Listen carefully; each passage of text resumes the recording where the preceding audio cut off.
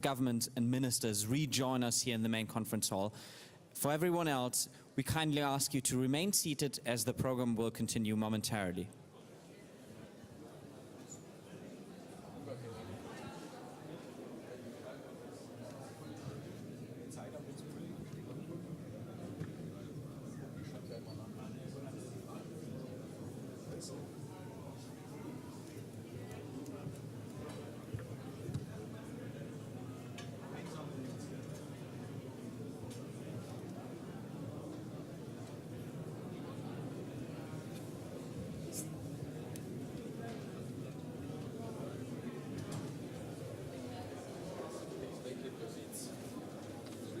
Check seating area.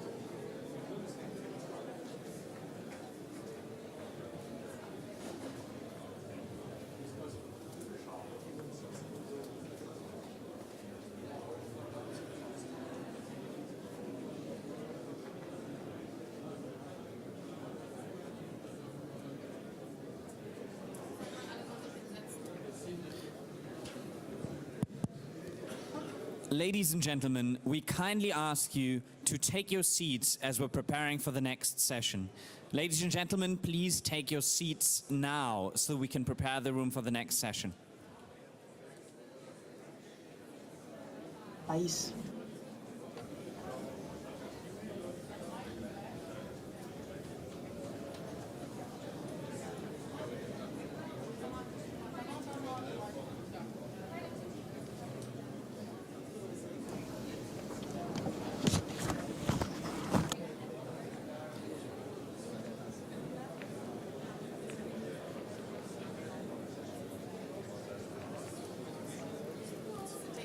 Ladies and gentlemen, we kindly ask you to take your seats now as we have to continue the program in the main conference hall.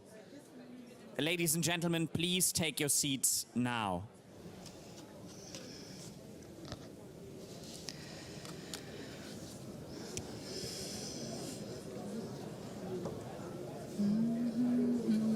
А еще японец где-то был.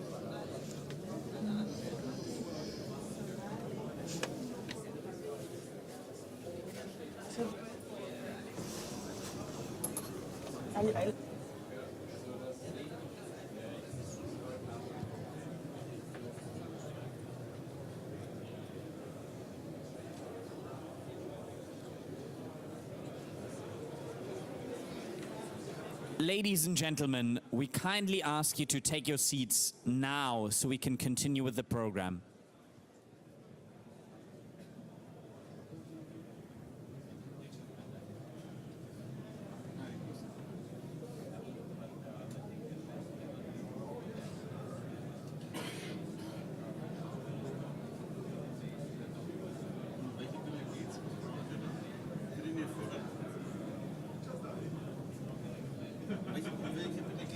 Hi, Mike.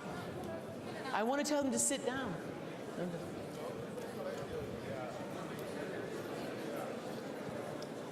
Ladies and gentlemen, please welcome the Chief International Anchor of CNN, Christiane Amanpour. Hi, guys. Nice to be here. Would you mind all taking your seats? Could we all take our seats?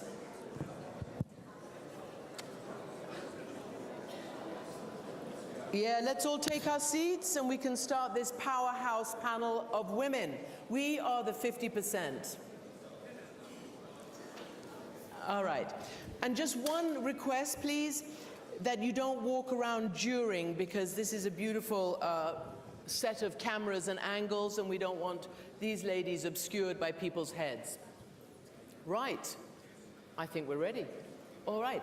May I please welcome Ursula von der Leyen, President of the European Commission, and Sanna Marin, Prime Minister of Finland. Welcome.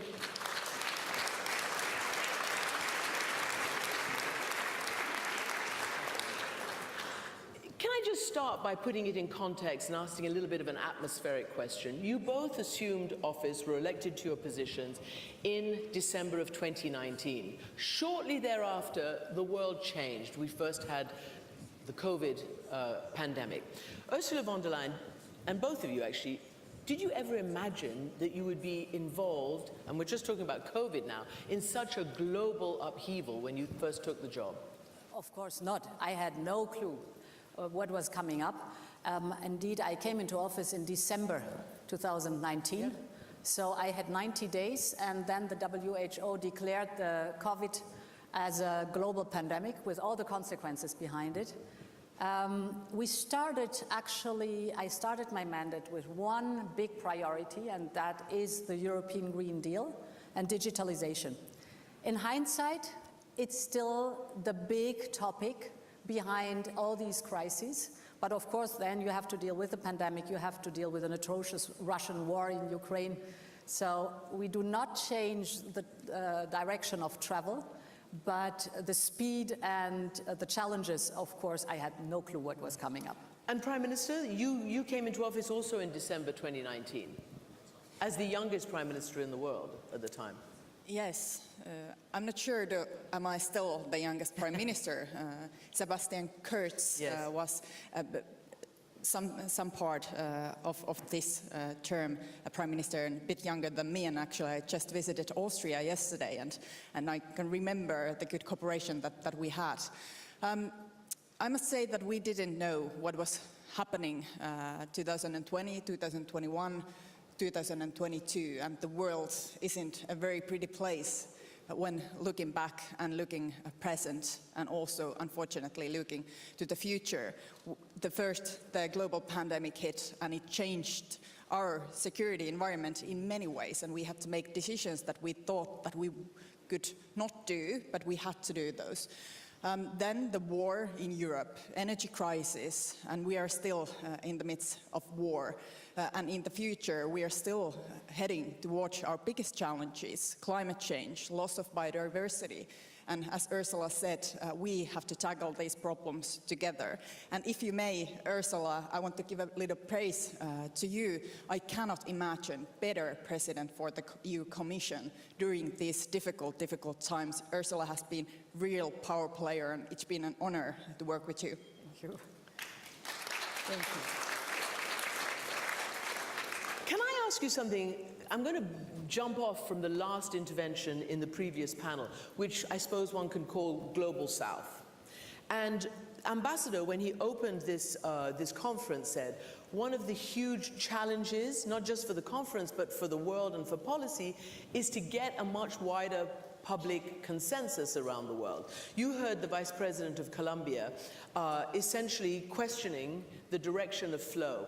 And I just wonder whether you think that the inability to create equality and equity during the pandemic, that the Global South felt totally cut off, that they didn't get the vaccines in the same way that the rich North did. I wonder if you both look back at that, despite your efforts, and wonder whether that might have contributed, inter alia, to some of the lack of support you have around the world for your Ukraine policy.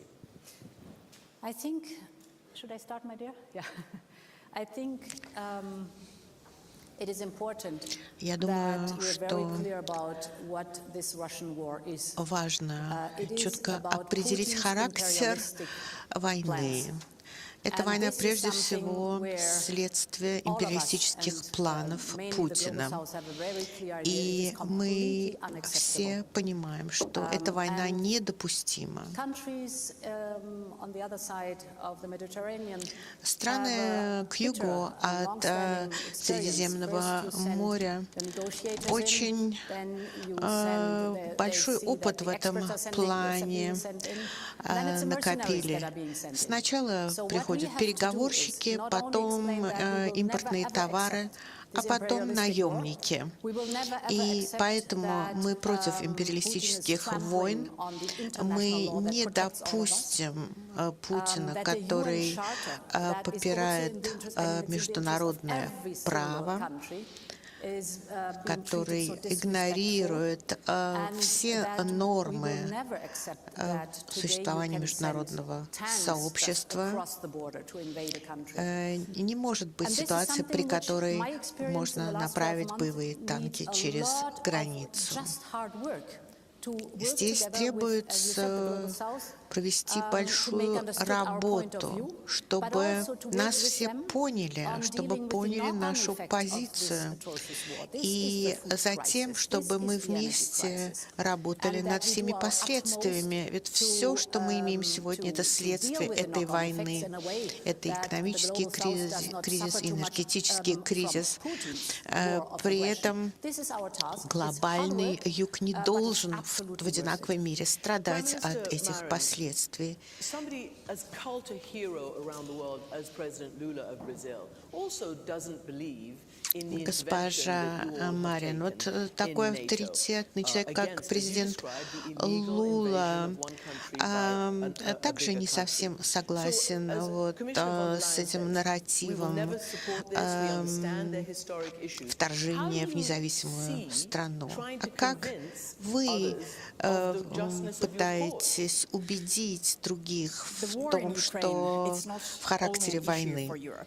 Война в Украине — это не только вопрос европейский, это вопрос, который касается всего мира. Авторитарные государства поднимают головы. Они выступают против международного права. Когда Россия напала на Украину, она нарушила все соглашения, все положения международного права. И это проблема для всех. Если ему будут подражать, то в течение десятилетий мы увидим такое. So I think this is a larger issue than just issue for Europe, just issue for Ukraine. And we have to do utmost to make sure that Ukraine will win and that we will preserve this system of rules that we have created together. And there was a reason why this was created. The wars before, world wars that we have seen, and it was devastating. And that's why we built a system where we can negotiate, where we can build peace, not use violence against each other, wars, attack another country to make a stand or gain something. And to that end, when you came into office, as early as this time last year, you were saying that Finland would not want to join NATO. And then a month later was the invasion, and now obviously you're trying to join NATO. There is a little bit of a kerfuffle with Turkey deciding whether it's going to approve or not. We understood from the Secretary General of NATO that maybe now there will be separate tracks. Do you expect to join NATO separately, or are you committed to trying to join it together with Sweden? When the war started 24th of February last year, and now we're heading towards very sad anniversary, 1 year anniversary of the war just next week, it was obvious that Finland will join NATO. It was obvious at the same day when Russia attacked Ukraine. The Finnish mindset, the most important thing for Finnish people is to make sure that we are independent, we are secure, we have a sovereign country, we can make our own decisions. This is the number one issue for Finnish people. And when Russia, our neighbor, attacked another neighbor, Ukraine, it was obvious that Finland will join NATO, because that's the line, that's the only line that Russia wouldn't cross. So it's to do with our security, it's to do with peace. It's an act of peace for Finland to join NATO. We have sent very clear message. We want to join together with Sweden at the same time. It's not only because we are good neighbors and good partners. It's also to do with very concrete matters. The security planning of NATO in the whole north, it's in interest of us, but it's also in the interest of NATO that Finland and Sweden will join simultaneously. And we have sent very clear signal and very clear message to Turkey and also to Hungary, that hasn't ratified yet, that we want to enter NATO together, and this is in the interest of everyone. Mm-hmm. So no change then, even if some country wants to hold up? No change. Of course, we cannot influence and affect how some country would ratify. It's their decision. But our message is that we are willing to join, and we prefer and want to join together.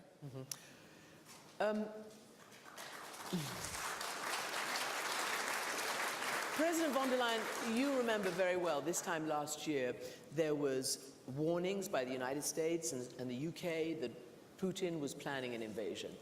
Your country, Germany, others, including the president of Ukraine who was sitting here, did not want to accept that that was a reality, and basically were trying to say, no, we hope negotiation can work.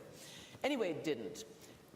But even then, you were saying in your speech last year, and you used Ukraine as the cornerstone, you talked about Ukrainians as the new generation, young Ukrainians, of democrats around the world. Do you believe that this unity and steadfastness in the interim year will continue? Can you keep all your fractious members on board and people, 500 million people in the bloc? Absolutely. I'm today more convinced than I was a year ago. But to set the record straight, indeed, our American friends, way more than a year ago, started to do something completely unprecedented, that they took their intelligence and knowledge and put it on the public market. This gave us an early warning. And my cabinet and the Commission started to work with the White House and with the Treasury already in December on potential sanctions in case that Russia would invade Ukraine. Indeed, we all hoped that it would never happen and we would never have to use these sanctions. But it was a tedious work day and night to align our very different trade systems, to develop sanctions that are targeted at advanced technologies and goods that are irreplaceable for Russia, and to be completely synchronized also within the G7. This made it possible that on day 2, day 4, and day 10 of the invasion, we were able to put on the table very heavy sanction packages. So there was the early warning of the United States was helpful, and there was work being done without which we would not have been so effective. A second point is indeed, for me, really touching, is the fact how Europeans, and I would say democracies, our friends, of course, and allies and partners, have immediately understood that this was serious and it is going to the core of our existence. Of course, we have many issues that we discuss.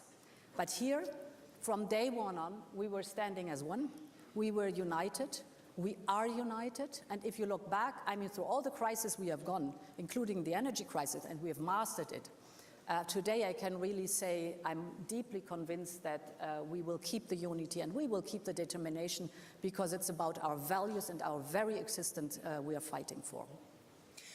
Looking back 3 steps. First, when the war started, we were prepared, and the Commission was prepared, making the sanctions together with all our allies, and we were very fast of putting those sanctions on place. So we were prepared on that stage, that way. But looking back, now it was obvious that Russia will attack. We didn't want to believe it. We tried everything that we could to make a diplomatic solution, and that was, of course, the right effort to do, to trying to make a diplomatic solution. But looking back, it was obvious that Russia will attack Ukraine. They already used the energy leverage during that summer, during that autumn. They already used the energy leverage. There was different kind of disruptions with the energy flows during that year of 2021. They had put their troops in different places, saying that they are only training. Looking back now, it was obvious that they were planning this big attack against Ukraine. And then looking way back to 2014, when the Crimea was invaded, we made a big mistake then. We made a big mistake then together not to react more strongly. If we had acted and reacted more strongly towards the Crimea, then the war wouldn't happen. I think Russia thought that it would be just like Crimea, just entering Ukraine. Ukraine would give them open welcome. It would last only for a few weeks, and Putin would win very quickly and easily the war, because we didn't react 2014. And now we have to learn some lessons on the current situation. And I think the main lesson is not to be naive. We cannot be naive. I listened to the previous panel, and I agree. I also want the world which is beautiful and good and secure, and we don't have to put money to our military forces, to our defense forces. I also want that world, but that world isn't a reality. The only way to secure peace, the only way to secure the international rule-based order is to make sure that Europe and democratic countries are strong, that we are investing in our defense capabilities, that we have that leverage and that we have also that threat present, that these authoritarian countries where Russia is a terrible example, that they don't use force because they are also, and they have to think also twice, will they use the force and what will be the consequences? Therefore, and this is the question, and we're trying to figure this out, what does winning look like to you all? You all have said very strongly what you've just said, Prime Minister. But what does winning look like? And in for a penny, in for a pound, surely. Surely you have to go to the very end, giving all the support that Ukraine needs to fight this war for them and for you. Are you worried? Ammunition production is not up and running like it should. There's some slowness, let's say, in between requesting weapons and getting there. I know you've done an incredible job, but we're talking about an offensive. We're talking about a war that yesterday Chancellor Scholz said could go on for years, while Zelensky, the president, is saying he wants it ended this year. Don't you have to double, redouble, treble down on your efforts to end this in a victory? What does a victory look like? Nobody's defined it.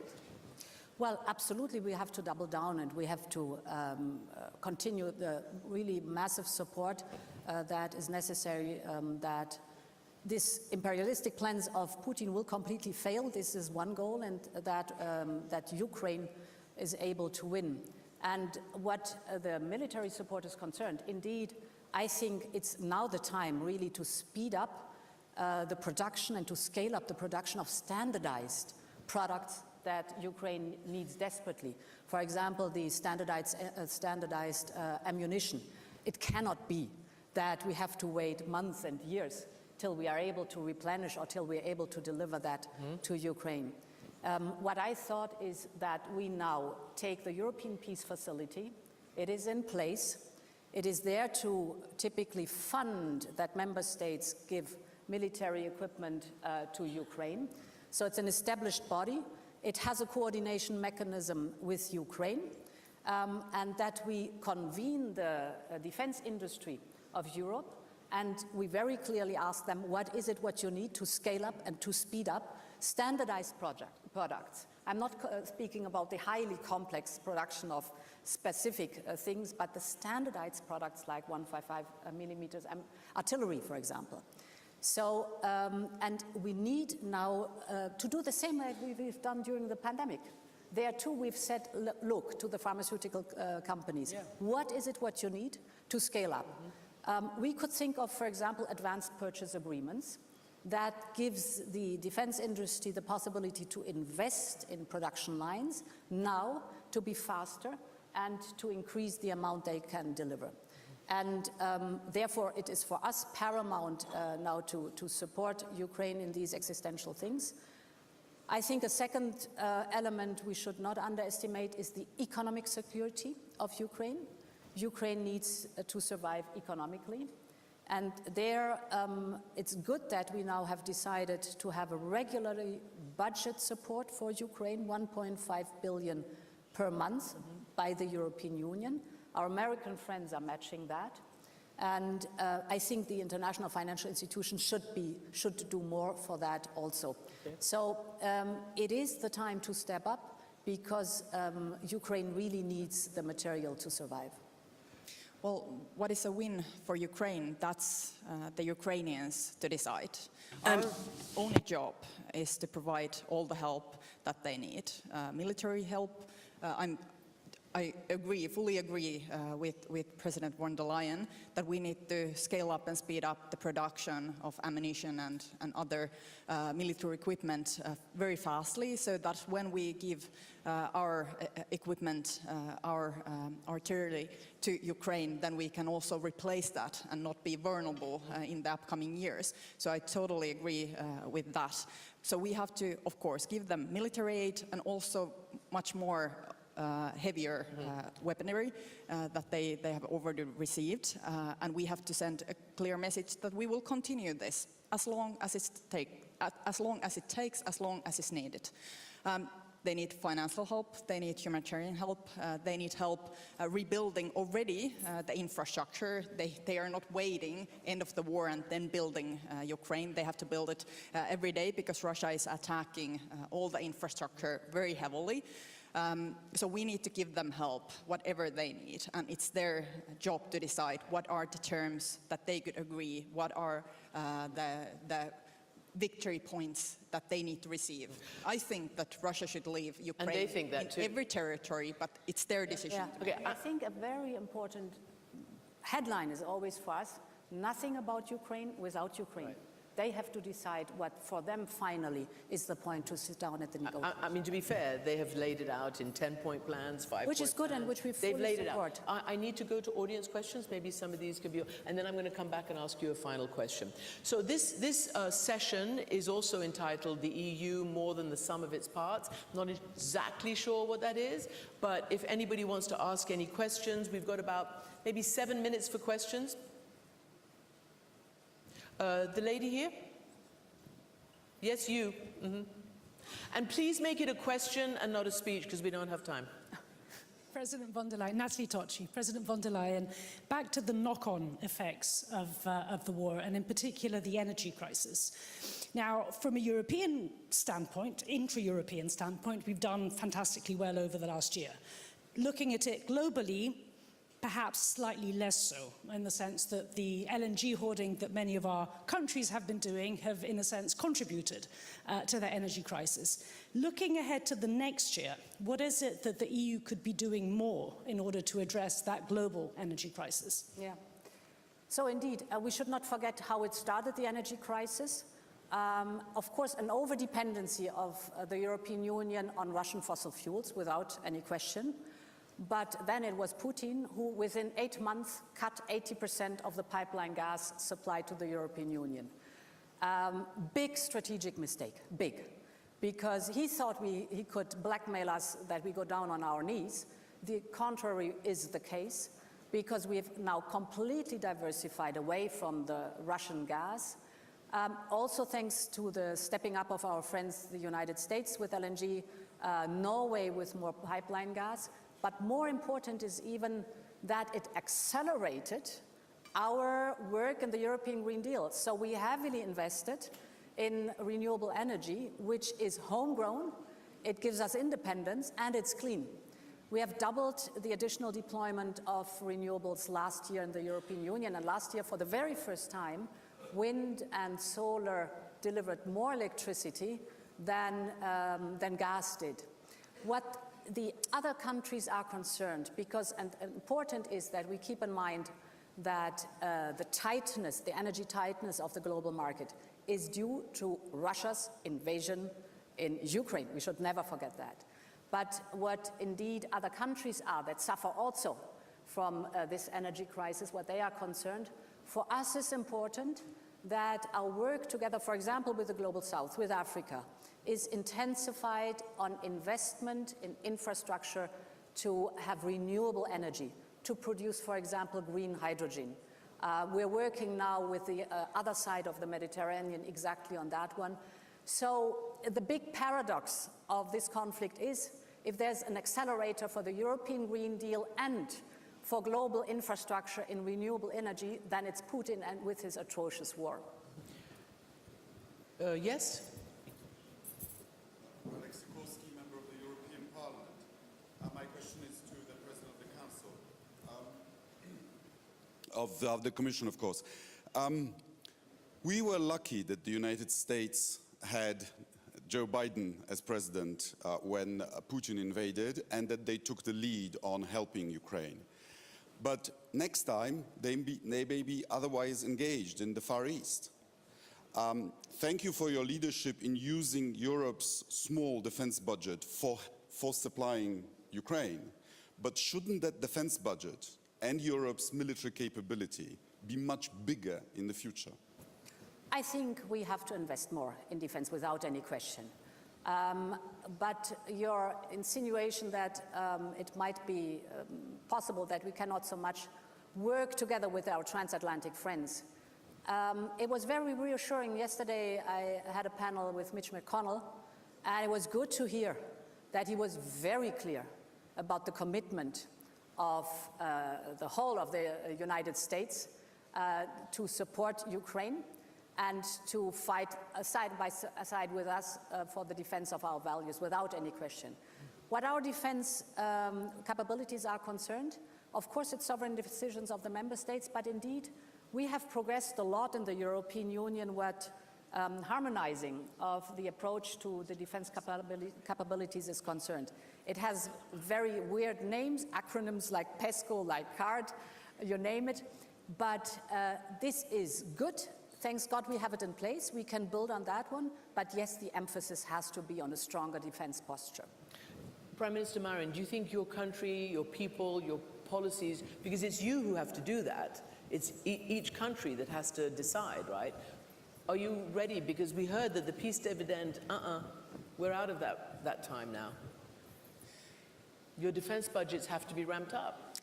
Well, actually, Finland has always invested heavily on defense because we are a next door neighbor to Russia. We are already using up to 2% of our budget to defense, and we will increase this even more so because we want to be prepared. And actually, when we look back to this war and the energy crisis that we are in, Finland already diversified our energy mix way before the war because we have aggressive neighbor and we don't want that kind of dependencies that many other countries have had. I understand the logic, and it's very logical to build those very close economic connections and ties to try to make sure that the war wouldn't happen, because we have such a close ties. It would be so costly that we couldn't then see these kind of devastating things happening. But this wasn't the case because the authoritarian regimes, they think differently. And in the future, we have to be more prepared also when it comes, for example, new technologies. And I totally agree. I think United States, they will look towards Asia, even more so in the future. And we have to make sure that we are not dependent on those critical matters that we are too dependent now. During the pandemic, we were too dependent on medicine, we were too dependent on medical equipment. On the energy crisis, we are too dependent on Russian fossil fuels. Luckily and thankfully, we have done very much to get rid of those connections. But in the future, the big issue will be new technologies. Technologies, know-how, knowledge. So we have to also invest in our education system, the know-how, the knowledge base, and new technologies that we are not dependent on authoritarian countries from the East, because there might be dark clouds also in that direction. And if we have those connections, if we are too dependent, then we are also we cannot be sure that we are secure in that perspective as well.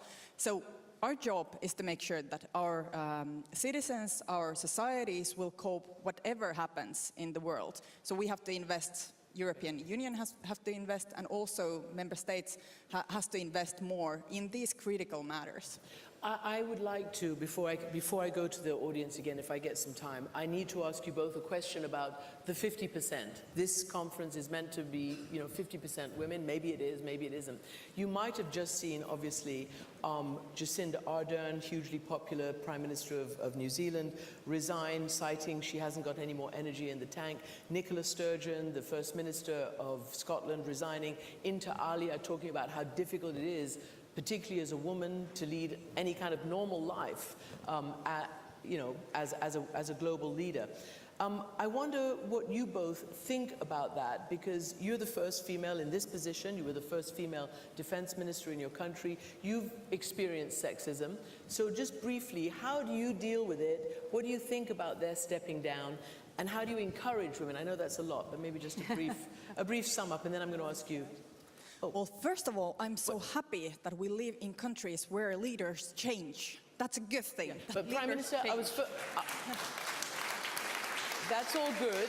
But if I was targeting this to you, I would ask you, why did you have to apologize for being a human being? You were found dancing. Oh my goodness, how awful. Yeah. And you had to apologize for being a human being. Why? And I have also danced after that, that one time. I think there's a lot to be done when it comes to gender equality. It's very important that we have people from different backgrounds, different genders, but also different backgrounds in decision-making places at the same table making the decisions, because then we have the perspective of everyone. Women are the 50% of the world, so women need to be 50% of the decision-making bodies. I know that Ursula and the Commission is preparing to set a bill for companies to have more women representatives on the boards of companies. I think this is a very important step forward. I think also in the political system we have to make sure that women have the possibilities to step up, to have their voices heard.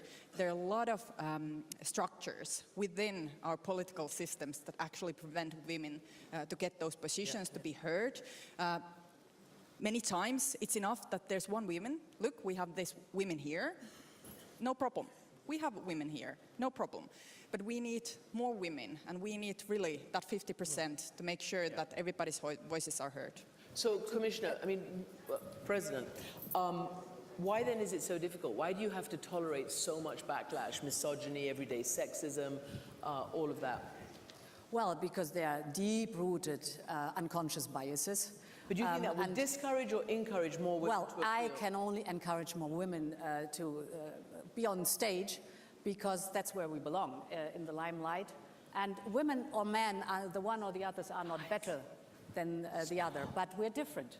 And that's the point, that we have to, of course, take the share of the power to change this world and to improve this world. And I think for that, I know you've done a lot, we're doing a lot. You need leadership from the top. That is very important. Every man in a top position, every woman in a top position has to influence that there are more women growing up to the top. Of course, it's also a question of infrastructure. So I vividly remember my most difficult time were the first years as a minister with small children. And all these hidden prejudices. I got the question, in talks like these ones, have you already decided whether you want to be a bad mother or a bad minister? So there was this hidden prejudice. You cannot be either a good minister or a good mother if you are working on. We all know these prejudices. What we have to do is make sure that the infrastructure is there, that you have for young couples support with what is necessary in kindergarten, childcare, and good schools. We have to make sure that till we have an equal distribution of men and women in positions of powers. I'm an advocate for a quota. That's the reason why we introduced a quota in Germany. That's the reason why we introduced a quota now on the European level, because the time till women kind of grow naturally through the ranks is just too long. And therefore, still a lot is to do, but I can only recommend to women, hang on there, because we need you, we need your voice, and it's absolutely important that you're there. I must add, thank you, Ursula. I must add, because we are in the Munich Security Conference, I'm so proud that the former Finnish Minister for Defense went to a parental leave. So he did make that decision to went to a parental leave because they had a small child. So it's not only a job for mothers, it's also a job for fathers to take that time to spend it with your child, even though there's war in Europe, even though Finland is joining NATO. Our defense minister, Antti Kaikkonen, decided that his child is small only once, and he did take that parental leave. And I'm so happy that this is the equality in Finland. One little anecdote, if I may. Okay, they're making me rap, but hurry. Okay. I had decided to have a gender-based college in the Commission, and I have to ask member states to send me candidates. So I told him, you send me a man and a woman, that I can choose my commissioners for the college. You can't imagine the outcry on that one. There were member states who sent me 3 men to choose from. So in the very end, I have my gender-balanced college. So be stubborn and stay on the topic, then you will be successful. Well, 2 great examples. EU Commission President Ursula von der Leyen, Prime Minister of Finland, Sanna Marin, thank you very much for joining.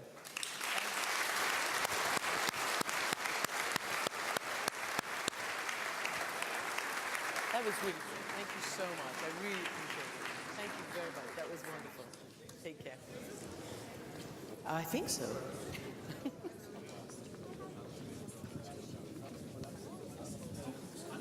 Ladies and gentlemen, the program will continue in an instant. Please remain seated. The program will continue in a minute.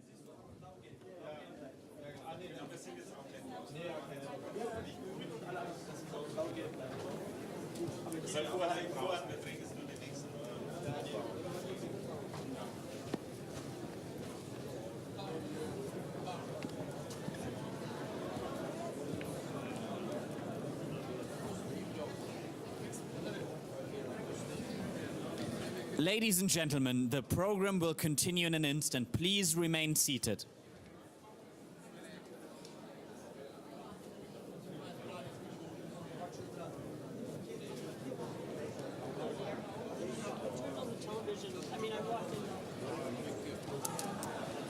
Ladies and gentlemen, please welcome the President of the Munich Security Foundation Council, Wolfgang Ischinger. Please do take your seats. Please do take your seats. A highlight of this second day of the conference is about to begin.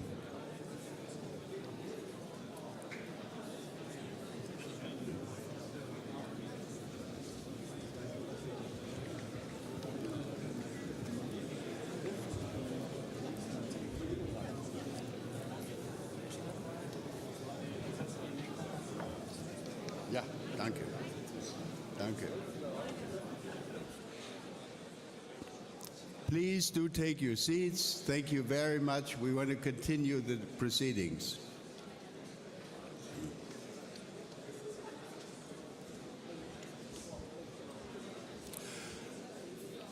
Good morning, ladies and gentlemen.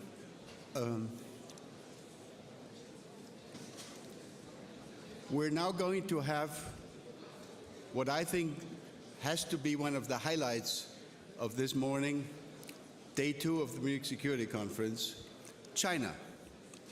The world's attention has been focused for the last days, weeks, months on China, on the Chinese-US relationship, and I'm extremely happy to announce that after we had Mr. Wang on screen because of the pandemic a year ago, we now have him in person. Last year, he was still the foreign minister of the People's Republic of China. He is now, of course, not only a state counselor, but more recently, he has been named the director of the Central Foreign Affairs Commission of China. And that means that we are going to be listening to his remarks now as the senior-most foreign policy representative of China. I want to offer you, sir, a very warm welcome. We're extremely pleased that you've made it possible to come to Munich again.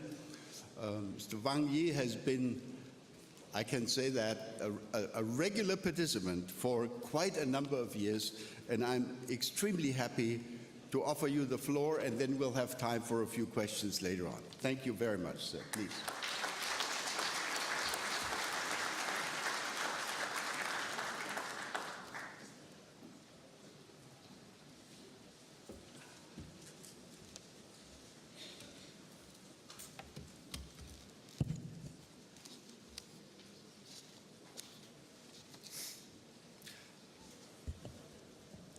I will speak Chinese.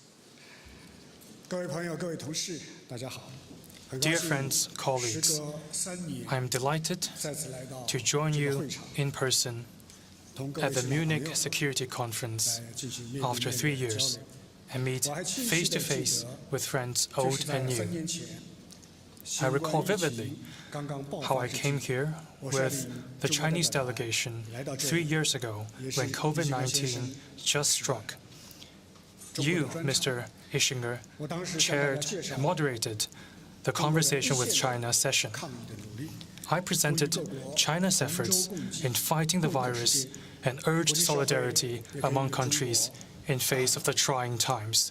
The international community gave China valuable support and understanding, for which we are deeply grateful. Humanity's 3-year fight against COVID-19 tells us a simple truth. As President Xi Jinping repeatedly stressed, we are members of one global village, and we belong to one community with a shared future. We can overcome challenges when we stand together. We can win victory when we trust each other. 3 years on, the pandemic is contained, but the world is not yet safer. Trust between major countries is lacking. Geopolitical rifts are widening. Unilateralism is rampant. The Cold War mentality is back.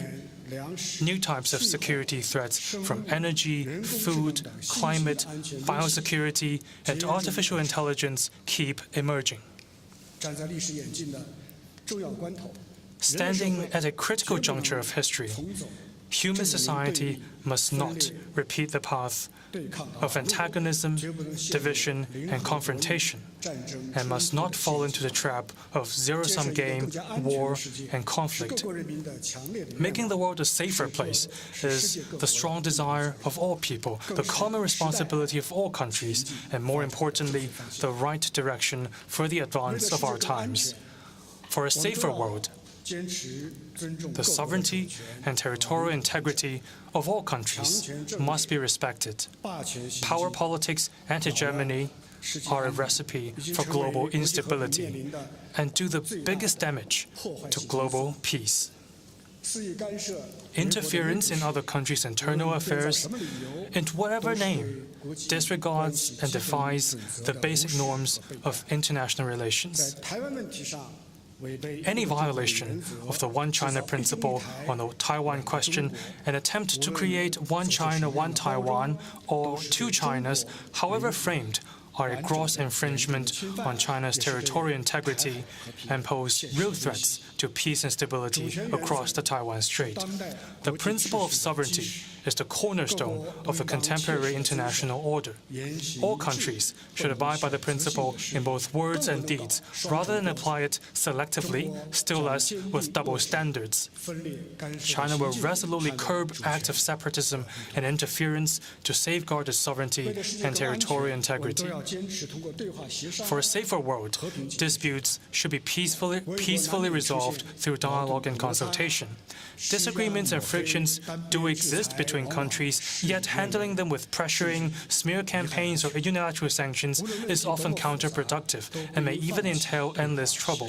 However complex the issue is, dialogue and consultation should not be abandoned. However intense the dispute is, a political resolution should be pursued. However difficult the situation is, peace should be given a chance. China follows a new vision of common, comprehensive, cooperative and sustainable security as put forward by President Xi Jinping. China takes a responsible stance on international disputes based on the merits of each issue and plays a constructive role. On the Ukraine issue, China's position boils down to supporting talks for peace. We will put forth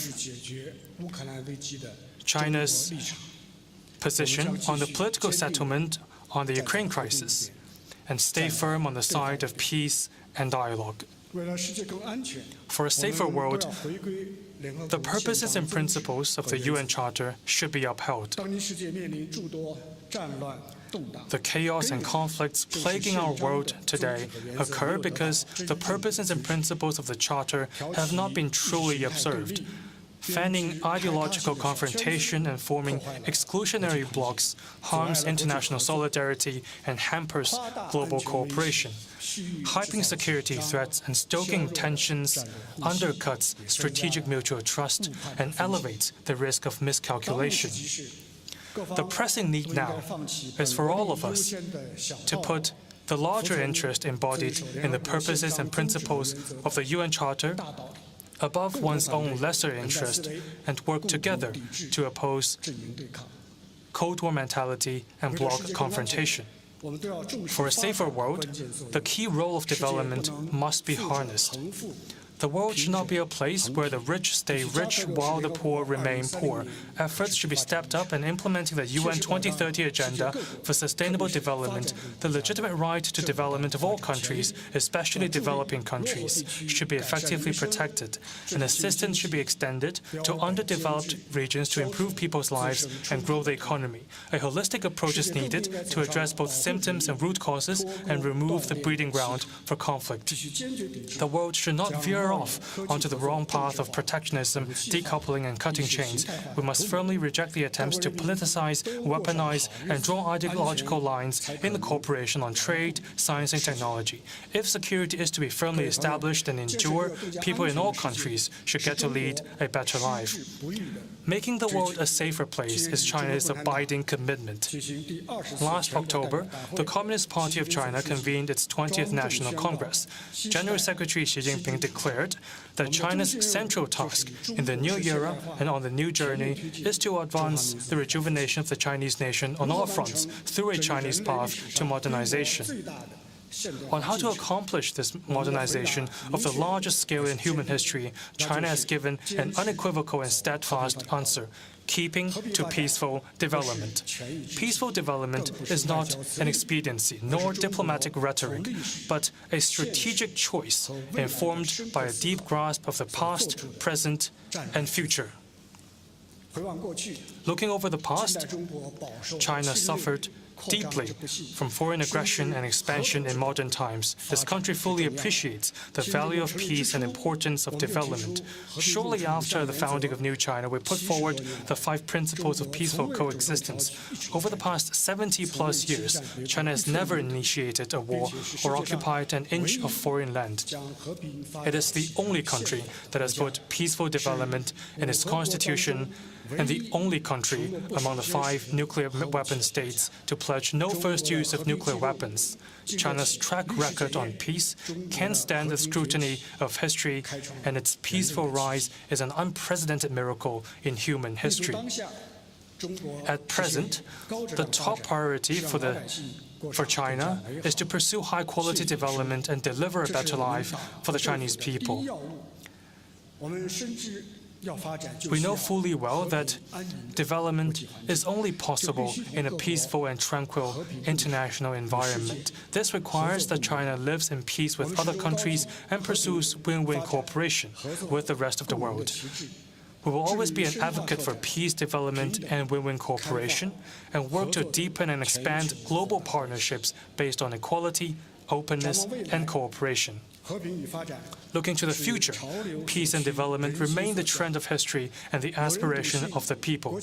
Some people assert that a strong country is bound to seek hegemony and assume that China will walk away from peaceful development as it gets stronger.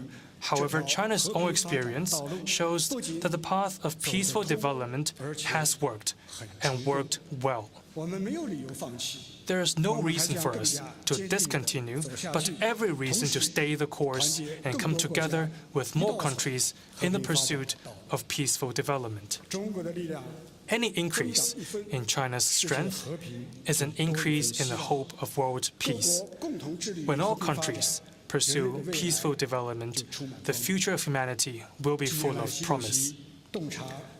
With a keen grasp of the changing world, President Xi Jinping put forward the Global Development Initiative, GDI, and the Global Security Initiative, GSI, in recent years, offering China's proposals and wisdom for advancing peace and development, the 2 main issues facing humanity. As of now, more than 100 countries and international organizations, including the UN, have expressed support for the 2 initiatives. Some 70 countries have joined the Group of Friends of the GDI.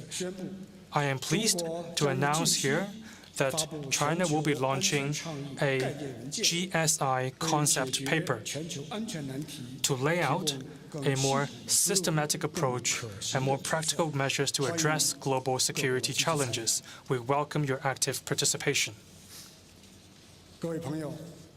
Friends, making the world a safer place also hinges on the right choice of both China and Europe.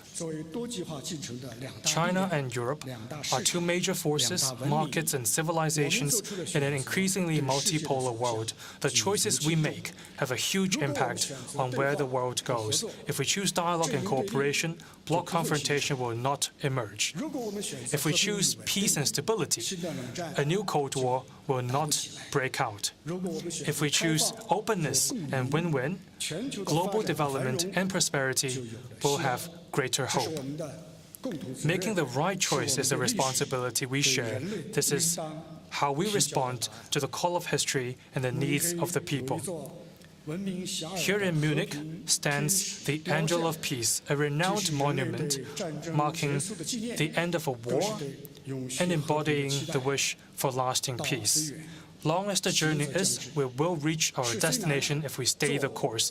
Difficult as the task is, we will get the job done if we keep working at it. Let us all join hands and work together to make the world a safer place. Now, I'm happy to take your questions and exchange views with you. Thank you.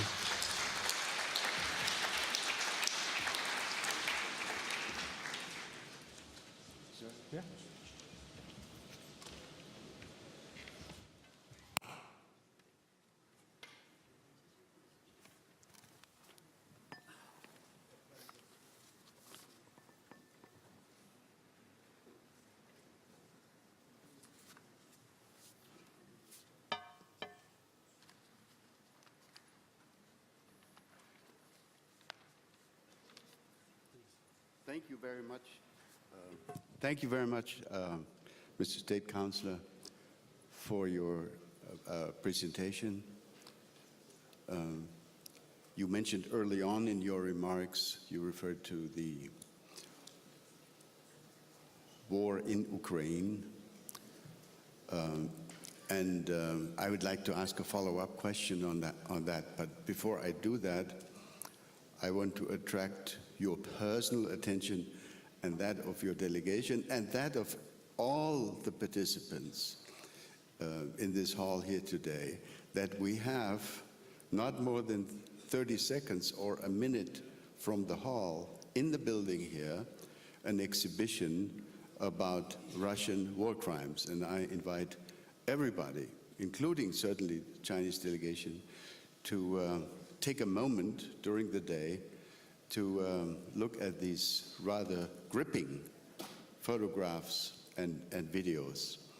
I think it's an essential element of our proceedings here today.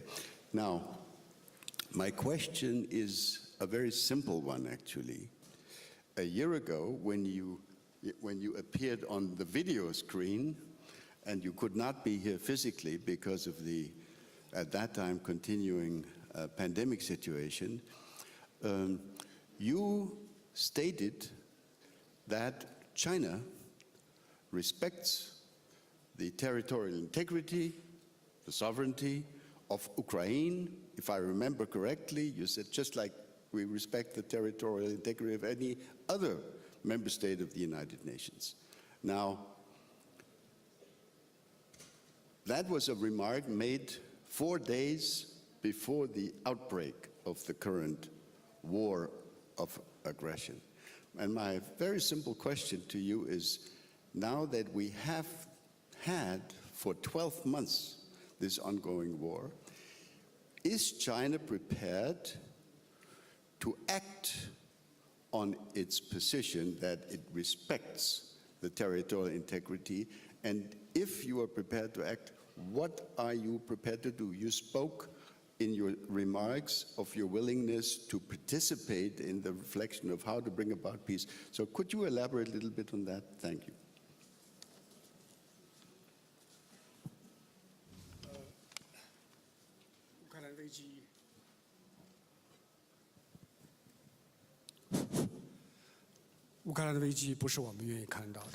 We do not want to see the crisis in Ukraine. And we are deeply concerned by the expanded and extended crisis. We are not a party directly concerned, but we did not sit idly by. We do not add fuel to the fire, and we are against reaping benefits from this crisis. What we have been doing is to facilitate peace talks. We will stand on the side of peace and dialogue. As a matter of fact,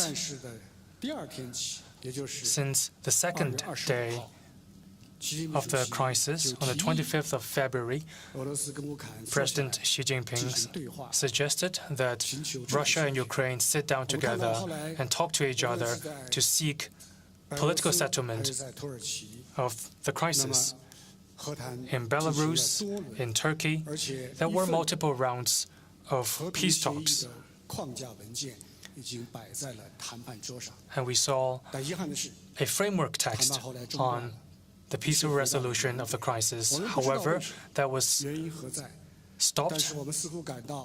We did not know why the process was cut short. Some forces might not want to see peace talks to materialize. They don't care about the life and death of Ukrainians, not the harms on Europe.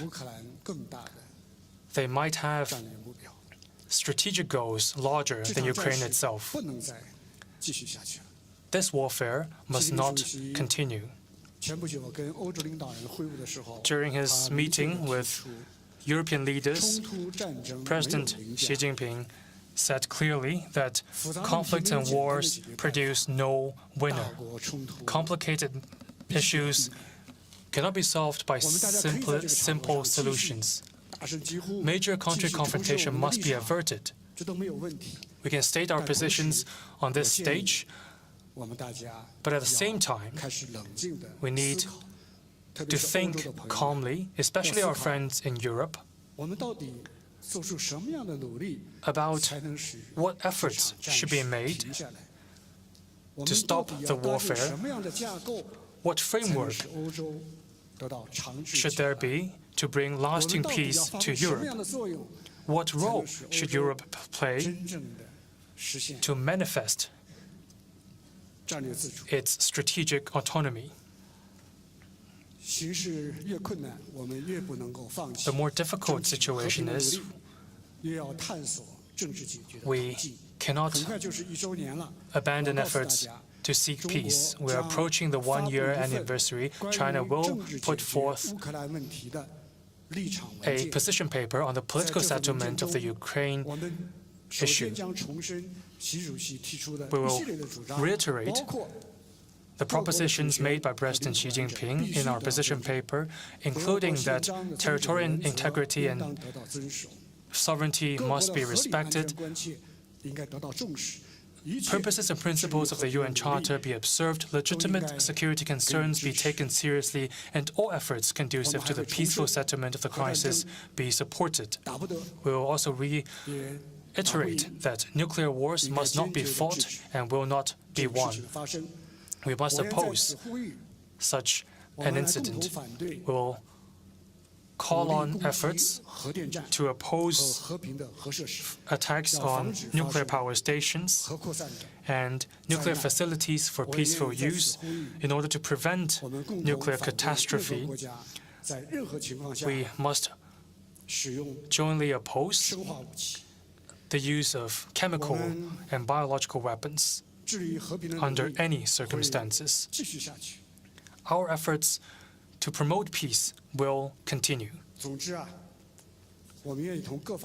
Put simply, we will work with all sides, sustain our efforts, and work until the day peace arrives. Thank you. Thank you very much, sir. Now, I have collected a couple of questions. We have very limited time, but among the questions most urgently asked are questions about the relationship between China and the United States. We have all recently witnessed what I may call, with your permission, the balloon crisis. My question is a very simple one. Are you going to, and is your delegation going to use the opportunity of this Munich Security Conference platform, which is actually an ideal platform for these types of purposes, to enter into a discussion with those present from the Joe Biden administration to return, hopefully, to a somewhat more normal level of discourse between Beijing and Washington, because, of course, you have some larger issues to discuss above and beyond the balloon crisis. But my impression has been that the balloon crisis has stood in the way of returning to a more normal discussion. Please.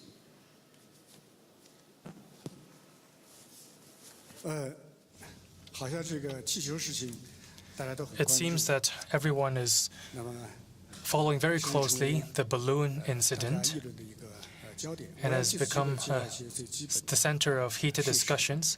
I'll talk about some facts. We have very clearly told the United States this is an unmanned airship that is civilian in nature. It has limited self-steering capability and veered off course into the United States due to westerly influence. We asked the United States to handle it calmly and professionally based on consultation with the Chinese side. Regrettably, the United States disregards these facts and use advanced fighter jets and downed a balloon with its missiles. This is, I would say, absurd and hysterical. This is 100% abuse of the use of force. It is a violation of international customary practice, in particular, the Chicago Convention on International Civil Aviation. We do not accept this. We have launched a march against the United States. Across the globe, there are many balloons in the sky from different countries. Do you want to down each and every one of them?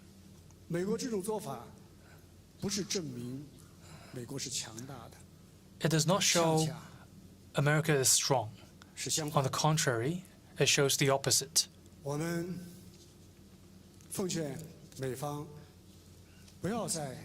We urge the United States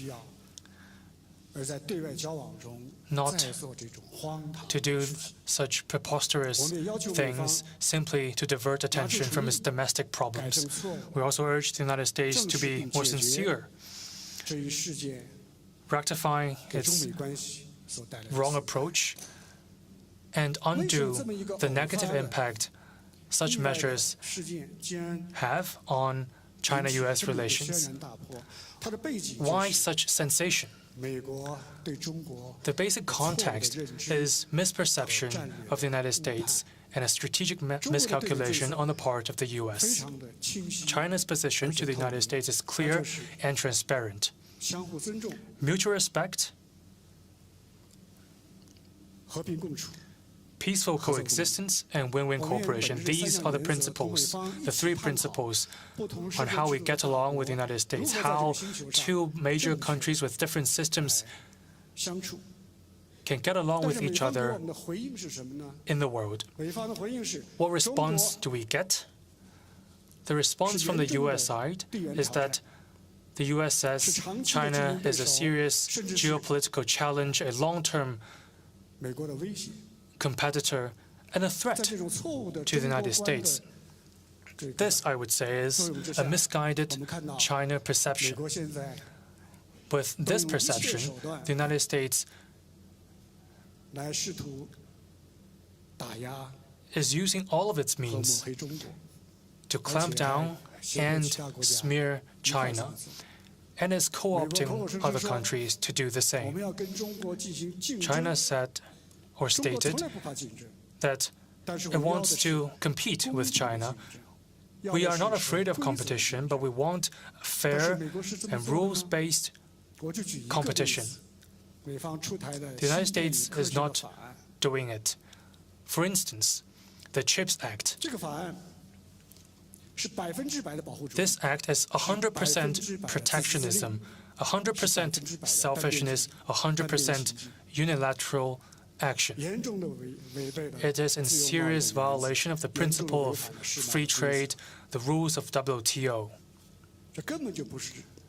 This, by no means, is fair competition.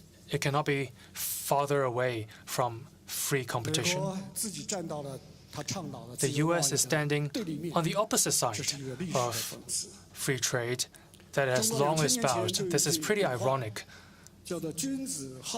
In ancient China, we Chinese often say that even if people loves benefits, they get it through fair means. Only people with selfish purposes will only get it with this extortion. The United States has only been extorting benefits. We do hope that the U.S. side can view China's development objectively, impartially. Modernization of 1.4 billion people marks progress of humanity. I don't understand why the U.S. is stopping this process. We hope the U.S. side would take a pragmatic and proactive attitude towards China and work together with China to return our bilateral ties to a track of sound development. This not only meets the benefit of our two countries, but also of the international community. Thank you. Thank you very much. The team signals to me that our time is already up, but I don't think, sir, that this discussion would be complete if we didn't have at least one final minute, we don't have more time than that, for you to reassure this audience that a military escalation over the Taiwan issue is not imminent.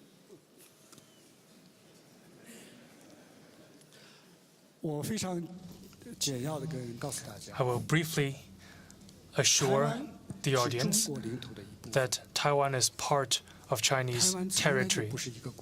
It has never been a country, and it will not be a country in the future. This is the status quo of the Taiwan question. It is not China who wants to change the status quo, but Taiwan separatist forces on the island. Taiwan independence forces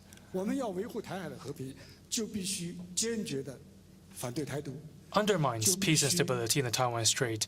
That is why we must oppose Taiwan independence and Taiwan separatism. We must observe one China principle. This is also a consensus of the international community.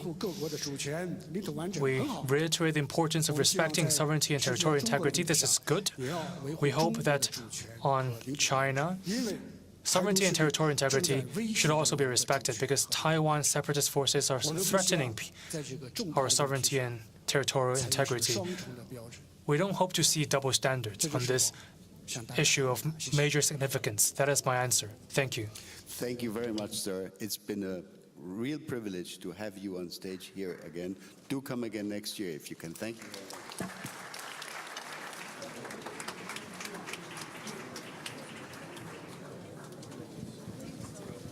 Ladies and gentlemen, the main program will continue shortly at 11:30 p.m. with a panel discussion Beyond the Alliance, Partnering Up for European Security. The main program will continue at 11:30 a.m. in this room.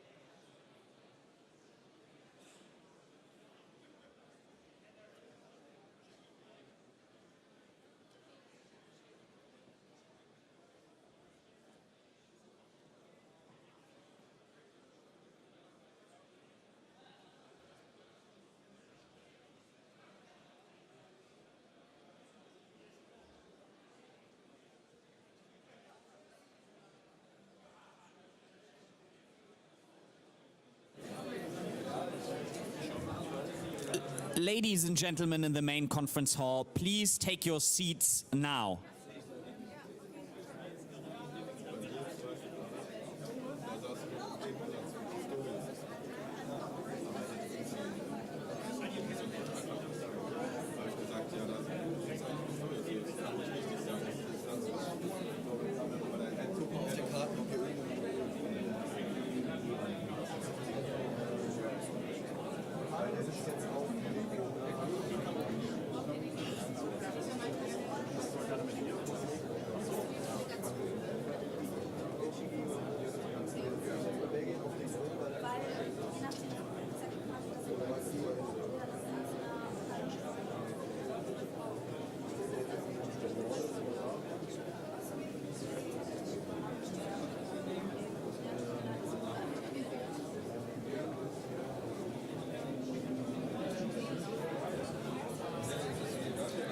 Ladies and gentlemen, please take your seats.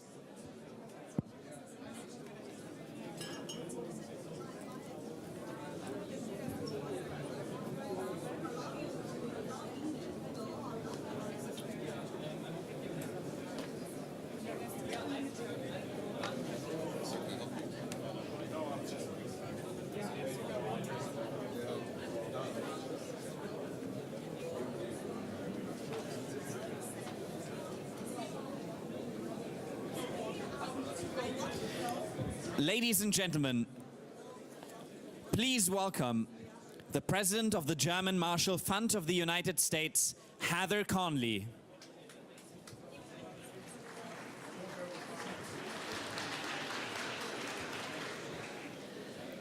Good morning. I think it's the toughest act to come in after a coffee break. There's so much good conversation happening. But we have a wonderful panel and a wonderful selection of panelists, so we want to get this session started. So the title of our session is Beyond the Alliance, Partnering for European Security. And I have a confession to make. I was quarreling a little bit with this title, so I'm going to take the moderator's prerogative and suggest that we rename this session Building the Alliance and Strengthening European Security. And as we build this alliance, our panelists represent many of the building blocks of this alliance. We have the Prime Minister of the Kingdom of Denmark, a founding member of NATO. We have Finnish President Niinistö, our newest family member, we hope very soon, into NATO. And of course, we have Moldovan President Maia Sandu, Moldova as a long-standing partner of NATO. So I can think of no better person to help us frame building the alliance at this extraordinary moment than one of the architects of our modern NATO alliance, the second longest serving Secretary General in NATO history. NATO Secretary General Jens Stoltenberg assumed his duties on October 1st, 2014. That was when NATO began its Zeitenwende, as we began to understand the European security situation was beginning to change. Secretary General Stoltenberg has navigated many diplomatic challenges, and we turn to him now to help us set the scene for how we build this alliance anew. So with your applause, please welcome Secretary General Jens Stoltenberg.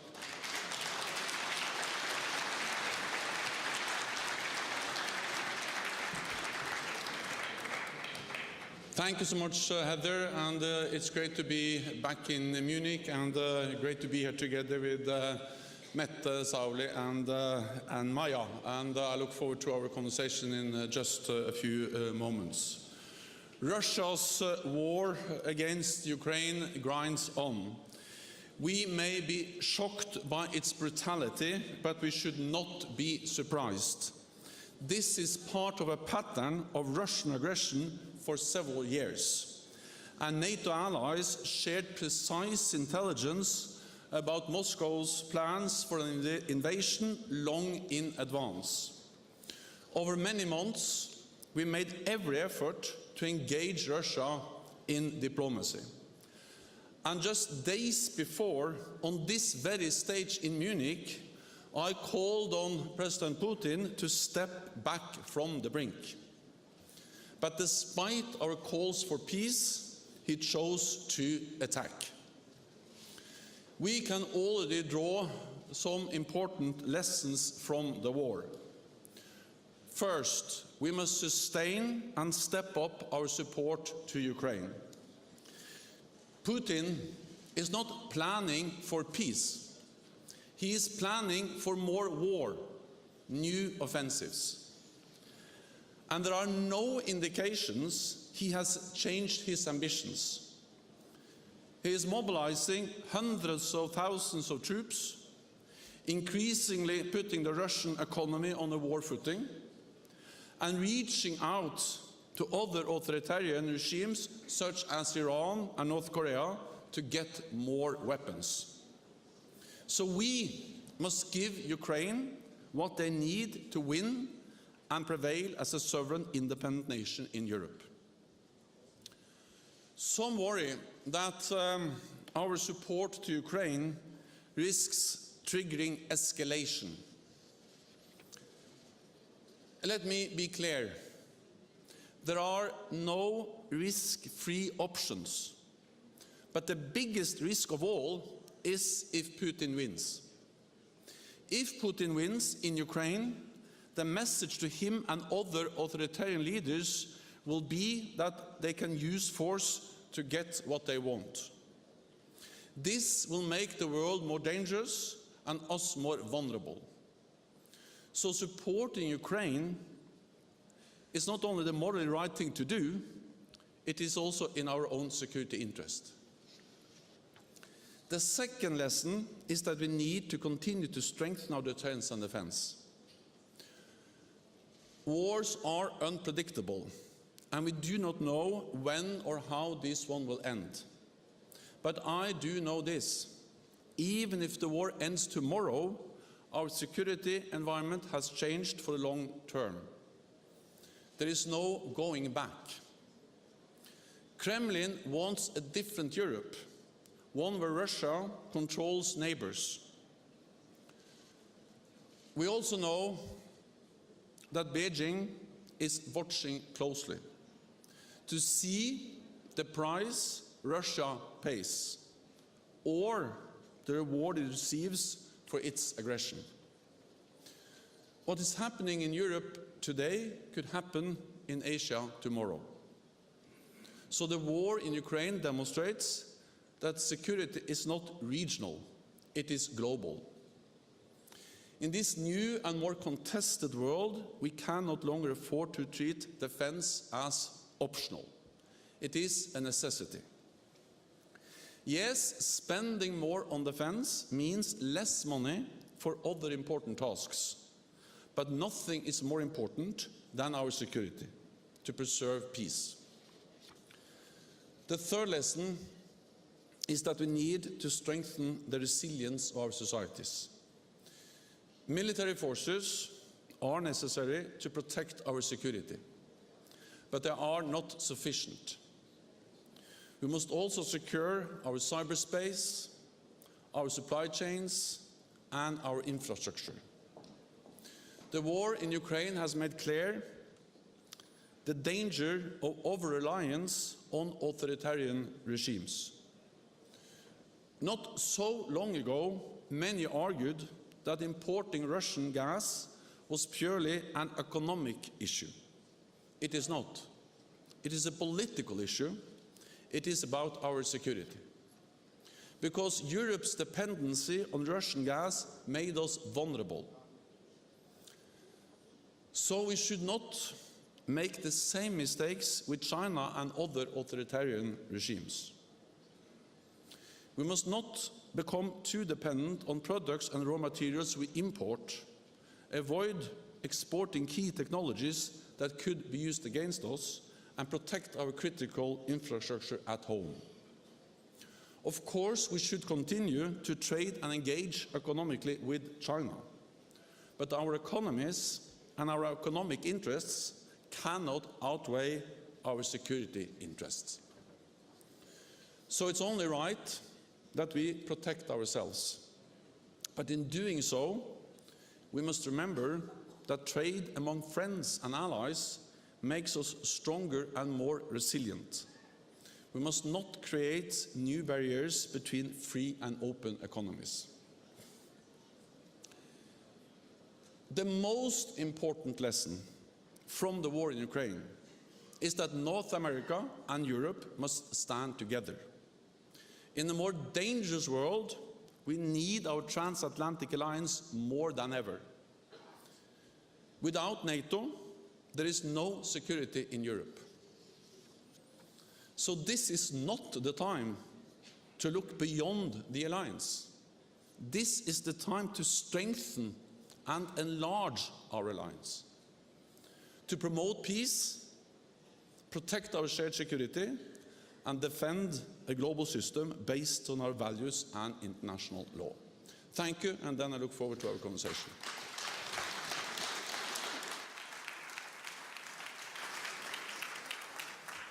Secretary General Stoltenberg, thank you. And let me please welcome our panelists to the platform. And while they're walking up, Secretary General, if I may start with you. Okay, we'll do the handshake first here. Thank you, welcome. Secretary General, while everyone's getting seated, if I may just ask you the first question, and I want to pull on the unthinkable, but if Putin wins, as you suggested that, NATO would have to incredibly strengthen the eastern flank, its NATO spending. 2% would be the absolute floor. How do we as an alliance prepare for the unthinkable, and what does that alliance look like for the next 10, 15, 20 years? So first of all, President Putin must not win this war, and that's why NATO allies and partners all around the world has mobilized so much support to Ukraine. Because it will be a tragedy for the Ukrainians, but it will also be extremely dangerous for us.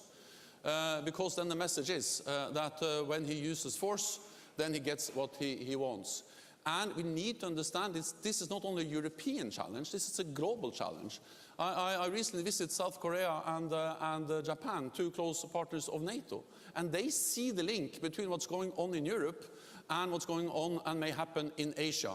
So Beijing is watching closely the outcome of the war in Ukraine. And of course, if Putin wins in Ukraine, it will impact the decisions and the calculations that Beijing is doing in their part of the world. So this is about our global security. This is not about regional security. NATO has already adapted.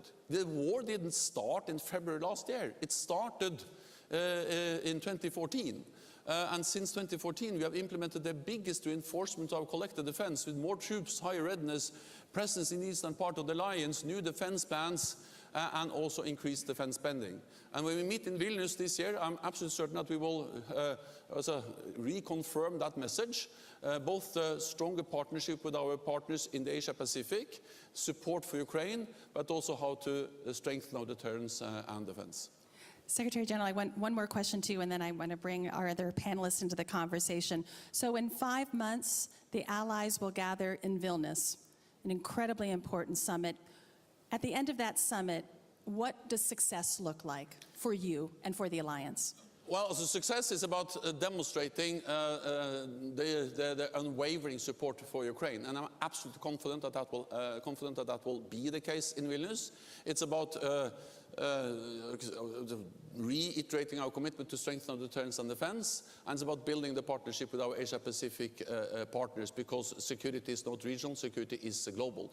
But then there is one other thing that will mark success, and that is that we will enlarge the alliance. I really work hard and really hope that by the Vilnius summit we will have finalized the accession process, and we have Finland and Sweden as the two new members of our alliance.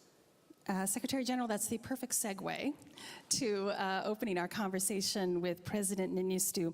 But before I get to the accession question, President Niinistö, other than former Chancellor Merkel, you probably have had the most conversations with Vladimir Putin. And it was important to keep that dialogue. I would imagine your last conversation was when you shared with him that Finland was applying for NATO membership. But I want to ask you, because your knowledge of Vladimir Putin and you've observed his leadership over the last 12 months, help us understand where you think this regime is going. It's been under enormous stress, and you have some of the sharpest analytical thinking about Russia, and then I'm going to ask you that accession question, but I want to start there first. Okay, thank you. I have heard said that the Russian regime is the same in the future, if not even more of the same. And we know what the same is here. So we haven't seen any major changes except that maybe the leadership is more concentrated on Putin and the amount of elite people around him is maybe reducing a bit. Those more from the business side are maybe far further away at the moment. We have to keep in mind that military is number one in Russian society, in their economy, in their industry, whatever. And I guess that they are measuring this situation all the time, the Ukrainian war, by their military success. And that's the only figure that really, that they really care about.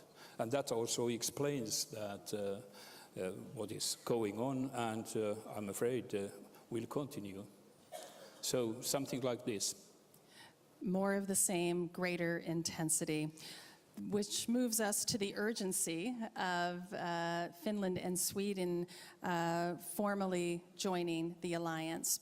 So, Secretary General, I may be bringing you into this conversation as well, because I want to make sure I understand where we are in the process. You were just in Ankara visiting with senior Turkish officials. Obviously, the devastation of the earthquake is unimaginable. But we now have this challenge of a timeline to get to the Vilnius summit. So you were very clear, Secretary General, in Ankara, saying both Sweden and Finland are ready, and we want them to enter as soon as possible.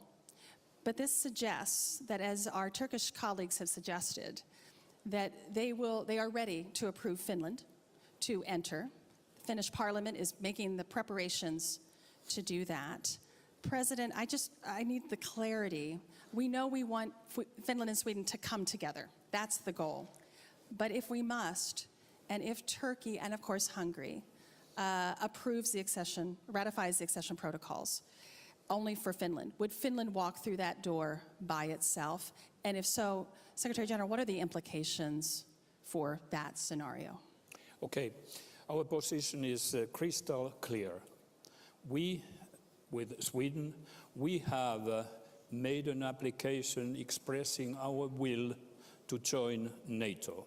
And that will is considered by member states.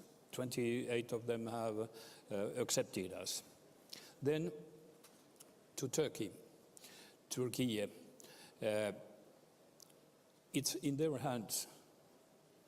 We have got messages, and you have to be quite keen when you hear messages from Turkey. They may change every now and then, but nevertheless, we have heard them saying also that in an increasing way that Finland, yes, Finland meets criteria which they have put, which are a bit different from those criteria of NATO. But little by little, they have increased in expressing that they might ratify Finland and just Finland. And even we have heard some voices that if Finland is willing to this kind of separation. And our answer is very clear. We have expressed our will together with Sweden, and we don't react at all. We will not accept or demand any kind of separation. But still, situation is such that our applications are at the table in Ankara, and if Turkey decides that yes, they will answer yes to Finland, but not yet yes to Sweden, well, that would be quite a difficult situation. Our hands are in a way tied. We have applied for membership. Should we now say that no, we cancel our application? No, that we can't simply do. So that's how it looks like. But I want to assure that we have done our part by applying together with Sweden. That's our will to become a member, and it's in Turkish hands to decide whether they want to have us. Secretary General, this is a dilemma, and I think you've done an excellent job of trying to manage the we want them both in, but we may anticipate a pacing issue here. How do we continue to provide that strong message of solidarity and security, particularly as we get closer to the Vilnius summit? First of all, NATO has made the decisions we need to make as an alliance already. We made a historic decision at our summit in July to invite Finland and Sweden to become members. And then we all made a decision to agree the accession protocols, and all allies have signed the accession protocols. So the NATO decisions have been made. What now remains is the ratification process of those protocols in all the 30 allied countries. So far, 28 out of 30 have already ratified, and then Turkey and Hungary remains. Of course, my message has been, and was also my message in Ankara earlier this week, that both Finland and Sweden are ready for ratification. They have met the obligations they signed with the trilateral memorandum with Turkey at the NATO summit last July, and therefore I urge all allies to finalize the ratification. But I also said that, of course, what matters is that both become members as soon as possible, not whether one become a member before the other. The most important is to get them both in as soon as possible, and I continue to work hard to ensure that they are members by the Vilnius summit. If I can just add one more thing, and that is that this means that it is a Turkish decision, because they have two protocols, and I urge Turkey to ratify both, but of course if they ratify one, then Finland will be a member of the alliance. Last point is that we have to remember that Sweden and Finland are in a very much better place now than before they applied. It's not as if nothing has happened.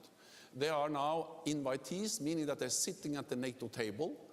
They participate in NATO meetings. They're more and more integrated in NATO military structures, defense planning, civilian and military activities. NATO has increased its presence in the area. Allies, United States and many other allies have issued assurances, security assurances as part of the accession process. So it's inconceivable that there will be any military threat against Finland or Sweden without NATO reacting. So yes, we need to finalize the process, but we've come a very long way already, both with Finland and Sweden. Thank you to you both. This is essential and as we understand the next several weeks and months, so thank you. President Sandu, all leaders have tough weeks, but I think you've had a particularly tough week, and I want you to help us understand, of course, hearing news reports that intelligence had picked up a Russian malign operation in Moldova. It, to me, sounded very similar to 2016 in Montenegro, to be honest with you, that type of disruption. If you could share with us what you can, sort of your understanding. You mentioned earlier this week that the situation is still highly destabilizing. And after you share that, how can we learn to better protect our societies from Russian malign influence? Moldova is certainly under enormous pressure right now. So welcome your thoughts on that. And then I turn to how we can strengthen NATO's partnership with Moldova in these difficult days. Please. Thank you. First, I would like to say that Russia's war against Ukraine has enormous repercussions on every aspect of Moldova's security. it increased, including the military risk for Moldova. In the last few months, we saw 4 missiles crossing illegally our airspace.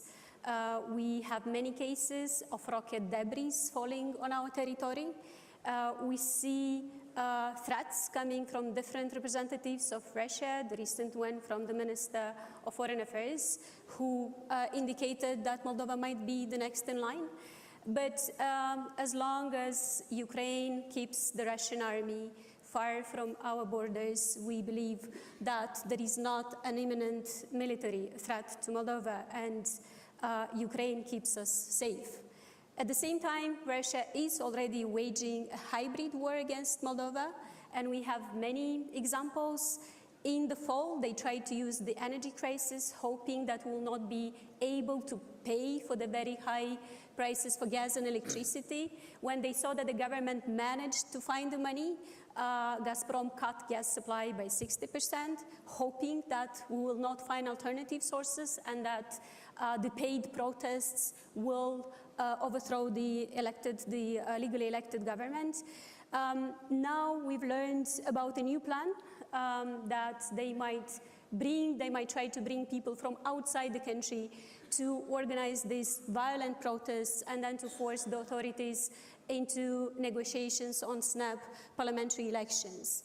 There are many elements of this hybrid war. Of course, the most damaging to our democracy is propaganda and the disinformation, but there are multiple cyber attacks, there are multiple false bomb alerts, and of course, all of this is meant to destabilize the society and to use the difficult economic situation that we face because of Russia's war in Ukraine to bring people into the streets and then to change the government and to bring a pro-Russian government that it could use also against Ukraine.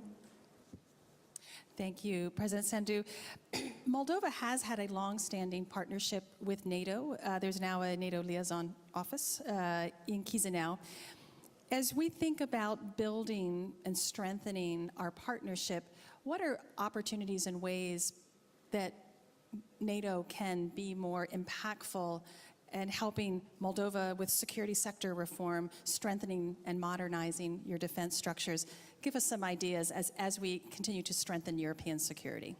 Indeed, we do have a long-standing partnership with NATO, and we are very grateful and we are very committed to our long-term plans. At the same time, we did get the promise for additional support at the Madrid summit. Thank you for that. The priority now is to have projects with immediate impact, and the biggest problem that we have now is the need for air surveillance and air defense. And this is needed for Moldova, but this is also needed for the entire region. So we would like our partners to consider this type of assistance that we urgently need.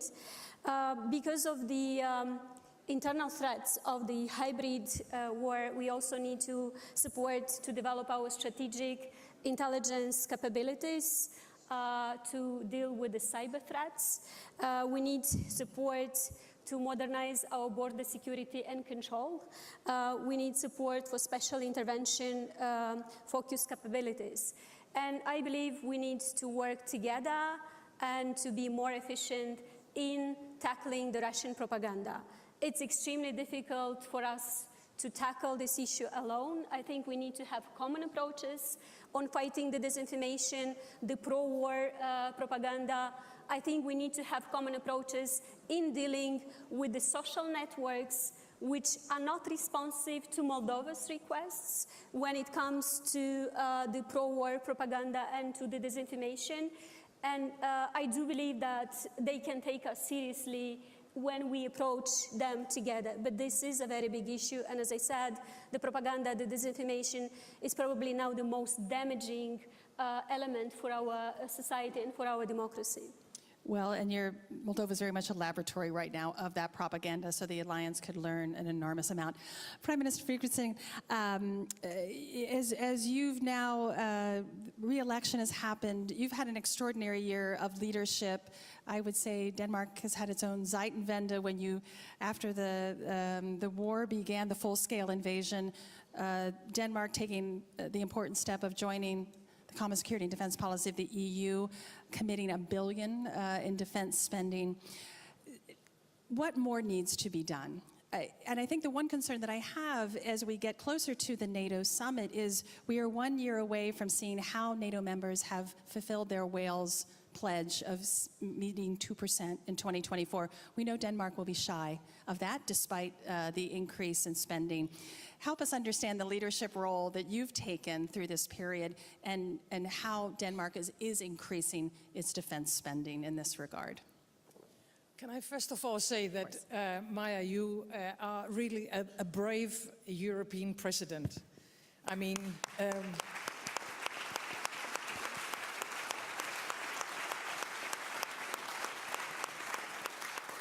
Moldova is a small, it's a poor, and it's a fragile European country.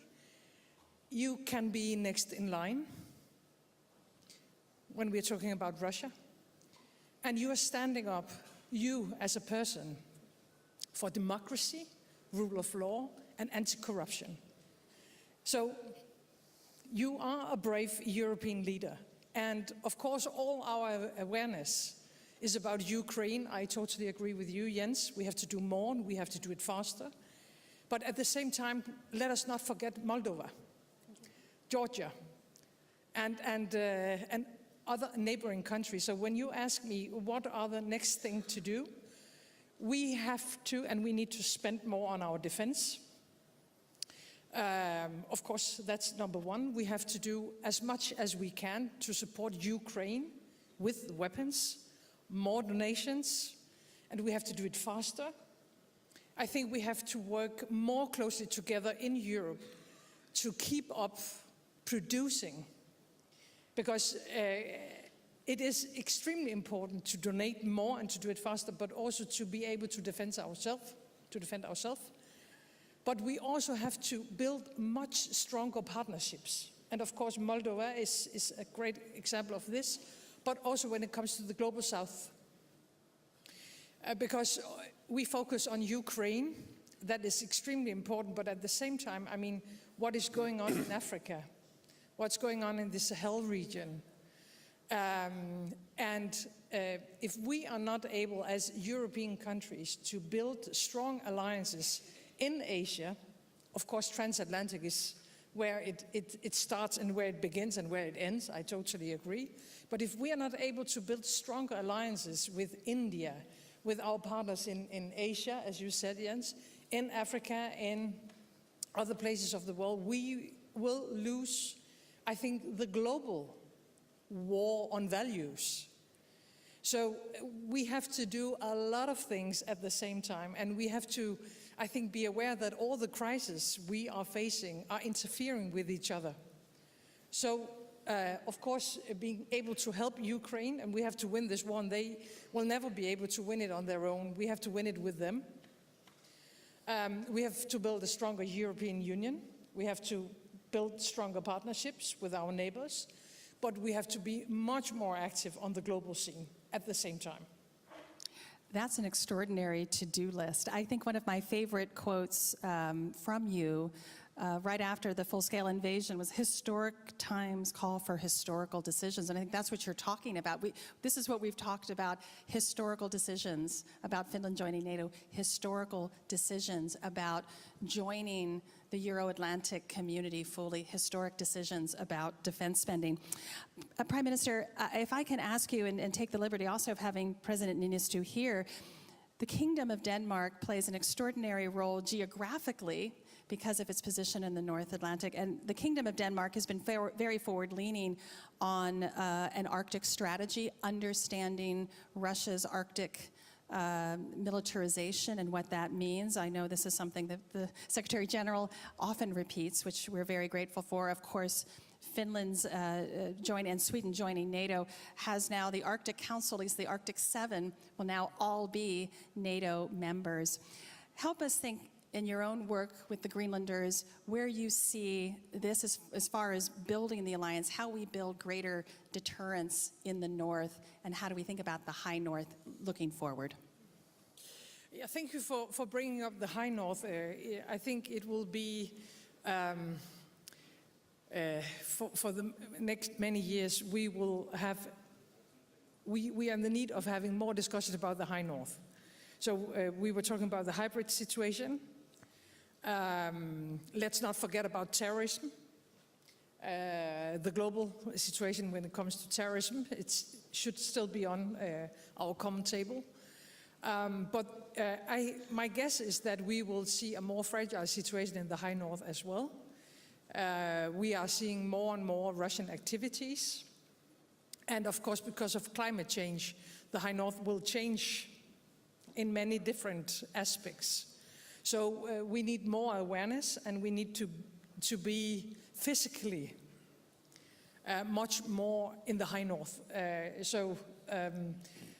You are right, the to-do list is quite long, and I have now made it even longer.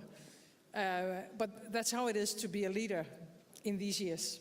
I mean, so thank you for putting the High North, and of course, Finland and Sweden being NATO members, hopefully soon, will also be very important when it comes to the Arctic region, and it is becoming more and more fragile as well. Absolutely. President Niinistö, you want to come in? Yes, I see two elements. First, the security point of view. I fully agree with Mette, what she said. Actually, tradition has been that Arctic Council doesn't take any opinion on security issues.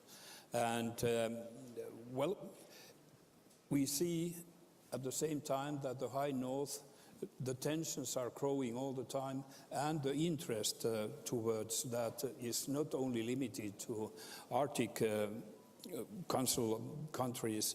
For example, UK is also strongly involved in security issues. But there's also another element that is the environmental one. We have to keep in mind that Russia covers half of the Arctic. And I have often said that if we lose the Arctic because of climate change, we lose the globe. And there we have to be capable of somehow trying at least to cooperate or let Russians understand, put them understand that the question is very crucial. Their houses are collapsing in tundra area where the ice is melting. So they have to realize that it's a common problem too. But back to security issues, that is an increasing issue, and I believe that NATO is taking more and more notice to that too. So it's historic that we have two new NATO members in Arctic Council, in next Arctic Council meeting maybe. Hope so. Exactly. So I'm going to bring the audience into this important conversation, but I'm going to ask each of you to help with a question that many in the think tank community are wrestling with, and I want a really short answer. I'm going to start with you. I'm going to work down the row. So Secretary General, I'm going to start with you. Do you feel the center of gravity in Europe is now shifted east? And if you believe that, why? Really short. Because we've had a debate that, no, it's not shifting east. Yes, it's shifting east. And then what does it mean? Has it been shifting? It depends totally what you mean by the question. What has shifted east is NATO's presence. Also, we have much more presence, military presence, exercises in the east, because we have seen over several years a more aggressive Russia. And to respond to that, especially since 2014, we have for the first time in our history deployed NATO troops in the eastern part of the alliance. But of course, many of those troops come from the western part of the alliance. So this demonstrates how NATO is together and how we support each other. And we do that to ensure that that Russia cannot continue its aggressive actions against countries in Europe, and to send a very clear message to Moscow that NATO is there to protect and defend NATO territory, every inch of NATO territory. Prime Minister, shifting east, north and east with Sweden and Finland, do you feel that sense of shift of gravity from the war? No, I agree with Jens. Of course, we need to be aware of the current situation. So we have supported, I mean, all the decisions that has been taken when it comes to the eastern flank, and probably we will have to stay there for a period of time. But I think what is so important about NATO is that NATO is flexible in its way of thinking, in our way of thinking. So of course now the situation is about Ukraine and unfortunately maybe also other neighboring countries.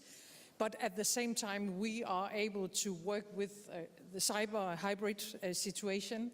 And as I said before, I think we need more focus in the south because of the very, very difficult situation, especially in Sahel region. But I think the most important thing is that we are flexible in our way of thinking, and we are able, as NATO, to move very fast when something occurs in front of us. President Sanna, do you feel that shift to the east? I do believe that because of this war, my country is now already part of Europe's security belt. We have been helping with the refugees, with the solidarity lanes, and we are trying to become a provider of security. We need help to become a more serious provider of security for the region. President Niistyd? Well, I think it's quite natural that we are now a bit eastwards because of the Ukrainian war. But I would also point out a certain kind of flexibility. Surely we have to be prepared to react wherever there's a problem. And north, yes, Arctic area, Russian border, yes, Black Sea, maybe even Mediterranean. So to be ready to react to whatever, that's the lesson, I guess, we have got during the past year. So the answer to the think tanks is the center of gravity is flexibility and being where we need to be. All right, we have some great questions coming forward. And let me turn the microphone here, right down the front with Alexei. Please introduce yourself and direct your question to the panelists. Thank you very much. My name is Alexei Goncharenko. I'm a member of Ukrainian Parliament. And the topic of this panel is building the alliance, right? And I think the building of the alliance will be always incomplete without Ukraine, Moldova, Georgia. So I have two questions from this. First to Secretary General Stoltenberg. This year NATO summit in Vilnius, will there be a strong and clear signal that Ukraine will be a member of NATO, maybe by providing membership action plan or just by statement, but clear and strong that NATO is waiting Ukraine? And the second question is to President Sandu. Maybe it's the time for Moldova to revise the policy of neutrality. I understand that it's not just your decision, but I'm very much interested in what you personally think about it. Thank you very much. Thank you. Secretary General. So NATO's position on membership for Ukraine is unchanged. We agreed back in 2008 that Ukraine will become a member of the alliance, and that is still our position. Then, of course, what matters now is to ensure that Ukraine prevails as a sovereign independent state, because without having Ukraine as a sovereign independent state, there's no way to discuss any kind of relationship between NATO and Ukraine in the future. So the urgent need is to provide military support, as NATO allies and partners are doing every day. In that context, I also welcome the initiative from Prime Minister Sunak to actually have a discussion about the framework we need to ensure an enduring peace after this war ends. Because when the war ends, we need to make sure that history doesn't repeat itself, that Russia doesn't continue to invade Ukraine, because this is a pattern. It started in 2008 with the invasion of Georgia, then in 2014 Crimea and Donbass, and then in last year the full-fledged invasion of Ukraine. And we cannot allow Russia to continue to chip away European security. And we need to break the circle of Russian aggression against European countries.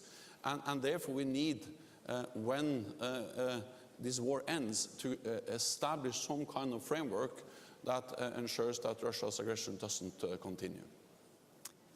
President Sandu. Yes, looking at what Russia does to Ukraine today, it's clear that neutrality cannot defend us. Neutrality can defend only when the other countries respect it.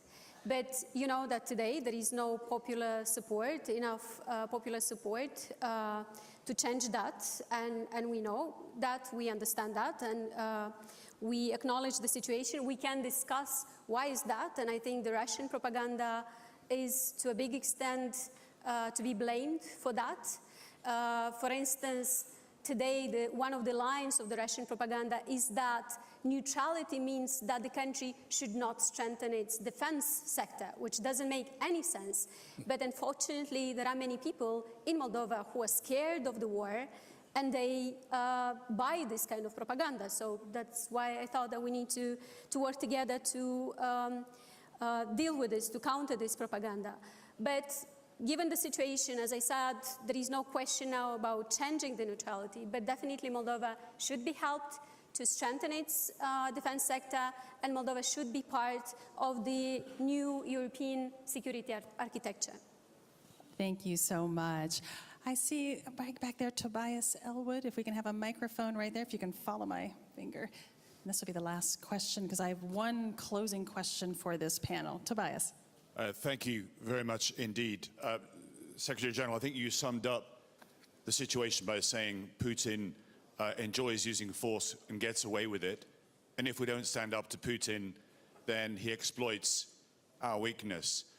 You've heard on the stage the President of Moldova. It almost feels like we're going through this all again after Ukraine. Could I ask what more we could do internationally to support Moldova, because that could very much be next. I was one of the first people, indeed, at this conference last year to say that NATO countries or the Joint Expeditionary Force should be sending forces to Ukraine to prevent Russia's invasion. But we blinked, we were spooked by Russia's rhetoric. So my question is here, you've heard from the Prime Minister of Denmark as well, stating the difficulties that Moldova is now facing. Yes, of course, we need to pressurize and support Ukraine, but Moldova clearly could be next. What more can we do internationally? What more can NATO do? What more can the Joint Expeditionary Force do to support Moldova now before it's too late? Prime Minister Ferguson, I want to turn that question to you as you were thinking, what can we do? And then Secretary General, if you have some thoughts on that as well. Should I start? Oh. Okay. I think Jens can answer when it comes to what we can do in the NATO frame, but I would like to add what we can do politically. Because what you said, Maja, is very important, that you have a big minority of your population that actually supports Russia because of fake news and the war Russia is into when it comes to the medias and so on. And we can only, as leaders, we can only support Ukraine and Moldova if we have the support of our populations, because we are democracies. And when we are delivering, like Denmark, our whole artillery to Ukraine, it demands support from our populations. So I think fighting inflation, working with Moldova when it comes to energy. You are not producing any energy on your own. And I think you told me that the prices of gas has been seven doubled in a very, very poor European country. So, I mean, if you are an ordinary family in Moldova facing that your bills have been seven doubled, you could maybe feel then it would be better to have Russia to help us or to be a part of our daily life. So, I mean, bringing economic development into our partner countries, and never to forget the global south. I really wanted this perspective, because, I mean, the food crisis and the energy crisis is working against us when it comes to the situation in Ukraine. So, of course, there's something we can do when it comes to protect Moldova, but at the same time, we need to help to develop Moldova, to make sure that the population supports the European perspective, both when it comes to NATO and when it comes to the European Union. I think this is at least as important as the hard measures that I guess Jens will talk about as well. So first of all, I agree fully with Mette. We need to provide support and different types of support to Moldova as soon as possible. Georgia and Ukraine, two other countries which are vulnerable for Russian aggression, as experienced Russian aggression, they aspire for NATO membership. Moldova has not made a decision to aspire for NATO membership, and of course we totally respect that. But I think if there's any lesson or an additional lesson to be learned from the war in Ukraine, is that we need to support countries which are vulnerable for Russian aggression as fast and as soon as possible now. Because the reality is that the main reason why Ukraine has been able to repel and to push back the Russian forces is, of course, the bravery, the courage of the Ukrainian armed forces, the political leadership, the people of Ukraine. But one important element has also been the fact that NATO allies actually trained and helped Ukraine since 2014. The United Kingdom, the United States, Canada and others provided significant training and capacity building and also equipment from 2014, meaning that the Ukrainian army were much stronger, better equipped, better trained, better led last year than they were in 2014, and that's at least part of the explanation why they were able to withstand the Russian invasion now in a way they were not able to do in 2014.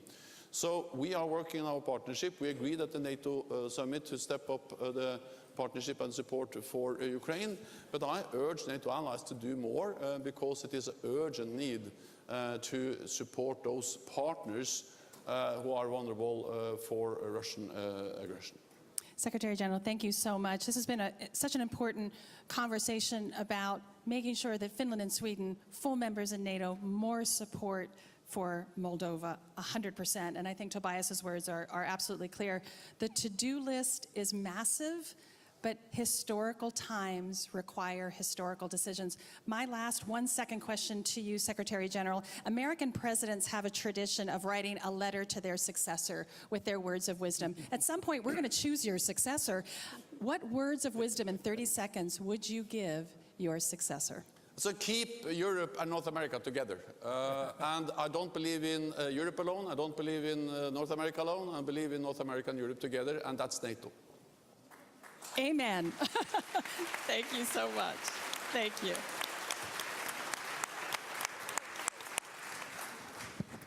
Ladies and gentlemen, the main program will continue momentarily. Please remain seated. We kindly ask everyone to remain seated so we can continue with the main program in just a minute.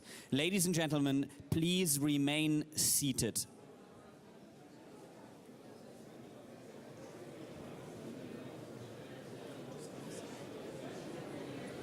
Ladies and gentlemen, please remain seated. We kindly ask you to remain seated or take your seats if you're not sitting at the moment.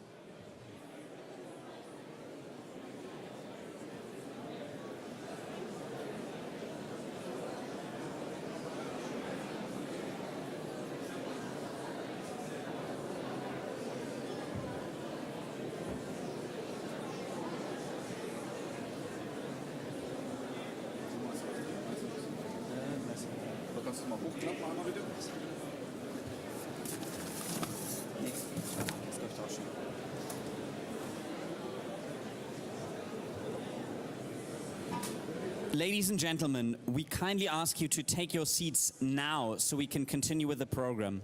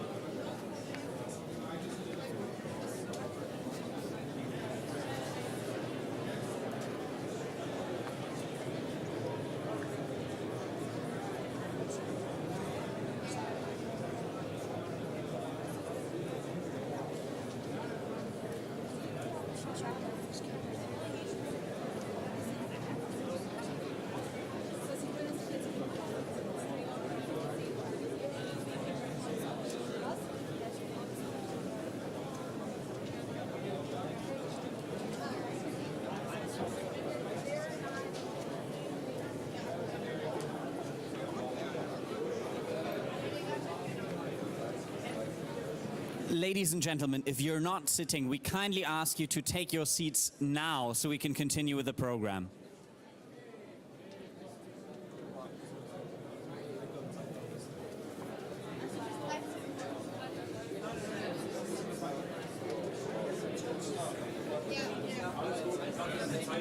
Ladies and gentlemen, we kindly ask you to take your seats now so we can continue with the program. Please take your seats.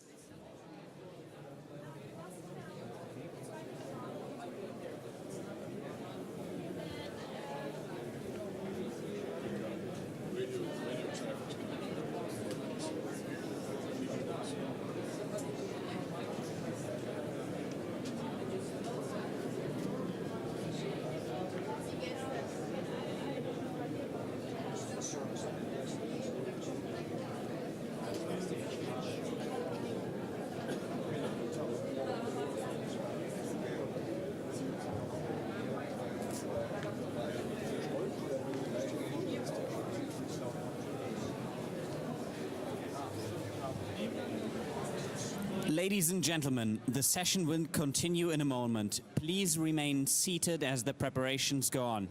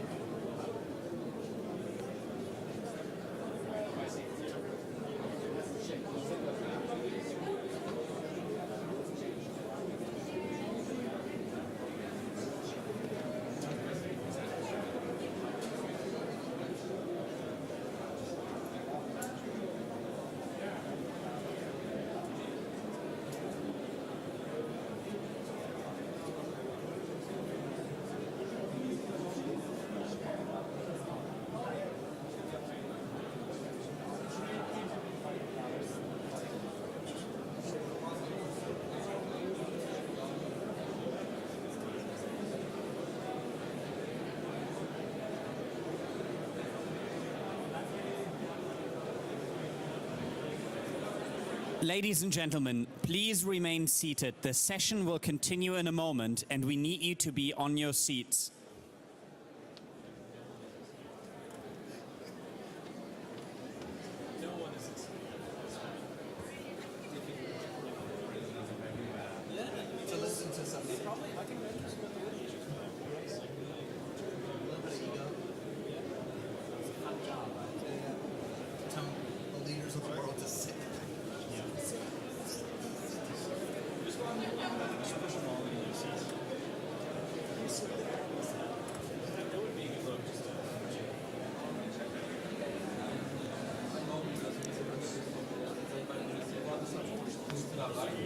Ladies and gentlemen, the program will continue in a moment. Please remain seated so we can continue with the program.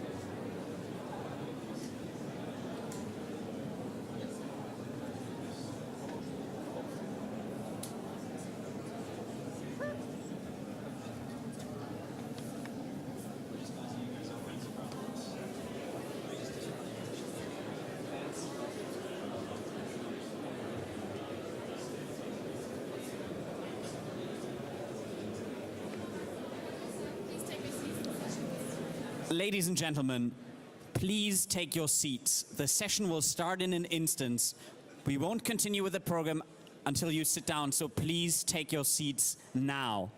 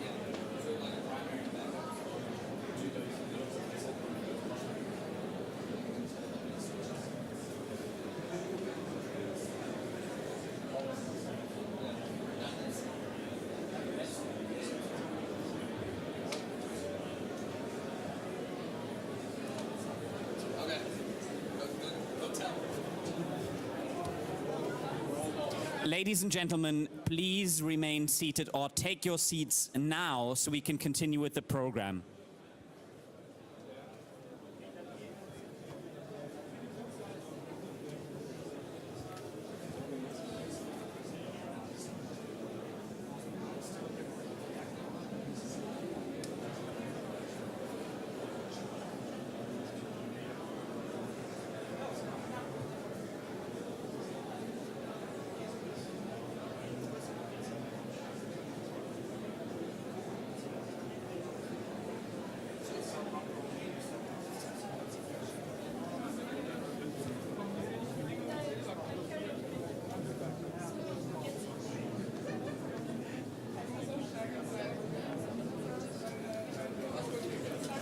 Ladies and gentlemen, the session will begin momentarily, and so you will need to sit down, otherwise this won't get going.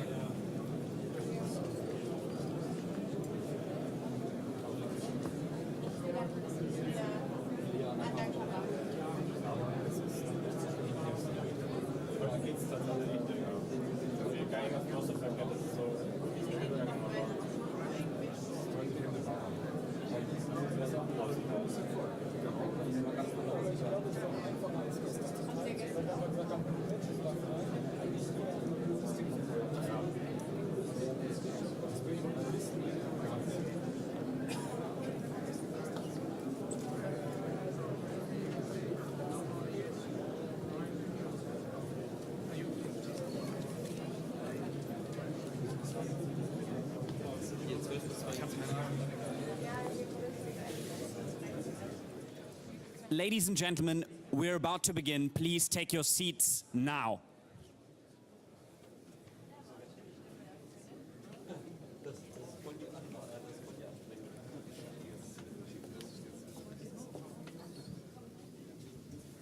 Ladies and gentlemen, please welcome the chairman of the Munich Security Conference, Ambassador Christoph Heusgen.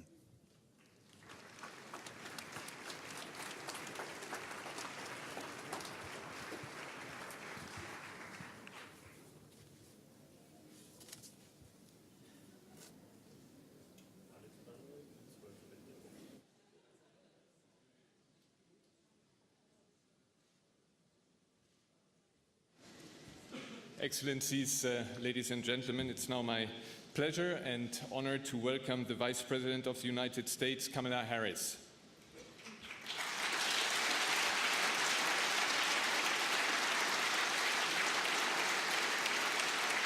We are continuing our tradition that the US is represented at the Munich Security Conference by the Vice President, something that President Biden started in 2009, and we are very happy that you continue this. We have a fantastic transatlantic delegation here. The only difference, Mr. Vice President, is when we started 59 years ago, there were only men, and now there is a woman Vice President. Welcome, Vice President.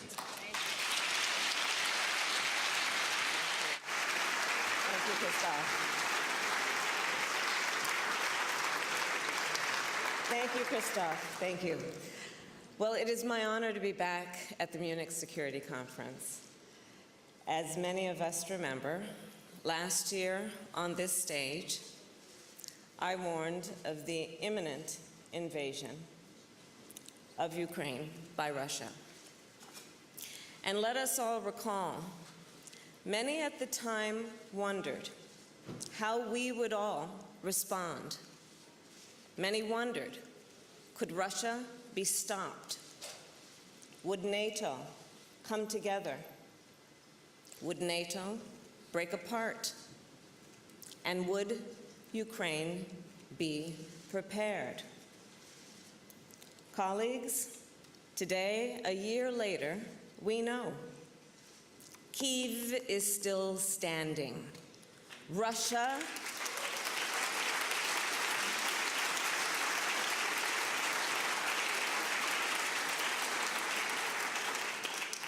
is weakened. The transatlantic alliance is stronger than ever.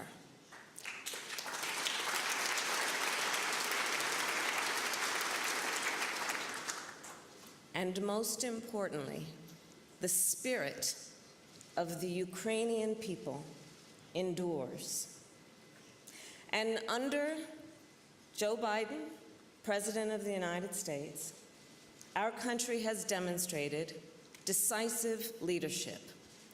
As President Biden often says, the United States will support Ukraine for as long as it takes. We will not waver. And today, at this Munich Security Conference, I will then describe what we all continue to have at stake: the moral interest, the strategic interest, and the reason Ukraine matters for the people of America, for the people of Europe, and for people around the world. First, from the starting days of this unprovoked war, we have witnessed Russian forces engage in horrendous atrocities and war crimes. Their actions are an assault on our common values, an attack on our common humanity. And let us be clear, Russian forces have pursued a widespread and systemic attack against a civilian population. Gruesome acts of murder, torture, rape, and deportation. Execution-style killings, beatings, and electrocution. Russian authorities have forcibly deported hundreds of thousands of people from Ukraine to Russia, including children. They have cruelly separated children from their families. And we've all seen the images of the theater in Mariupol, where hundreds of people were killed. Think of the image of the pregnant mother who was killed following a strike at a maternity hospital where she was preparing to give birth. Think of the images of Bucha, civilians shot in cold blood, their bodies left in the street. The jarring photograph of the man who was riding his bike.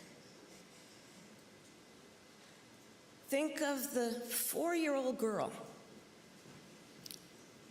who the United Nations recently reported was sexually assaulted by a Russian soldier. A 4-year-old child.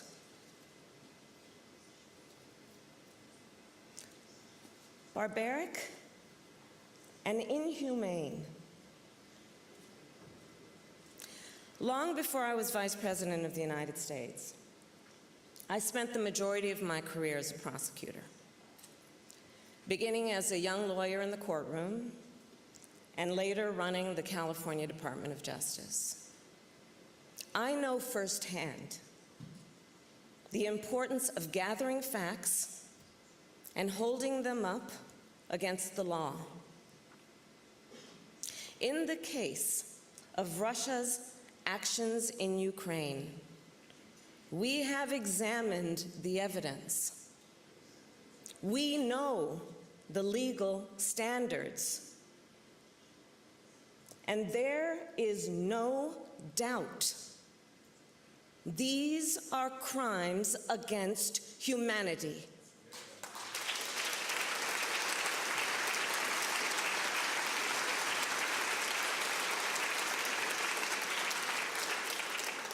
The United States has formally determined that Russia has committed crimes against humanity. And I say to all those who have perpetrated these crimes and to their superiors who are complicit in these crimes, you will be held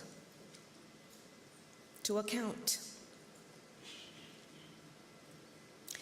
In the face of these indisputable facts, to all of us here in Munich, let us renew our commitment to accountability. Let us renew our commitment to the rule of law. As for the United States, we will continue to support the judicial process in Ukraine and international investigations, because justice must be served.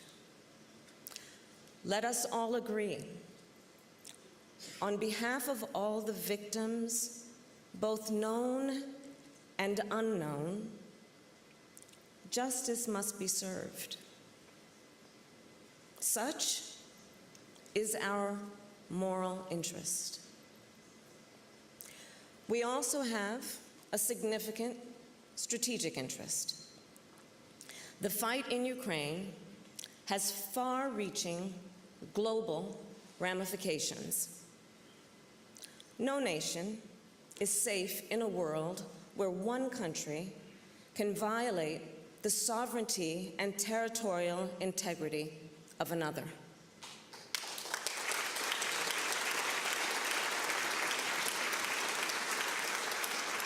Where crimes against humanity are committed with impunity, where a country with imperialist ambitions can go unchecked. Our response to the Russian invasion is a demonstration of our collective commitment to uphold international rules and norms. Rules and norms which, since the end of World War II, have provided unprecedented security and prosperity, not only for the American people, not only for the people of Europe, but people around the world. Principles that state that sovereign nations have a right to peacefully exist, that borders must not be changed by force, that there are inalienable human rights which governments must respect, and that the rule of law must be preserved.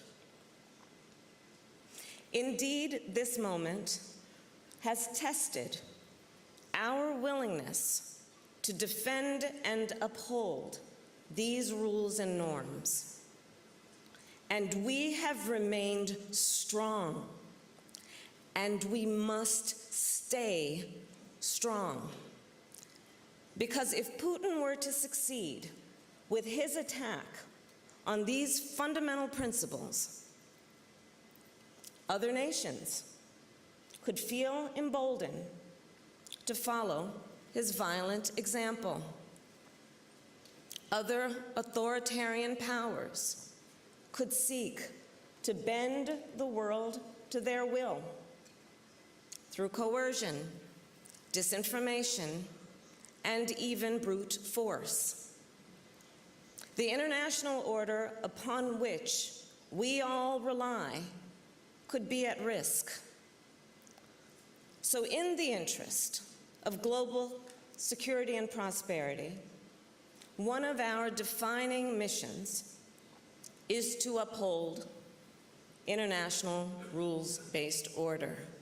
And nations around the world agree. Consider, more than 140 countries voted at the United Nations to condemn Russia's aggression and to support Ukraine's sovereignty and territorial integrity in defense of the core principles of the UN Charter.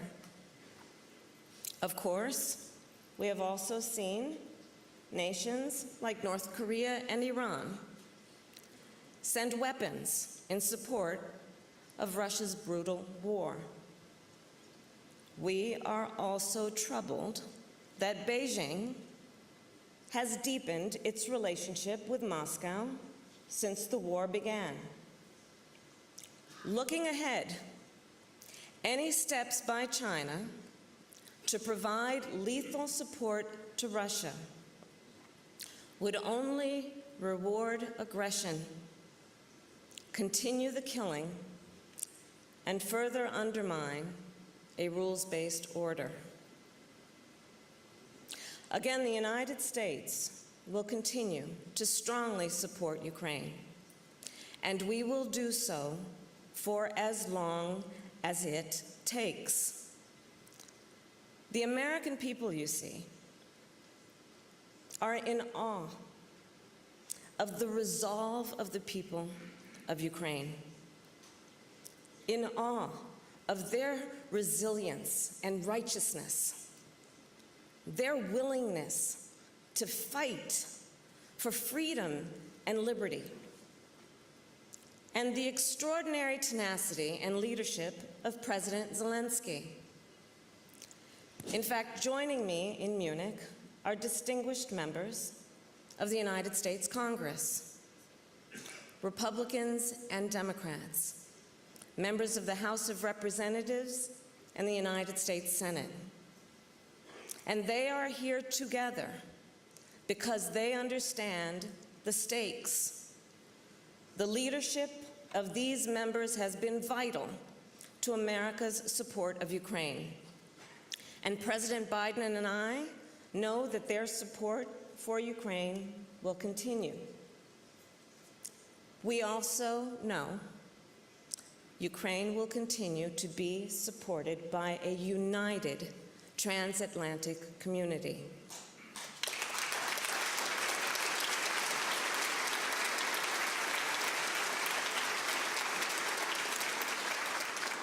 So Putin thought he could divide NATO. Remember where we were a year ago. In this, he has failed. The NATO alliance is stronger now than ever before. And the United States' commitment to NATO and to its Article 5 is ironclad. Just look at our track record over the past year. Just look at our multilateral cooperation. Together, we have provided historic assistance to Ukraine. Together, we have dealt Russia a strategic failure. Together, we have imposed unprecedented costs on Russia. And together, we have pursued energy security and reinvested in our collective defense. And we have come together to stand for our common values and our common interests and our common humanity. I have no doubt that this unity will endure. I also have no illusions about the path forward. There will be more dark days in Ukraine. The daily agony of war will persist. The global ripple effects will continue to be felt by countries near and far, from Africa to Southeast Asia to the Caribbean. But if Putin thinks he can wait us out, he is badly mistaken. Time is not on his side. To be sure, Ukrainians will continue to be tried and tested, just as they have been over this past year.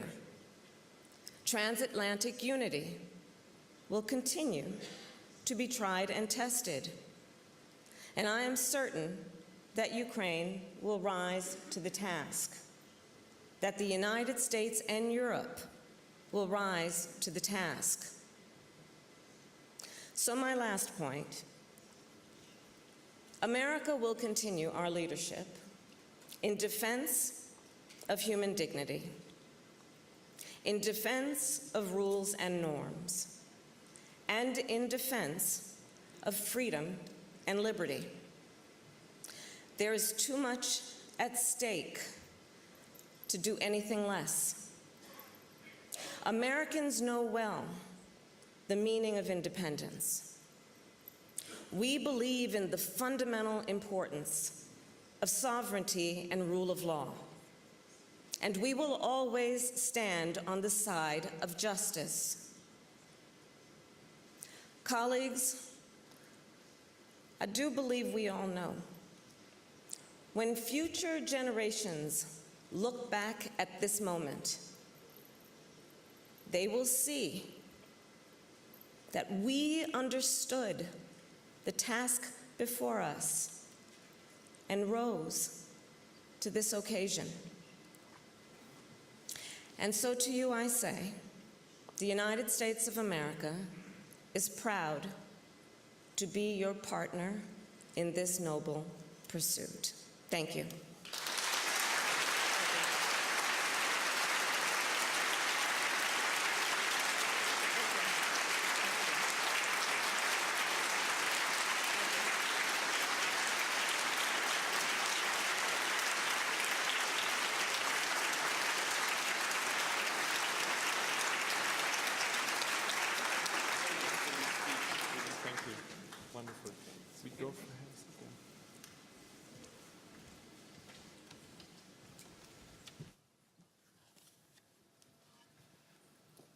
Madam Vice President, thank you for this very, very strong speech, this commitment to transatlantic unity, this commitment to the support of Ukraine. And we have many, many representatives from Ukraine here in the room, and they certainly were reassured by what you have said.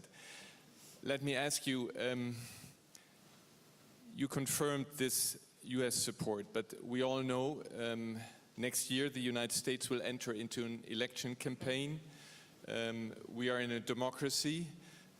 We know which side of the aisle the result will be. How sure are you that, how certain are you that what you have said, that Putin, who wants to wait us out, that in the end he will not succeed? Thank you, Christoph. As I said, I believe, and I believe the American people understand the stakes. And the stakes being our moral interest and our strategic interest. I will tell you, I travel around the United States, and I have seen the Ukrainian flag fly in places most of you have probably never heard of in the United States. In storefronts, in front of homes, people proudly wearing, Americans proudly wearing the colors of Ukraine. The American people are aware of the images of Bucha. The American people take great pride in a fight for independence, that being part of the foundation of our nation and our principles and values. I think about where the United States is going on this issue based on the track record of where we've been. You only have to look at where we were a year ago and where we are today in terms of the contributions and resources that America has put into everything from ammunition to artillery to air defense, from Stingers to Abrams tanks, HIMARS, Javelins. I look at it in the context of the United States Congress, which is here in force. I'm told it is the largest delegation, bipartisan and bicameral, of the United States Congress to this meeting, to this Munich Security Conference.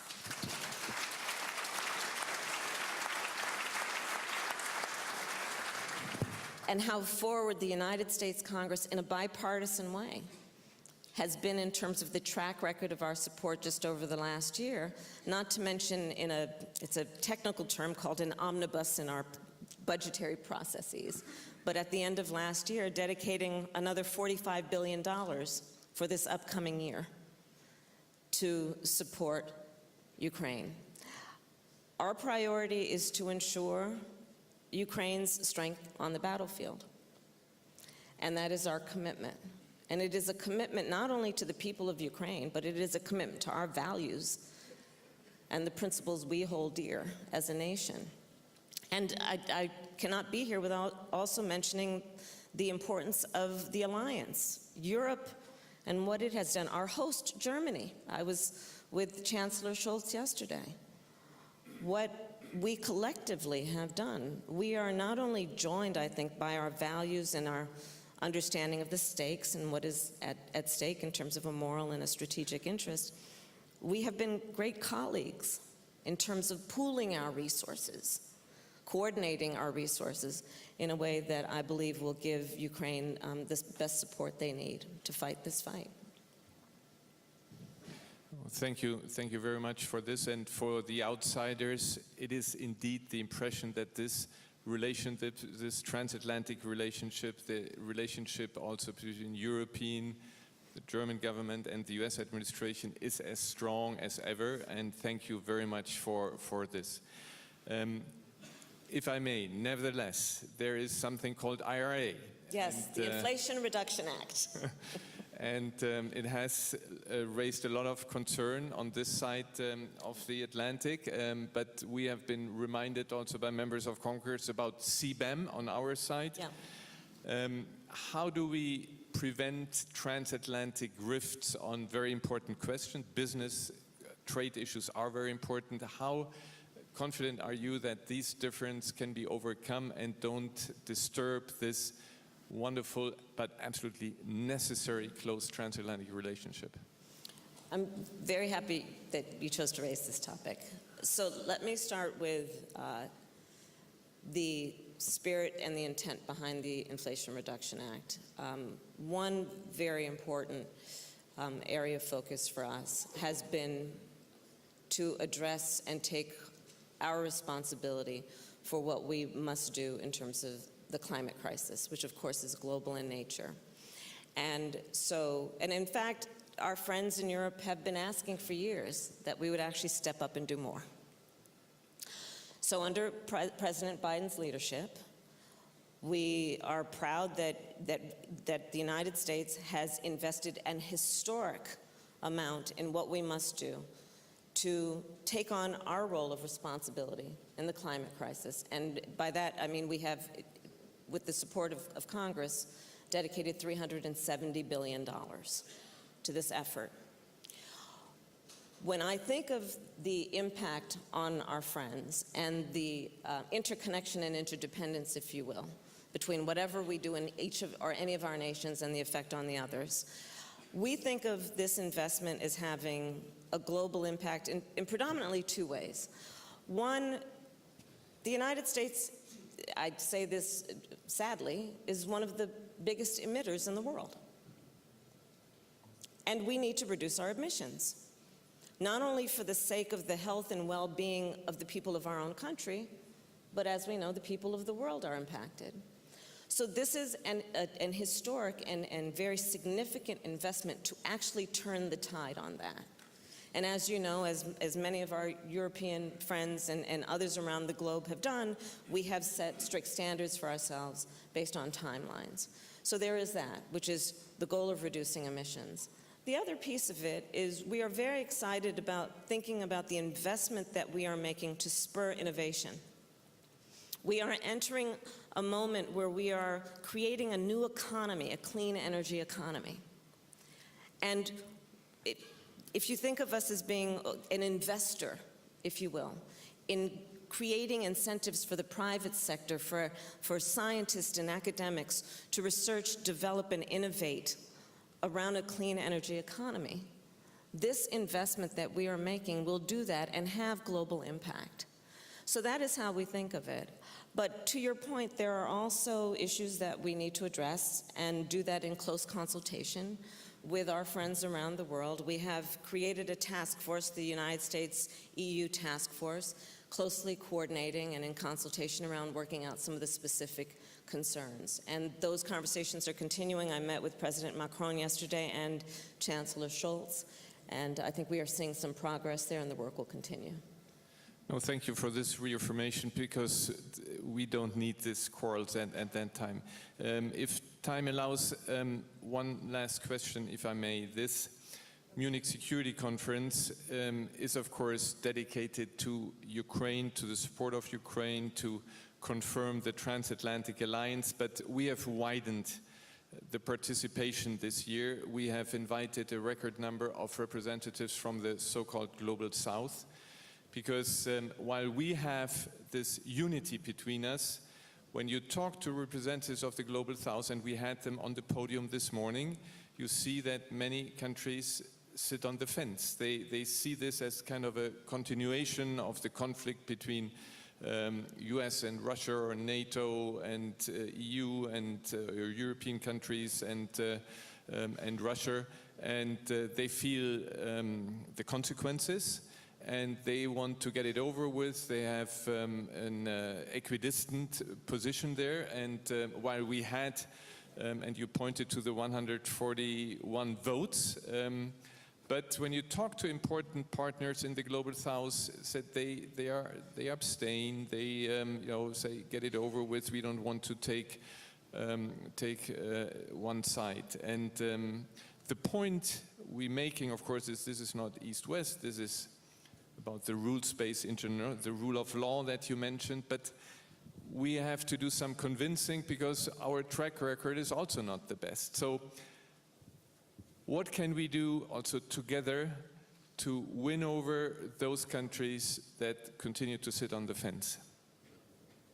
Well, we have to treat them as partners. And you and I talked about this briefly as we were walking in, and I thanked you, and I will thank you in front of the Friends for bringing this issue to the stage and making it a part of the agenda for this conference. I agree it is an important subject. And I have met with many African leaders, leaders in the Caribbean, CARICOM in Southeast Asia, and what I believe is that they are right to want to make sure their voices are heard on every level on this topic, including the impact to their nations. You look at, for example, African nations and what Russia's aggression in Ukraine has meant in terms of food insecurity, energy insecurity.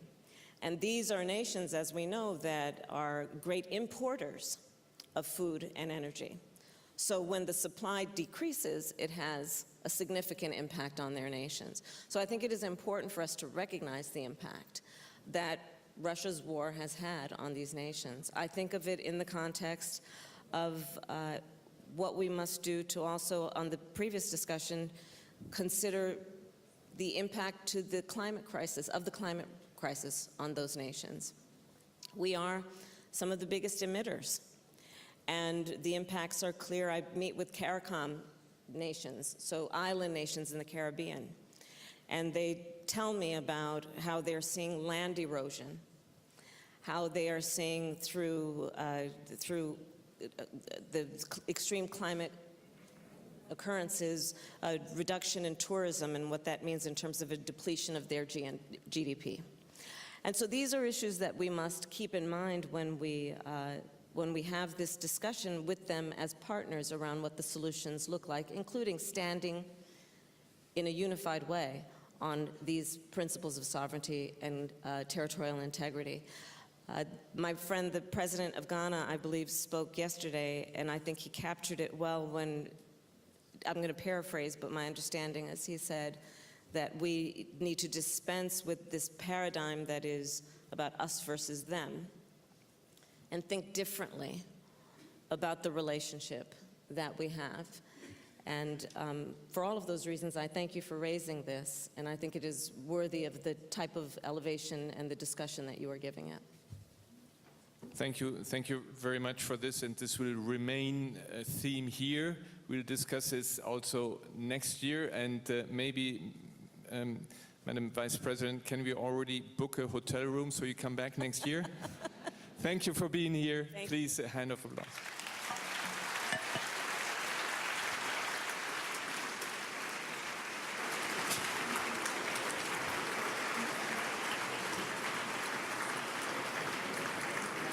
Ladies and gentlemen, the program will continue in a moment. Please remain seated.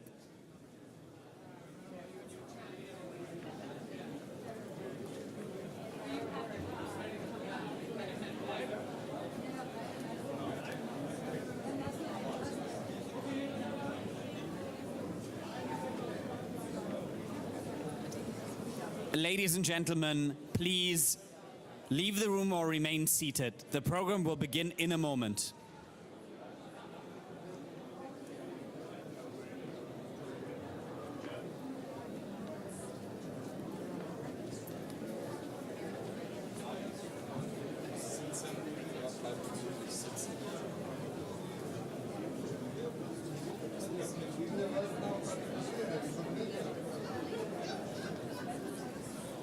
Ladies and gentlemen, please remain seated.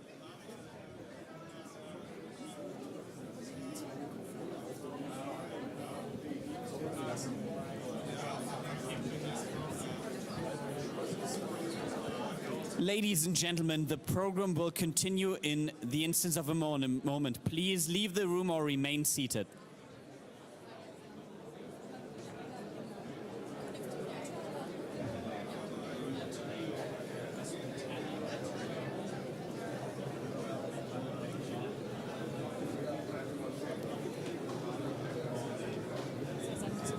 Ladies and gentlemen, please remain seated.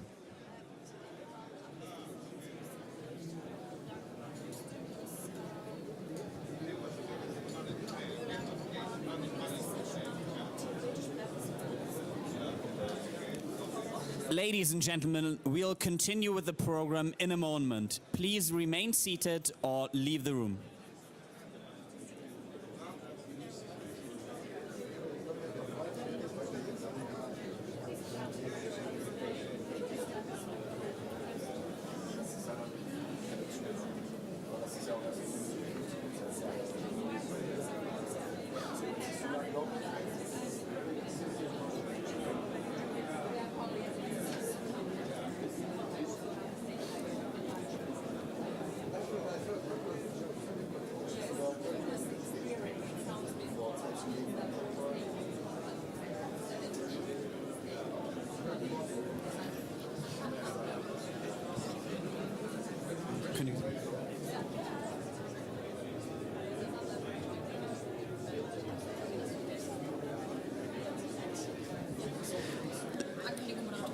Ladies and gentlemen, please welcome the European correspondent for Bloomberg, Maria Tedeo.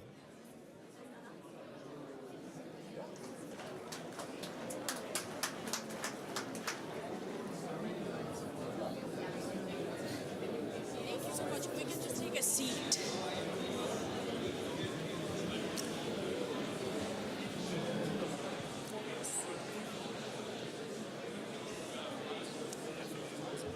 If we could just take a seat.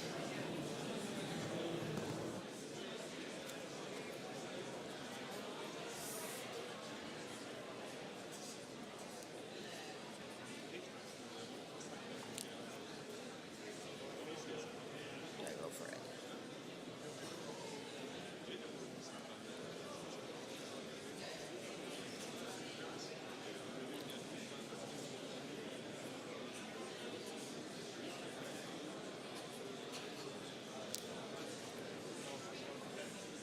Should I go? Okay, so if we could now just take a seat. The session is about to start. I'm about to bring in the Prime Minister of the UK. If we could just sit for a second, that would be great.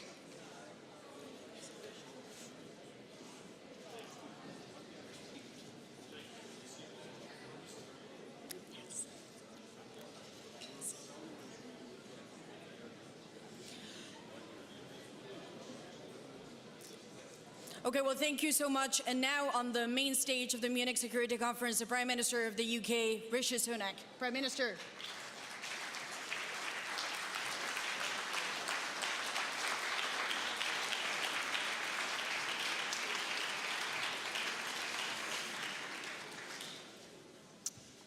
The United Kingdom will always be on the side of freedom, democracy, and the rule of law.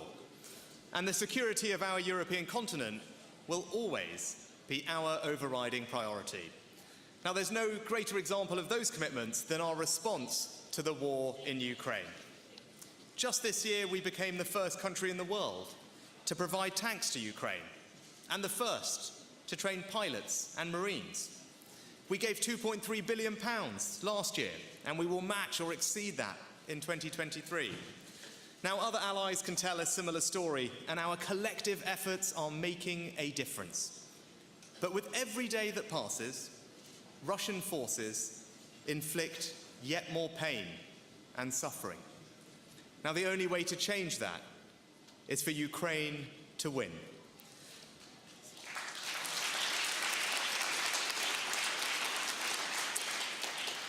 So, we need a military strategy for Ukraine to gain a decisive advantage on the battlefield, to win the war, and a political strategy to win the peace.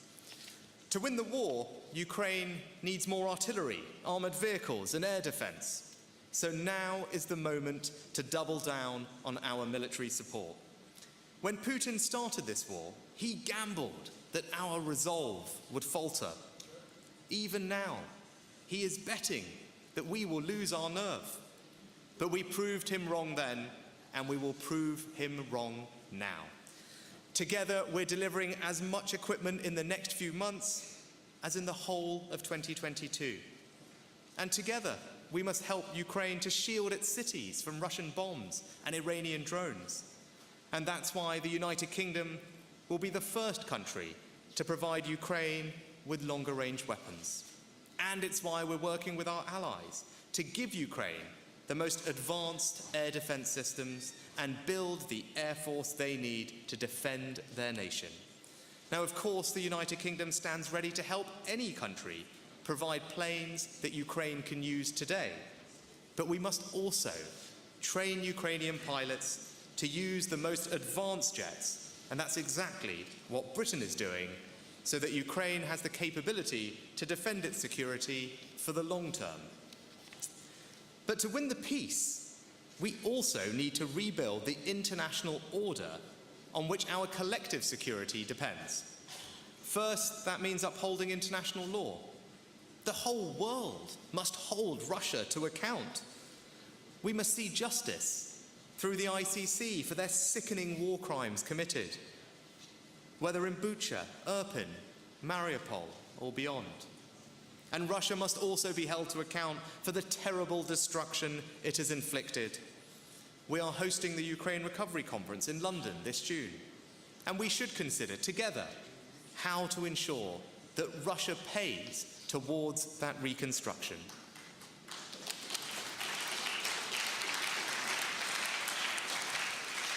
Now, second, the treaties and agreements of the post-Cold War era have failed Ukraine. So we need a new framework for its long-term security. From human rights to reckless nuclear threats, from Georgia to Moldova, Russia has committed violation after violation against countries outside the collective security of NATO. And the international community's response has not been strong enough. As Jens Stoltenberg has said, Ukraine will become a member of NATO, but until that happens, we need to do more to bolster Ukraine's long-term security. We must give them the advanced NATO standard capabilities that they need for the future, and we must demonstrate that we'll remain by their side, willing and able to help them defend their country again and again.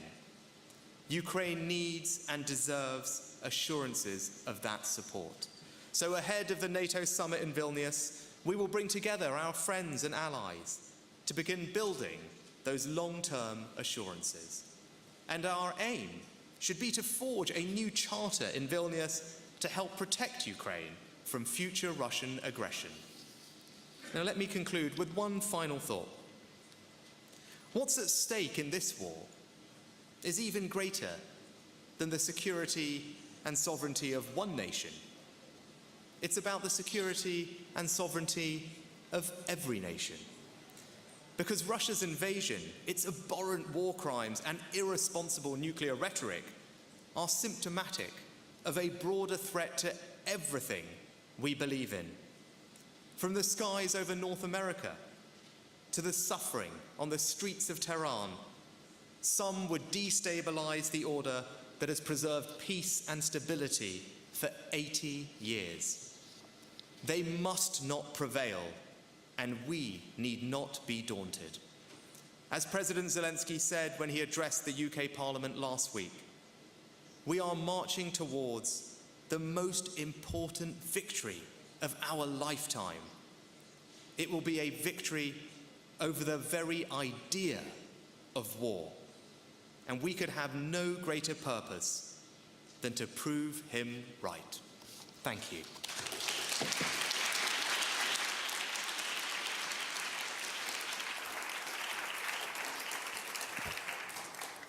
Prime Minister, thank you. Your speech, I thought, was very clear. Basically, Ukraine has to win the war and Russia loses. But you said something I want to pick up on and elaborate. You talk about NATO assurances for Ukraine. What does that mean specifically, and when do you do them? Do you do them while the war is still ongoing? And don't you fear that Russia will say, ultimately, we're right. We don't fight Ukraine, we fight NATO? Well, very nice to see you. I think, first of all, it's clear that the security guarantees, the architecture that was in place before this war has failed Ukraine.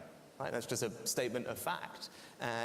Ukraine had received assurances when it gave weapons up. Russia has continually violated, whether it's human rights treaties or indeed arms control treaties. So what happened before has not worked. So we should be clear about that. And now our job is to look forward and say, what's the right thing going forward? Now, as I mentioned, Jens Stoltenberg has said NATO, Ukraine will be a member of NATO. But between now and then, what I think we need to work on are providing Ukraine with the means to win the war right now. And that means very specifically artillery, long-range weapons, armored vehicles, air defense. That's the most critical thing. What we can also do is make sure that we're training Ukraine on NATO standard equipment. That's what we're doing when it comes to aircraft with their pilots. But I think what we do need to do is think about the future of how we protect Ukraine's security. And we need to have that conversation with our allies and talk about the longer-term provision of supporting Ukraine. And that's the conversation that I think we should start having, because the Vilnius summit is a good place to conclude that. So this year, so the assurances would come this year. I wonder, there has been a lot of debate. You talked about the fighter jets. There has been a lot of debate here about the ammunition, the risk that they may not have enough ammunition, but also the long-range missiles. There's concern that perhaps one of the targets would be Crimea. Under your watch as UK Prime Minister, would you approve of long-range missiles that could hit Crimea? I think the most important thing here to recognise is, it actually starts with NATO. What is NATO is a defensive alliance, right? That's the first thing to recall. What is Ukraine doing? Ukraine is trying to defend itself, right? It is suffering unprovoked aggression. Its territorial integrity, its sovereignty has been violated. Its people are being killed. And it has every right to defend itself. And that's what we should be doing. And that's the support that we collectively in this room are providing. And critically, there are things that Ukraine needs to gain that decisive advantage on the battlefield. That's why the provision of heavy tanks was so important. That's why air defense is absolutely critical. You're right to mention artillery, and longer range weapons also help. Now, those are all the things that will allow Ukraine to defend itself and repel Russian aggression. And indeed, yes, to have a counter-offensive that moves Russia outside of its own country. I think that's entirely reasonable, and we should be fully behind Ukraine in that ambition and want that ambition to succeed. And for them, the entire country means Crimea, as you know very well. In your speech, there was a lot of bravado in the sense of Ukraine has to win the war and Russia has to be proven wrong. Vladimir Putin has to lose this war. Some would say, and you make it clear, you still believe the UK is a big geopolitical agent. Zelensky obviously went to London. He sees value in the UK, but some here would believe to really be the strong geopolitical agent, you need to solve the pending issues that you have with the EU. I know you probably know this question is coming. There's a frenzy of reports that you do have a deal over the Northern Irish Protocol that could come Monday, potentially. Do you have a deal? Does it come Monday? And I wonder, beyond that, does it reflect your wish that you want to have a normal working relationship with your European allies? So, lots of things in there to unpack. I think that the first thing to say, when it comes to the issue of the Northern Ireland Protocol, there are real issues that need resolving. The way that the protocol has been implemented, it's causing very real challenges for families, for people, for businesses on the ground, very practical difficulties, and they need to be resolved. But also there's an issue of the democratic deficit that sits at the heart of the protocol as it's currently constructed. Now, those are the things that we need to resolve. And I'm working very hard together with my ministerial colleagues, foreign secretaries in the audience, Secretary of State for Northern Ireland. We are working very closely together. We're engaging in those conversations with the European Union. Next week, potentially? All the time, and we have been for a while. But what I'd say is there is still work to do. I think that there is still work to do. There are still challenges to work through. We have not resolved all these issues. No, there isn't a deal that has been done. There is an understanding of what needs to be done. It's the issues that I outlined, and James was in Brussels yesterday. I've been in Northern Ireland talking to parties there about the things that we need to fix. We're working through those. We're working through them hard, and we will work through them intensely with the EU. But we are by no means done. There is no deal that is done. There's work to do, and that's what we will set about doing. So I guess you basically say on Monday that's not a deadline in any way in your view, but I wonder, on a bigger picture, is there a wish to now have a normal working relationship with your European allies? This is a war that's happening in continental Europe. Yeah, look, of course there is. And the UK may have left the European Union. It didn't leave Europe. Mm-hmm. We are a European nation. I talked in my speech about our commitment to European security. And of course we want to have a positive, constructive relationship with our European partners, neighbours, allies, individually, but also with the EU. And I think you can see that. You can see it most importantly in the response to Ukraine, but very specifically actually on sanctions, where there has been exceptionally good close working and coordination between the UK and the EU on designing and implementing sanctions packages, which only work effectively when they're done well in a coordinated fashion. I think we've demonstrated that we can do that together. But if I look at a couple of other areas where we're having good conversations as a result of the positive dialogue. One is illegal migration. Mm-hmm. Actually, the Calais group of countries that is working together to tackle illegal migration met at the end of last year. That's a group of countries that involves the UK. A very productive set of discussions that were had. It's a sign of good dialogue, good cooperation. And then lastly, on energy security. Mm-hmm. I think all of us in Europe over the last year have re-examined where we're getting our energy from, and ultimately, that is a shared goal, and one in which we work in together. We have an interconnected electricity market. How can we not work together on that? And those are some of the very real practical things that we are currently engaged on, and that's, I think, that's a sign of progress and is a welcome and positive development. And perhaps in your tone, and you did come with a very big delegation, which has not been the case at times. I'm told that, James will correct me if I'm wrong, but I'm told that this is the biggest delegation that we've had. And so it reflects a new change in tone. Absolutely, and I think there's this idea that was put to me earlier by someone that somehow just because we left the EU, should be interpreted as the EU or the UK turning in on itself. Nothing could be further from the truth, right? Like the UK has always been an outward-looking country, and we are committed to continuing and doubling down on that. And I think, funnily enough, I think it was relatively recently, one of our brand new aircraft carriers, which we're very proud of, went around the world and participated in joint missions with almost every navy along the way, from Europe to the Middle East to Asia. And it was an incredible sign, I think, of the UK's desire to be an outward-looking nation. How could anyone say, with something like that going on, that we were somehow retreating? No, of course not. That's our aircraft carrier out in the Indo-Pacific in partnership with other countries in the region, talking about regional security with them. We're currently in the process of negotiating UK accession to the CPTPP. So I think these are all quite tangible demonstrations of our desire to be engaged, of course, in Europe, but also around the world, whether it comes to trade, security, energy policy, you name it. And let's see what the audience thinks, because now it's time to take a question from the audience. Go ahead.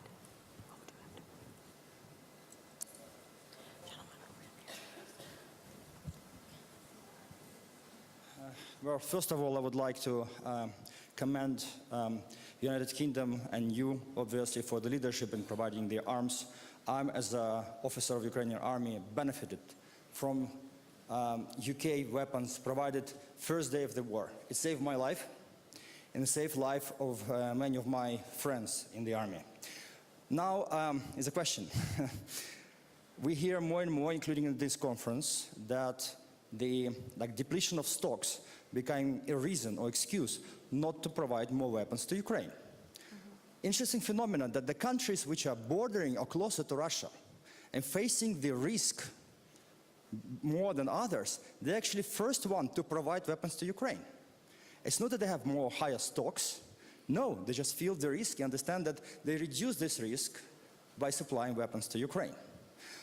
I would like to understand, can you spell out the logic why UK is demonstrating leadership? What is logic behind your pragmatic logic in how to make sure that others which are fall behind also adhere to the same speed that is demonstrated by United Kingdom? Thank you.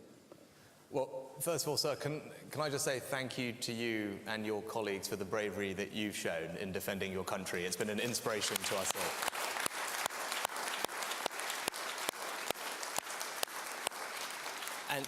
And thank you for your kind words about the UK.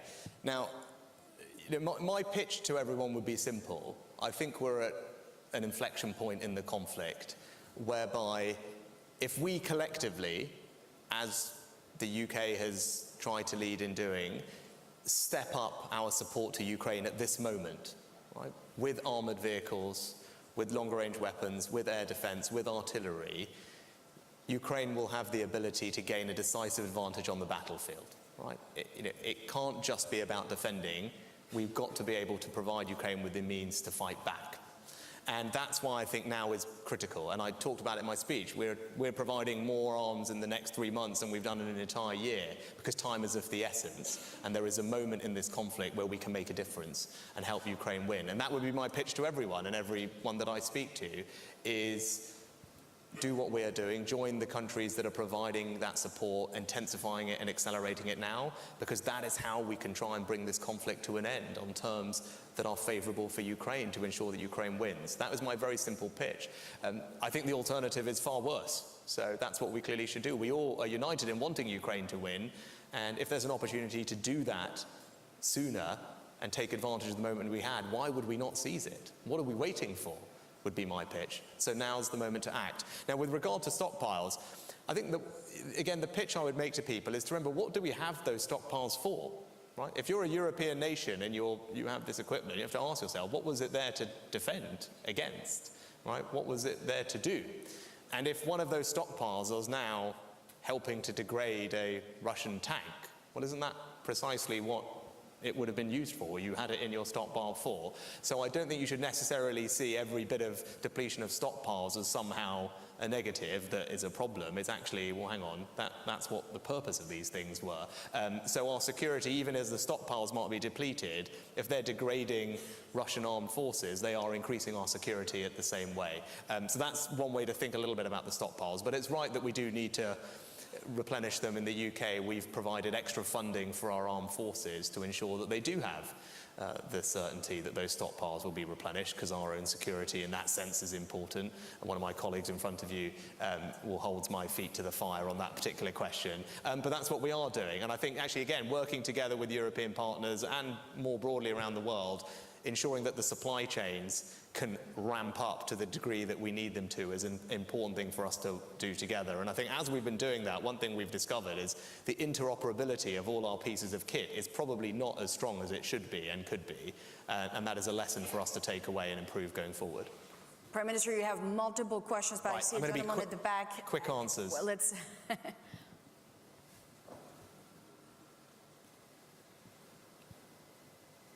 Thank you very much. Artur Gerasimov, Ukrainian Parliament MP, European Solidarity Faction. First of all, from all Ukrainian people, I want to say thank you for your country's support, for supporting Ukraine and for your leadership. But now the key issue is time and speed of decision-making process, and UK showed the brilliant examples in this speed of decision-making. And the question is simple from one point of view, but maybe complicated from the other. Which steps, from your point of view, can be done with purpose drastically increase the speed of decision-making of all NATO members while supporting Ukraine and while sanctioning Russia? Well, do you want to take another question, or do you want me to... One final one, and then we'll put them together, yes.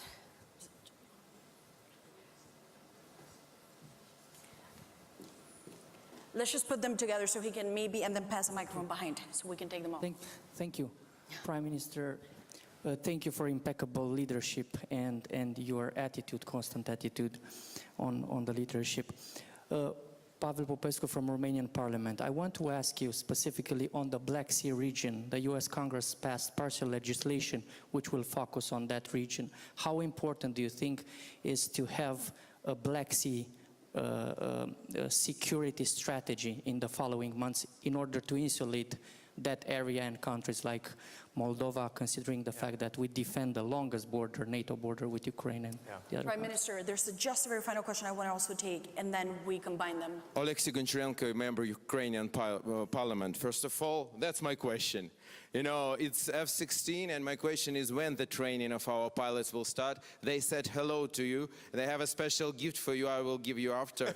But we just say us when they will start, because that is the prayer of Ukrainians today. Thank you. Okay, perfect. Fighter jets, Moldova, Romania. Right. Well, look, in terms of the Baltic, I think, look, one of the most pressing, look, obviously the situation in Moldova is we're all aware of. I think actually one of the other things that has come to light about the Baltic and the sea is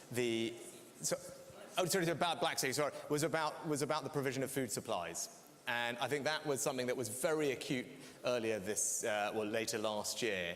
And, you know, part of the awful tragedy of this conflict and what Russia is doing is the food inflation that it's causing and the impact that's having on some of the poorest people in the world. And I think part of, actually, collectively, one thing I think, in hindsight, we needed to do a better job of explaining that to the countries affected, that the reason food prices are going up, that grain isn't available, is not because of Western sanctions, it's because Russia is bombarding grain fields, grain stores, and not letting things pass. So I think it's been a great sign of international cooperation led by the UN. Turkey's played an important role in ensuring that the Black Sea Grain Initiative has been successful. Again, we have another date in March where that needs to be renewed. We should collectively focus our efforts on renewing it to ensure that the provision of grain to countries that need it continues to flow. And it's something that President Zelensky is very committed to. He actually, in spite of the fact that he's busy defending his country, he also wants to make sure that Ukraine is continuing to provide food to some of the poorest people in the world, and that's enormously to his credit, and we need to help him do that. Look, on timing, I kind of just reiterate the point I made before. I think we're at an inflection point. We have a moment. And for everyone who says we want Ukraine to win and Russia must fail, if you believe that, then you must act now. Because now is the moment to accelerate and increase the supplies of, as I said, those 4 key things: longer range missile weapons, artillery, armored vehicles, air defense. Those are the critical needs, and we need them now, and that's how we're going to turn this thing around and ensure Ukraine does win. And look, on fighter jets and provision, that's what we've announced doing. We're starting to train Ukrainian pilots on both NATO standard aircraft, but also in tactics. I think that's important. And that when we talk about the long-term way to increase Ukraine's security, that's what we've started doing, and I think others will follow in time. Look, with jets, everyone knows that there are complications in the provision of particular types of aircraft, because everything that comes alongside that. But what we've said very clearly is where other countries are able to provide aircraft immediately, the United Kingdom will happily support them in doing that. And that's something that I'm very clear about. And I'll end on this note. You talked about President Zelensky and I and the gift. There was a picture, I think, of the President and I when he visited the UK, where we were being flown somewhere in one of our RAF aircraft with our helmets and whatnot, and someone had posted it with the caption that said, "The next Top Gun movie looks a bit crap." But his message was well made, and we'll be there to support you. Prime Minister, your team says you have to go, but I cannot let you go without asking you this question. Just an hour ago, Wang, the top Chinese diplomat, was here, and he said, China has a plan and will present a plan to bring peace, potentially, to Ukraine. Do you believe China can be a mediator in this war? Well, look, mediator? China has to play a responsible role when it comes to situations like this, and that's what I would urge and ask them to do. And obviously, Chancellor Scholz, Olaf, had a conversation with them about nuclear rhetoric last year, which was important that we de-escalated that. It was unacceptable use of nuclear rhetoric from Russia that thankfully has now dampened down. But look, when it comes to China more broadly, I've been very clear. China represents a systemic challenge to our values and our interests. We in the UK are very alive to that, and will take the steps needed to protect ourselves against that, whether it's with the power to block hostile investment. Recently we did that. Whether it's standing up for abuses in Hong Kong or Xinjiang. We will do what's necessary to protect ourselves and engage with China on trying to resolve some of these pressing problems where we can. And I guess your messages do not help Russia in this war. And anyway, those companies, there will be sanctions if they do. And that's, whether it's on Belarus and elsewhere, we've been very clear that Russia should be completely isolated in the global community. Well, Prime Minister, thank you so much for your time here at the Munich Security Conference. Thank you very much. Ladies and gentlemen, the main program will continue at 3:15 p.m. with a panel discussion, Whole Free and at Peace, Visions for Ukraine. The main program will continue at 3:15 p.m. Enjoy your lunch.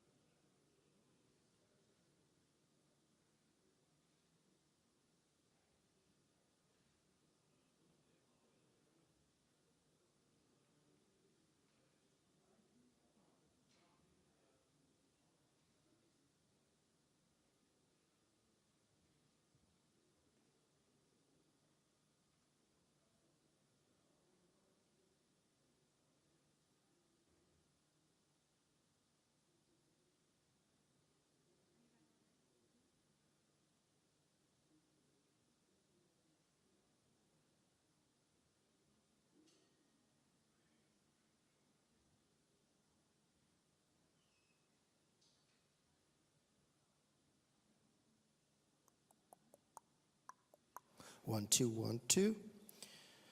I'll make the PA off. So, 1, 2, 1, 2, 1, 2, 1, 2, testing audio channel for the level, blah, blah, blah, blah, blah, blah, blah.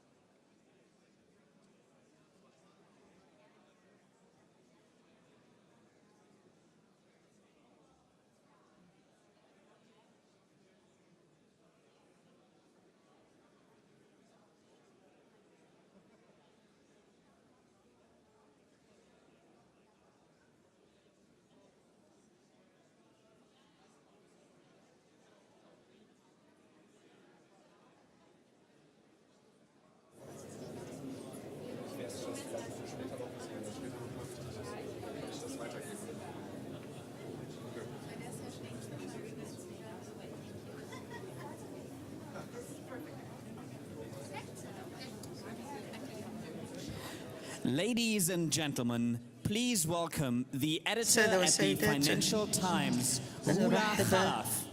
برئيسة تحرير Financial Times رولا خلف.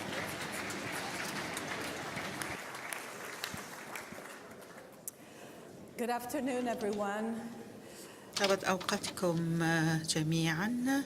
Please join me in welcoming three foreign ministers to talk about visions for Ukraine, the most important vision of which ثلاث is من peace. وزراء الخارجية الذين سيتحدثون عن أهم موضوع لنا.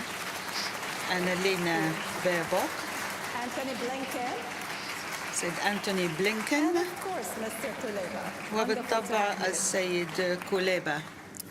من الرائع أن تكونوا معنا في هذه الجلسة.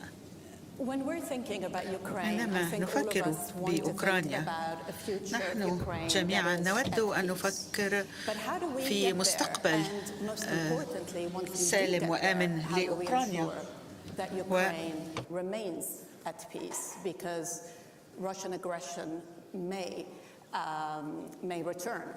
So I'd like to start with you, Minister Baerbock, and ask you how do you see the end of the war? What are the steps that you think need to be achieved? And do you see this as potentially a negotiated solution at the end of the day, or can it only be achieved through military victory by the Ukrainians? Well, in the end, there must be peace. And it has to be just and durable peace. And there's one easy way that this war will end and that we have peace again, and this is Russia stops the bombing and just Russia withdraws its troops. And we can do this tomorrow. If Russia decides to withdraw their own troops tomorrow, then we do have peace again, not only in Ukraine, but peace around the whole world, because we see the negative effects. And I think we have to be aware of 3 points on the path if Russia doesn't take this decision.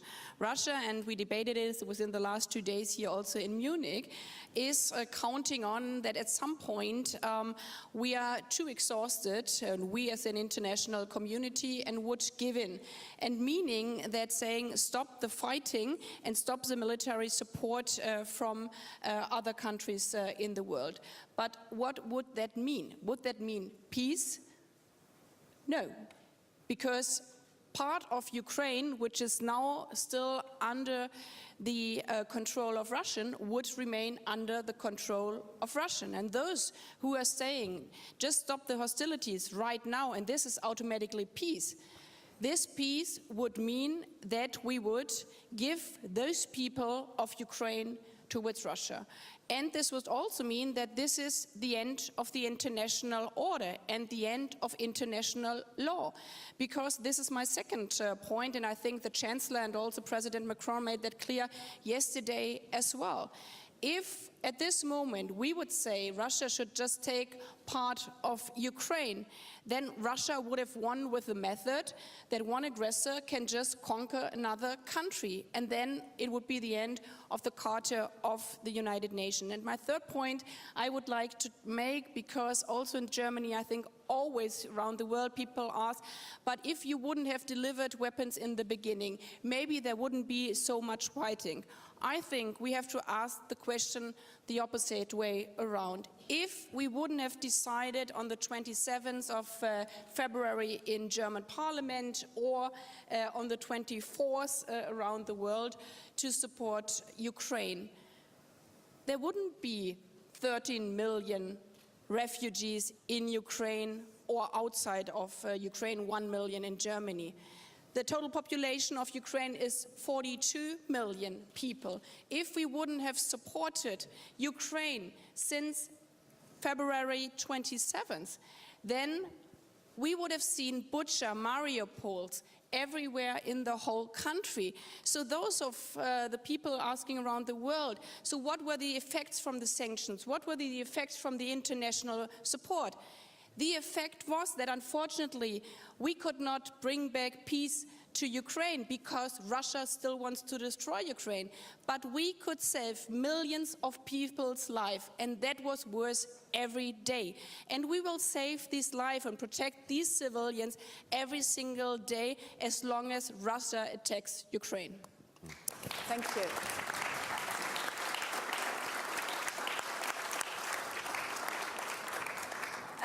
I want to bring you in, Mr. Blinken.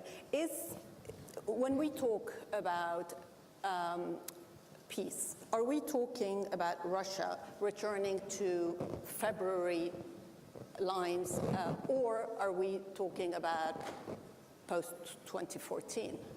Because Crimea is an issue that Ukrainians care a lot about, and I'm sure you'd like to come in on this, Minister Kuleba.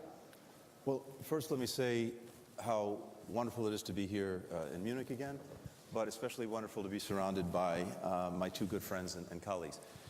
Germany has been absolutely extraordinary in its leadership over the last year. The third largest donor to Ukraine in total, taking steps that I think few of us in this room would have imagined possible before the Russian aggression. And that's due to the leadership of the Chancellor, and it's due to the leadership of my friend Annalena Baerbock, who's been extraordinary from day one. We have been shoulder to shoulder from day one. And of course, Dmytro Kuleba has been the voice and the face in many ways of Ukraine around the world, not just with us, but literally around the world, building support on every continent. And his own personal courage and the way he does his work on behalf of his country is extraordinary. So I thought it was important to acknowledge that, as well as all of you. Look, simply put, fundamentally, these are decisions for our Ukrainian friends to make. This is their country, their future, their decision. I am, as usual, in violent agreement with everything that Annalena said. And I think we have to be wary of two things.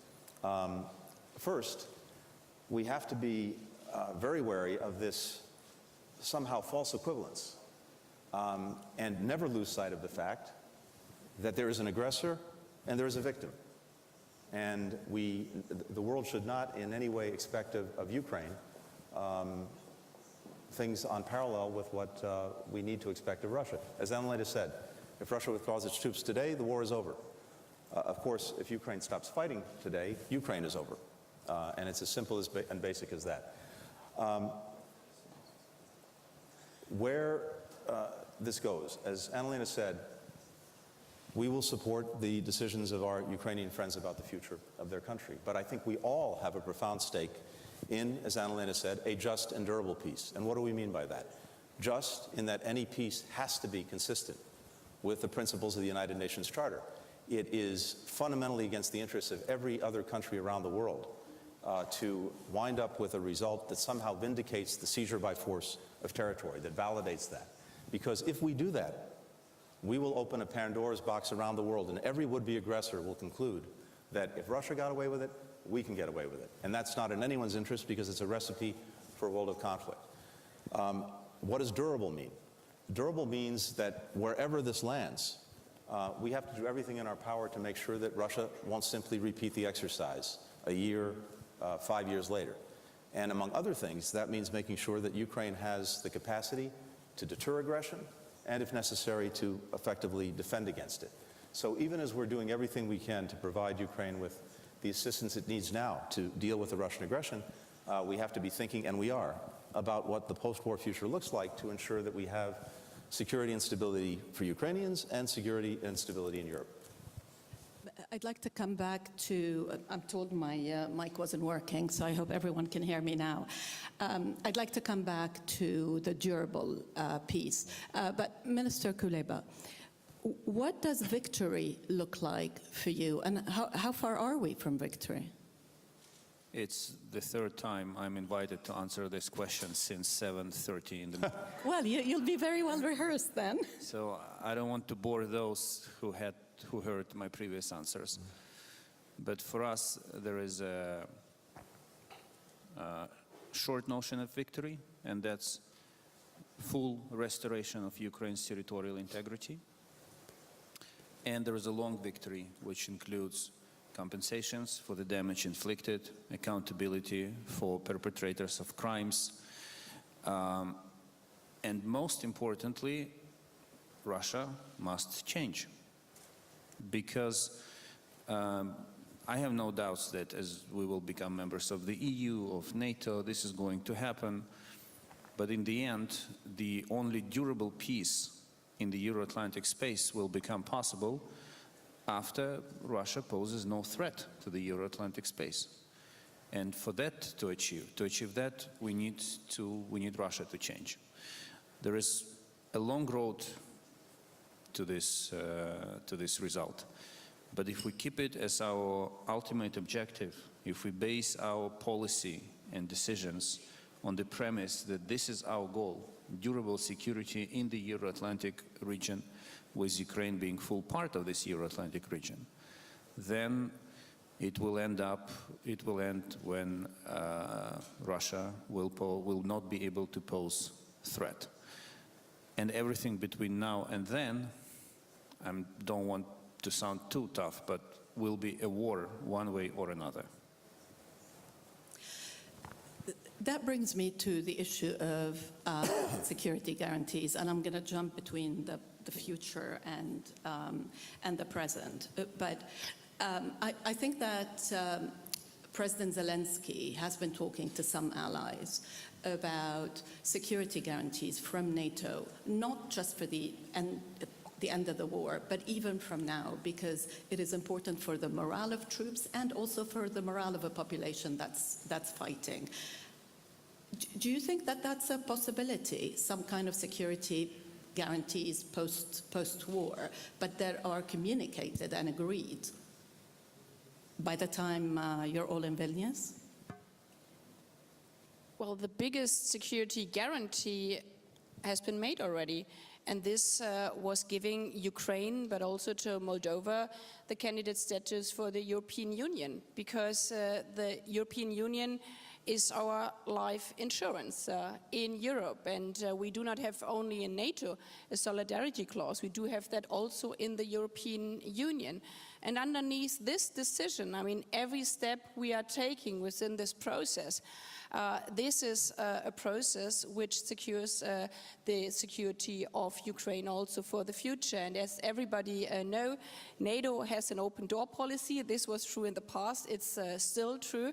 And what we are doing now also with the military support is helping Ukraine immediately every day, but we have a short-term, mid-term and long-term perspective, and this is also nothing new in February 2023, but we have decided and started this process in March, April, May last year, and then at the Bucharest summit together at NATO, where we underlined that the support for self-defense is required now, what we can deliver now, but for example, EVST systems, the next ones, they are coming in the next months, but also in the next years. Это все будет осуществлено в ближайшие месяцы, но и в последующие годы мы начинаем поставки. I think this guarantee has been given already last year, and this is because we always see the glass half empty, and I mean for Ukraine it's more than half empty. It's totally destroyed because so many people have been killed. But we should never forget what we have achieved together within the last year. Not only we are more united than ever. At the OSCE meeting we have been attending, both of us, there was this question, is the OSCE dead? No, not at all. We are also within the OSCE more united than ever. Countries from Central Asia like Kazakhstan or Uzbekistan are saying we want to work closer with you. We are sending as a European Union now a mission to Armenia because Armenia is saying we trust in you for our further peace. So I think we should never forget this because we need still some breath probably for the next months, and we don't know how long we need it. But we always have to remember for what it's worth, for peace in Ukraine, but for peace on the whole European continent. Secretary Blinken, how about these security guarantees? We have demonstrated right now an enduring commitment to Ukraine's security. We've demonstrated that through really unprecedented assistance being provided to Ukraine so that it has in its hands the tools that it needs to defend itself every single day. And as Annalena suggested, this is an enduring commitment because, first, many of the things that we're providing now will also be very beneficial to Ukraine's long-term defense and its deterrent capacity. And at the same time, we're thinking and talking very actively about what we can do, not just in the immediate, but over time, to put Ukraine in the strongest possible position going forward. Again, so that we can prevent a repeat of this Russian aggression, or if, God forbid, that were to happen again, that Ukraine would be in a very strong position to deal with it. Minister? Well, technically speaking, of course, the best security guarantees between now and NATO membership are sanctions, weapons, and money. But I think the most important security guarantee that partners can give to Ukraine is to firmly and unconditionally believe in the victory of Ukraine. If this is the founding principle of policy making, everything else will follow. And people here with whom I'm sharing this stage, I know they believe in it.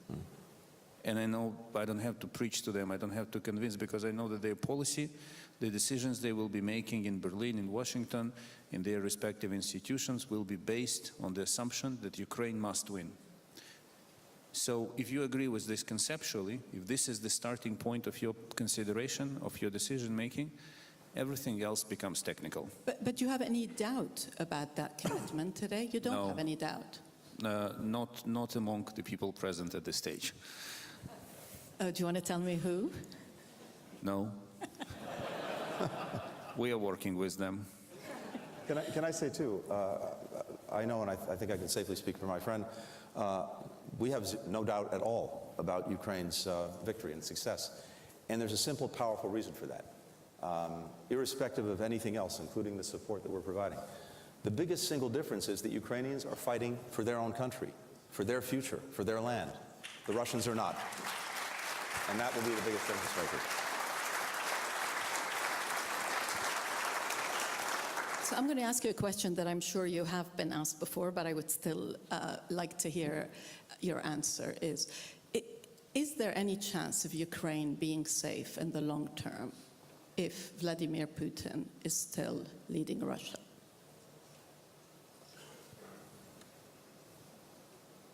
If he doesn't change by 360 degrees, no. But everything that happened over the last year, and it's truly remarkable what's happened over the last year, not just in terms of the Ukrainian willingness and capability to fight, but even in Germany, and yet he does not appear to have gotten the message at all. Well, I didn't say no without this half sentence beforehand, because I believe in humans, and I believe in human beings. And we have changed by 180 degrees, because we decided on February 27th, and this is why I'm always referring to this, that we changed totally our export policy with regard to weapons. Before, also myself, I said, no, we are not living in conflict areas. But this is a good thing about human beings, if you're still a human being and if you still see the suffering, that you can say, either I've made a mistake, and I mean, if you never learn from mistakes, you will never end the phase of being a baby.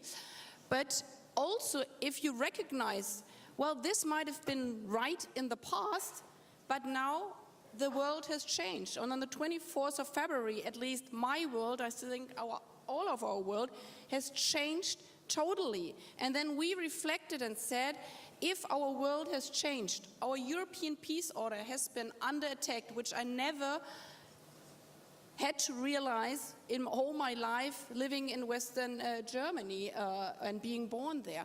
So when we realized this, that we woke up in another world, we said, obviously, the policies from before won't work anymore with regard to our understanding of weapon delivery. This is why we changed by 180 degrees.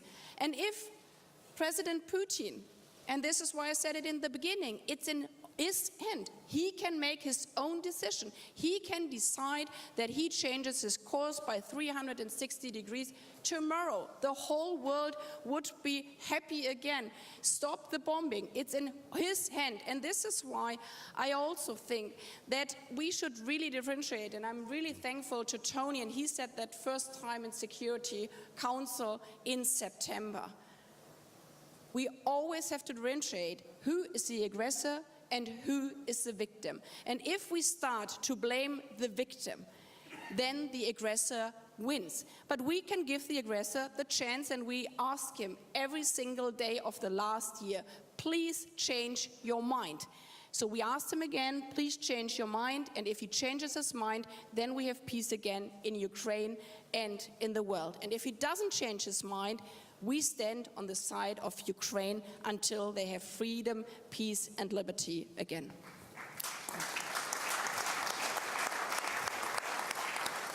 Mr. Secretary, is it possible that the step-by-step approach that Ukraine's allies have taken, often for good reason, but this step-by-step approach appears as hesitancy in Moscow, and that it is interpreted in Moscow as, well, help is not really forthcoming, it's not enthusiastic, and therefore I will always have a chance to either divide Ukraine's Western allies or maybe force them to pause. I'm sure he's now thinking there's an election in the US in 2024.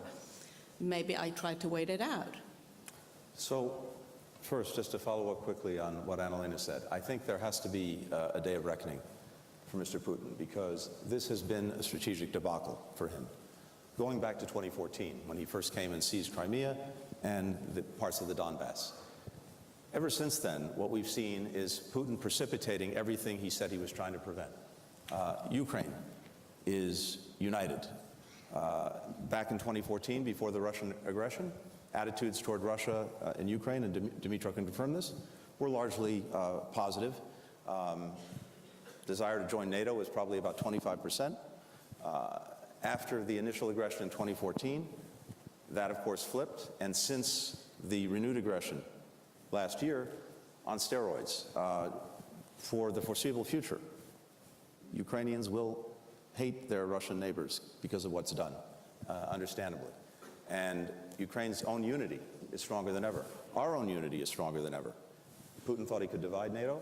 Of course, we've seen exactly the opposite. In my 30 years of doing this, I've never seen this alliance more united and on the verge of welcoming in 2 new members. That, too, no one was thinking about before Putin engaged in this renewed aggression. But here's the other point that's so important, and I'll come to the question.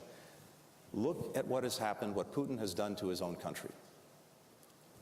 We now have, by public accounts, something like 200,000 Russian casualties in Ukraine. Think about that for a minute. In less than a year, we have more than 1 million Russians who have left their country because they do not want to be a part of this war and the direction that the country is being taken in. We have 1,000 or more companies from all of our countries who used to do business in Russia who no longer do, because the reputational cost of that is far too high. And all of Russia's connectivity with so much of the world has been cut off piece by piece as a result of the actions that President Putin has taken.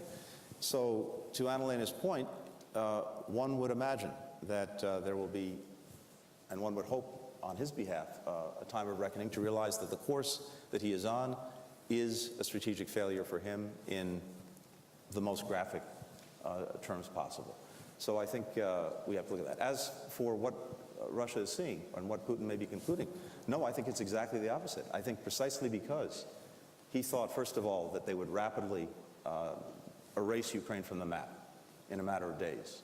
And of course that didn't happen because of the extraordinary courage and bravery of Ukrainians, but also because they already had in hand some of the tools that they needed to repel the aggression from Kyiv, move it to the east and the south. But then everything he's seen over the last year is an extraordinary coming together of dozens of countries, and not just in Europe, beyond as well, because countries like Japan recognize the implications that this war has for them and for their interests. Everyone around the world is watching. And he's seen us systematically, time after time, working closely with our Ukrainian colleagues, try to assess what they need and make sure that we could get it to them. But what's so important, and I think all of you know this very well, is we tend to get fixated on individual weapon systems, and that's understandable. One thing or another gets in the news and people start focusing on that. But we all know very well that it's not just the weapon systems. It's the training, because if you can't use it, it doesn't help you much. It's the maintenance, because if it falls apart in a week, it doesn't help you much.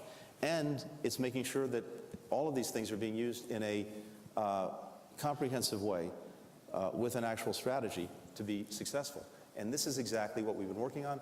I think Vladimir Putin sees that very, very clearly. Minister Kuleba, can you foresee a time when Ukraine is at peace, Russia is withdrawn completely, and you're having discussions, new relations with a Russia that is led by Vladimir Putin? Well, I know this is a bit everything except Vladimir Putin is my retirement plan. That's, I want to end the war, I want to go to the village, to the countryside, live there in peace, raise, see my children, and I don't have to get old for that to happen. I'm ready to do it the moment war is over. As long as Putin is in power, we will be in troubles, because Ukraine is his personal obsession, for various reasons which will require another panel to focus simply on this one issue. I believe that the period between the moment when Putin is gone and the new leader emerges will be the period of opportunity for all of us. But we cannot forecast when it's going to happen. This is, so we really, what we have to do now is just to focus on fighting on the battlefield, fighting in diplomatic arena, because yes, we see an unprecedented unity of one part of the world that stands for principles and rules this world is based on. But we also see other parts of the world. Some are neutral, which means effectively, the support of Russia. Some are calling to seize the supply of weapons to Ukraine, which also means that Russia is going to win.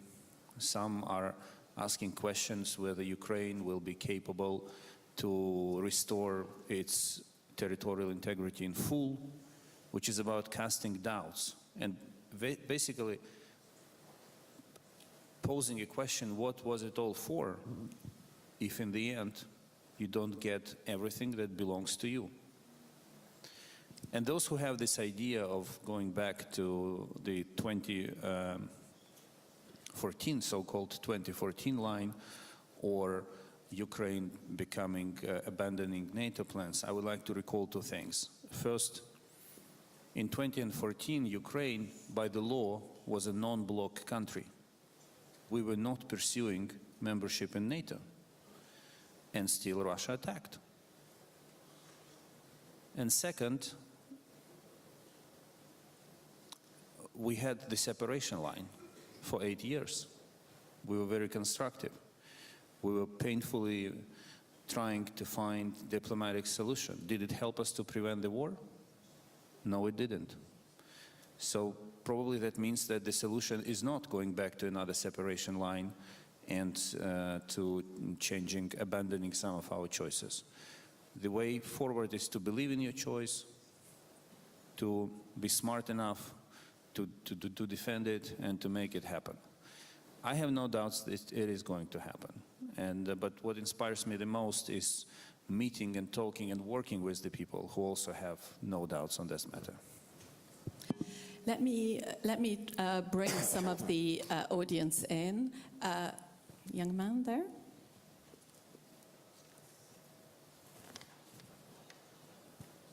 Thank you very much. I'm Linas Kojala, Director of Eastern Europe Studies Center in Vilnius, Lithuania, and part of Munich Young Leaders. Well, Ukraine is fighting a war for its existence, but Russia also poses existential threat to countries on NATO's eastern flank, the Baltic states, my country, Poland, and others. So before NATO summit comes to Vilnius in the next 5 months or so, what needs to be done to send a clear message that Ukraine is not a gray zone on the map of Europe in terms of security, and that NATO's eastern flank is capable of withstanding the threat that comes from Russia, at least before Ukraine joins NATO. Thank you very much.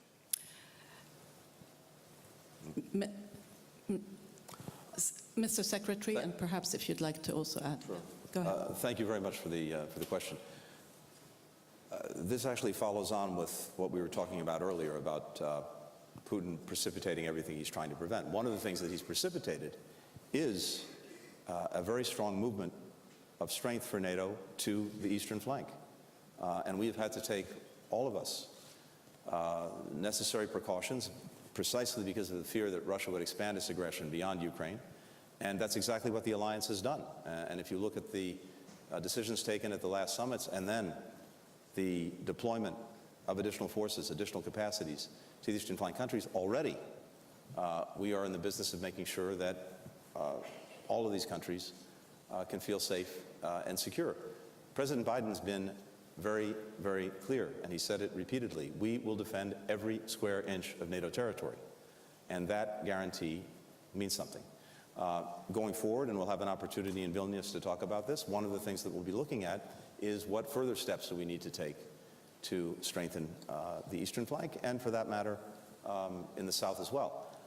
One of the ironies of the situation we're in is that Vladimir Putin seems to believe, erroneously, that NATO has designs on Russia, that we pose a threat to Russia, that we aim to commit some kind of aggression against Russia. That has never been the case. It never will be the case. But because of his actions, NATO has been dramatically reinforced. And again, if you go back to 2014 when this first started with Ukraine, look at the trajectory NATO was on then. Budgets were actually going down. Forces from the United States were coming back. Equipment, tanks, planes were coming back. Ever since 2014, as much as I'd like to think that in some part our engagement and leadership played a role, I have to give credit where credit is due. Vladimir Putin has done more than anyone on earth to strengthen the NATO alliance. Let me take another question there, yeah.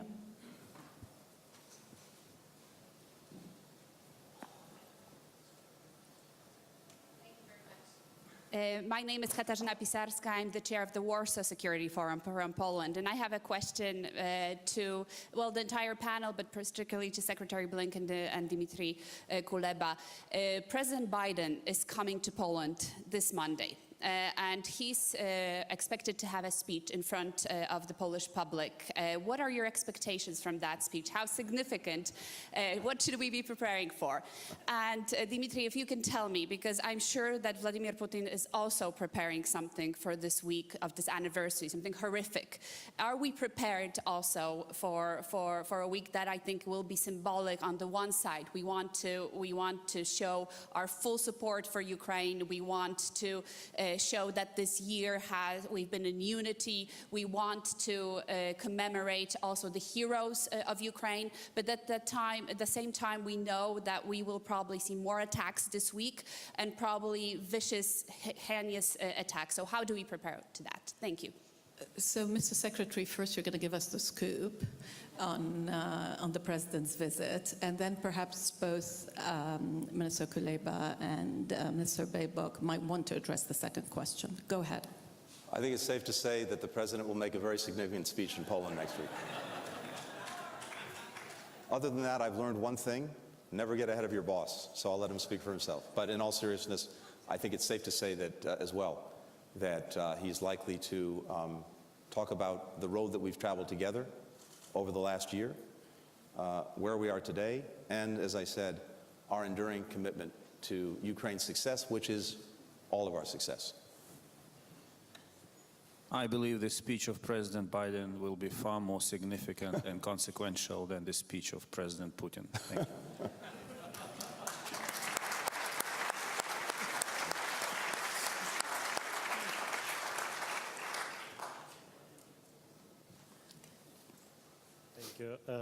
Artur Gerasimov, MP, Ukrainian Parliament, European Solidarity Faction.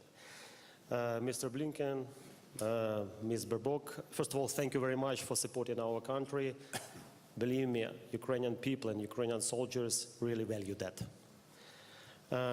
Your countries, together with UK, are the biggest supporters of Ukraine right now. And I want to ask you the same question. Earlier today, I asked Prime Minister of Great Britain, which steps, from your point of view, can be done with purpose drastically increase the speed of decision-making while supporting Ukraine and while sanctioning Russia? Thank you.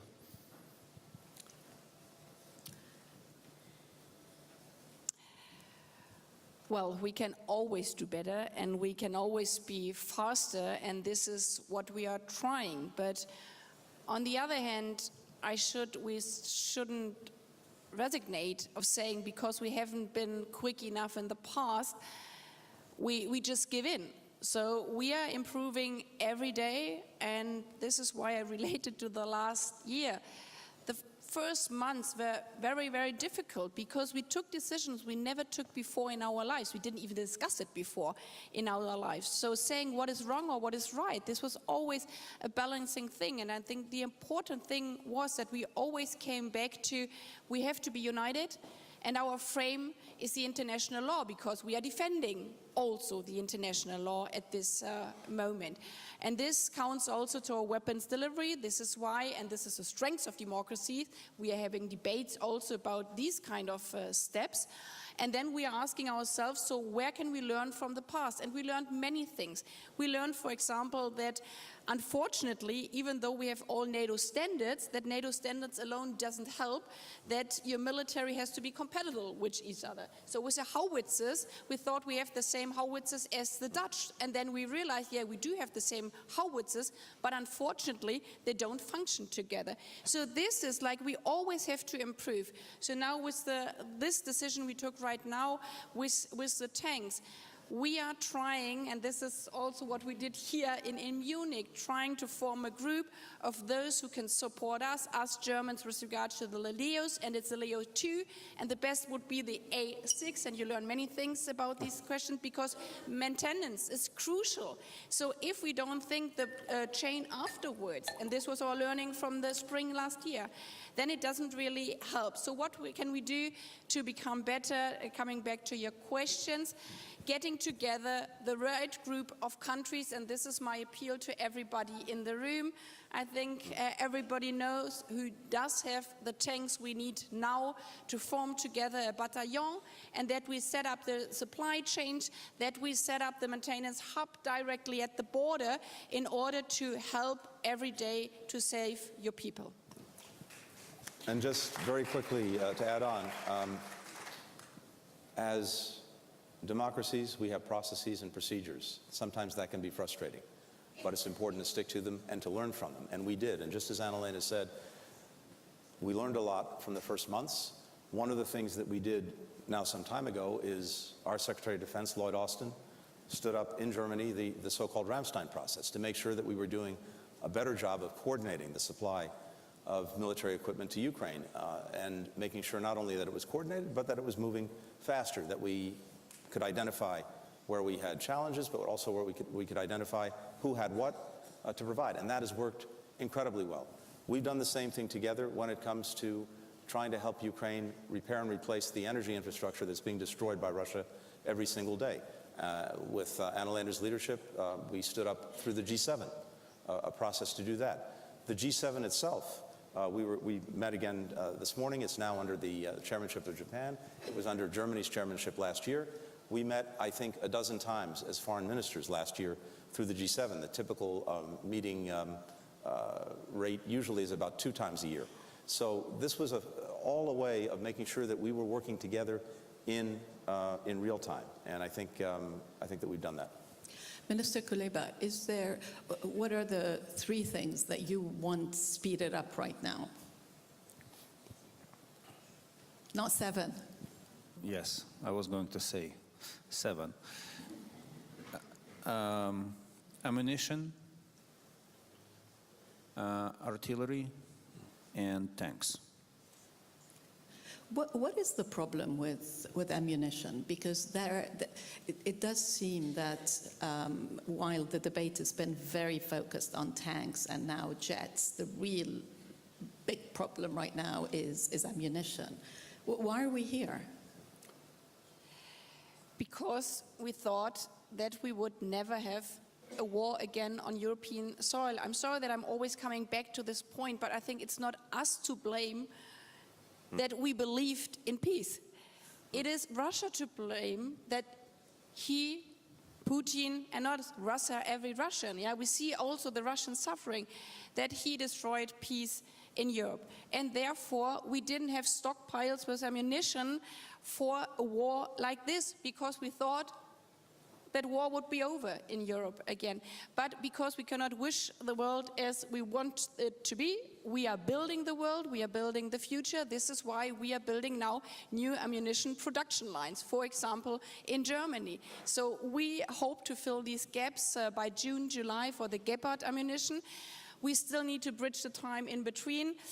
And as you might know, I'm a fan of open words. There are a couple of countries in the world who do have this Gepard ammunition. And again, we are calling on them, please help us to bridge this time, that until we have built this new production line, we could use this ammunition, and making it even in a bigger picture. And I would like to thank all those countries who are in other corners of the world and said in the beginning, this is a European war. You haven't been there when we asked you for help. And this is true. Too often we ignored also other conflicts of the world. But there are so many countries who realized if they would not take a position in this war, then it would only help not Russia, maybe they didn't care if it helps Russia, but it would destroy the Charter of the United Nations. And this is why they took a side. Because this old saying of Desmond Tutu, in a case you see justice and injustice, an aggressor and a victim, neutrality is not an option, because then you are standing on the side of the aggressor. And this is a plea we are also giving next week to the world again. Please take a side for peace, a side for Ukraine, a side for the humanitarian international law. And these times, this means also delivering ammunition so Ukraine can defend itself.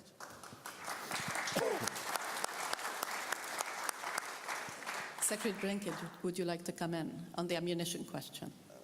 Again, I think Annalena has covered it very well, but one of the things that we know is that we've had different types of weapon systems that use different types of ammunition. Ukraine has had in its own inventories a lot of Soviet-era weaponry that uses one type of ammunition. Some of the NATO systems that are being supplied to Ukraine use another type, so that's been a challenge. But exactly as Annalena said, some of the stockpiles were not accounting for this. And at the same time, getting these production lines moving again is not like flipping a light switch. It takes real effort, it takes real time. And quite honestly, those who produce these weapons also want to know that they're going to start a production line again, that it's not going to be turned off in 6 months. So all of these things factor into it. But I can also tell you that pretty much every single day, we are scouring every corner of the earth for the appropriate ammunition for Ukraine. There's the gentleman down there. Yes. No, sorry. In the middle. Yes, you who are trying to get the... No. Sorry. Yes. Too many gentlemen here. So many gentlemen. So thank you very much. First of all, I wish you all, specifically the people of Ukraine, an acceptable, respectable, and peaceful solution for your country.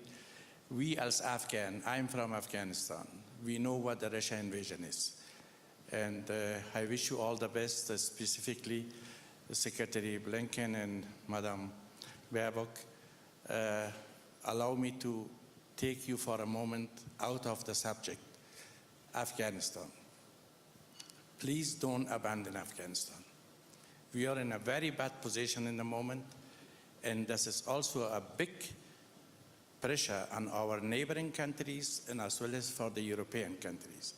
Because if it is continuing like this, you will have 100,000 of refugees again on the border of Europe.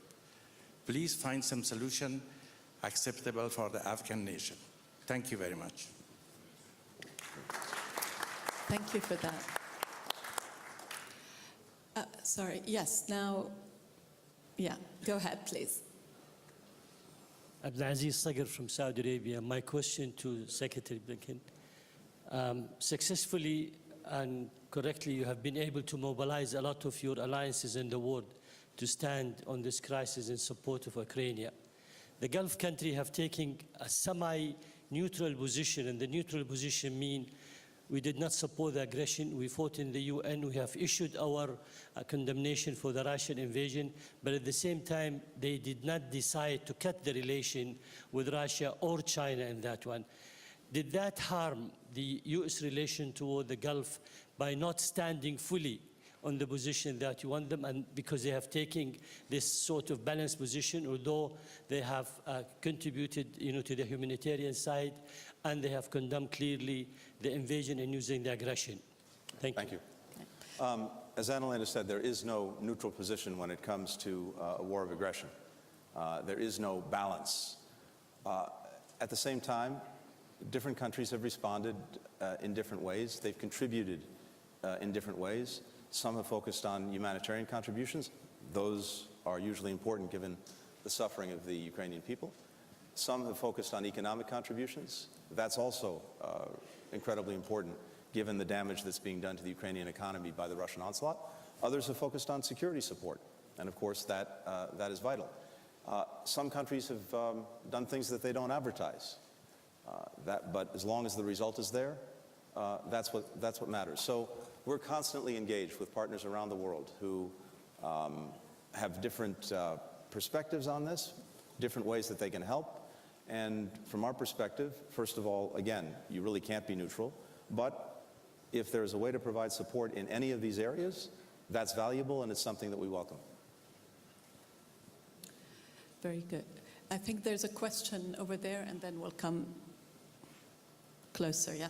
Go ahead, please. Thank you very much. My name is Lisa Yasko, member of Ukrainian Parliament, member Foreign Affairs Committee, servant of the People Party. I want to ask you, our panelists, about what would you recommend me, as Ukrainian politician, to tell to Ukrainian people when they ask me how long we need to go through all of this?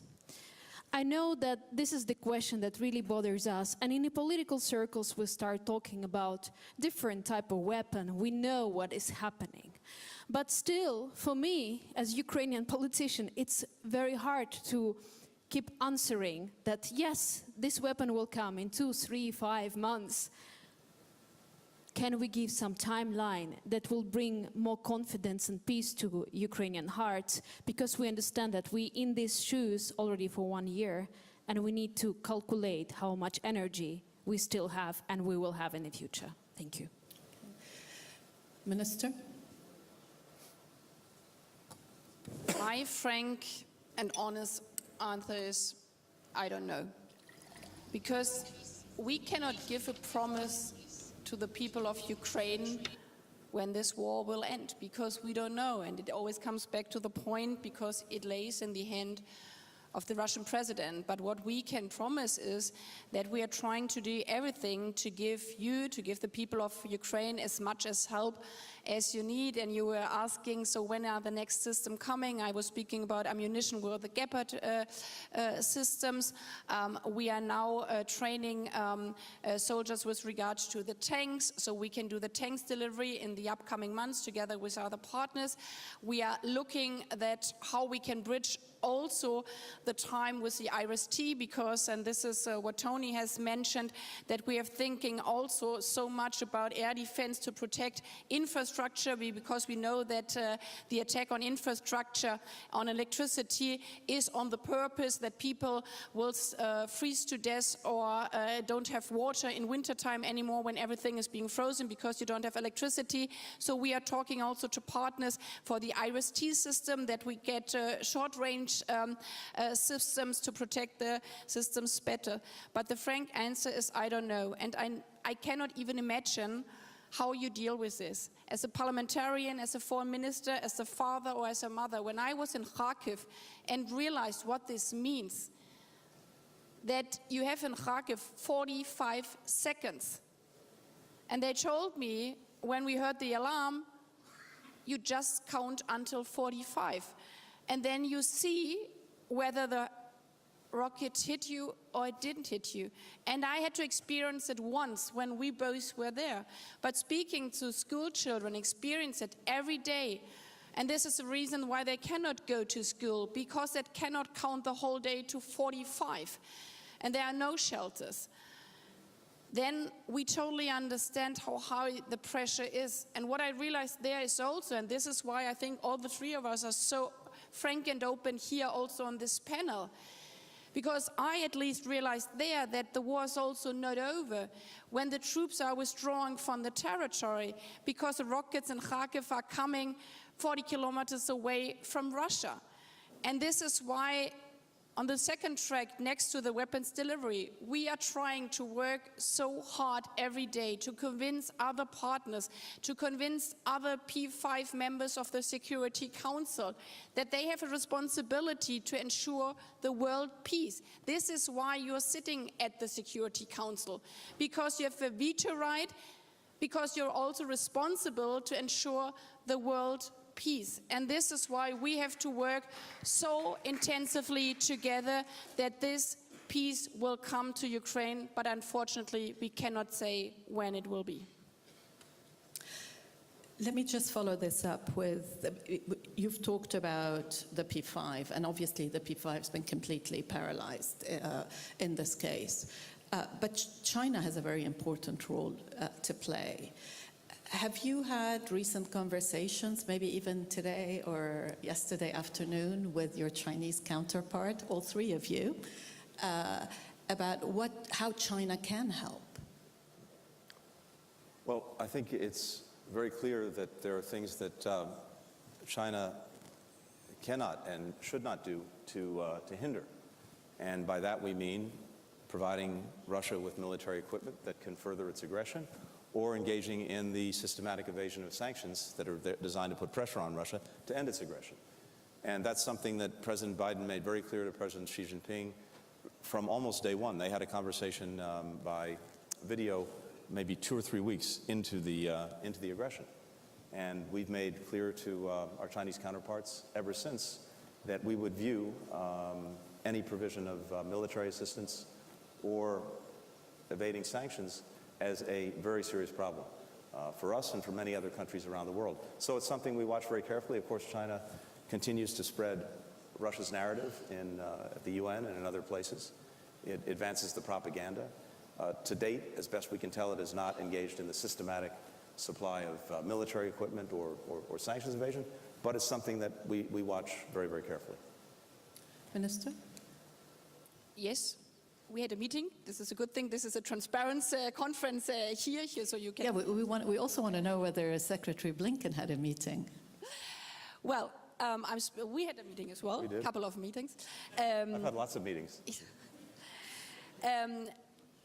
Well, I think why we are also all arguing so much what peace means is because of the role of China. Because obviously we are going next week not only to the General Assembly, we are also going to the Security Council. We have heard, I have heard it also in the meeting, but you can read it also in media, that China said they will present a paper for peace, which is good because we need everybody in the world to be ready to stand up for peace. But the question will be, what kind of peace will this be? And this is why I think all the three of us try to underline that there is a difference if you call on everybody to stop delivering weapons, and we call also on China or everybody in the world to not deliver weapons to Russia. But if there's a request of saying, so we should stop supporting Ukraine, then there's a huge difference, which Tony Blinken made in September in the Security Council, when he was saying, and if I may, I quote you again, if Russia stops fighting, and we hope this is a plea also from China next week when they propose their peace program, call on Russia to stop fighting, because then this war is over. But if Ukraine stops defending itself, and this could be another plea, then Ukraine is over. And we cannot accept this, because then also the Charter of United Nations is over.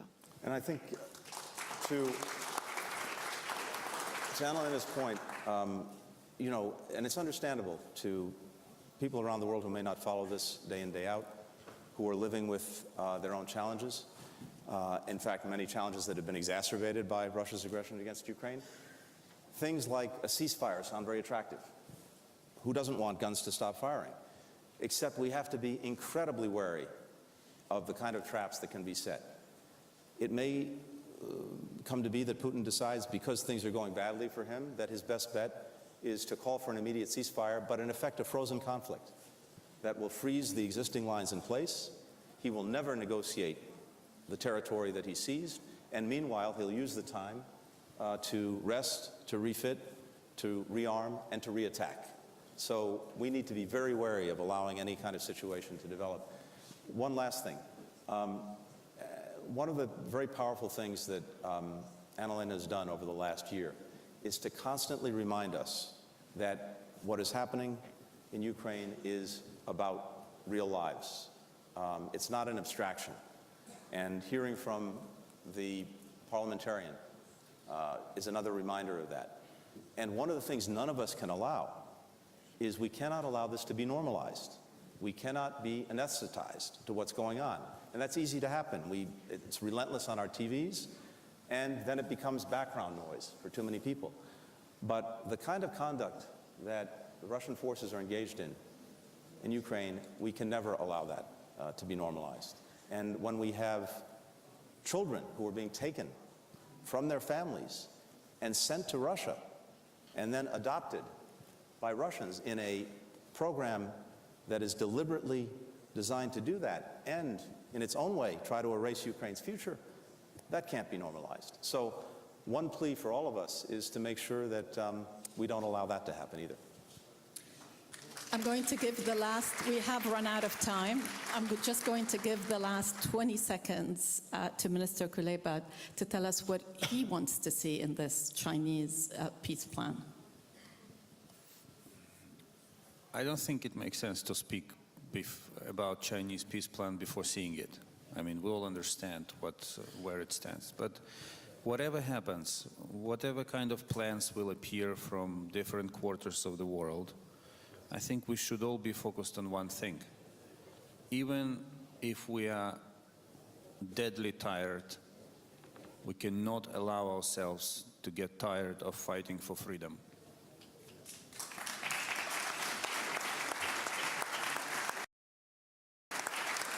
And then you have one plan or another or the third one. It's all secondary because you know what you're fighting for. Thank you. Thank you to the panelists and also to the audience, and I'm terribly sorry that I couldn't get to all your questions. Let's give the panel a round of applause.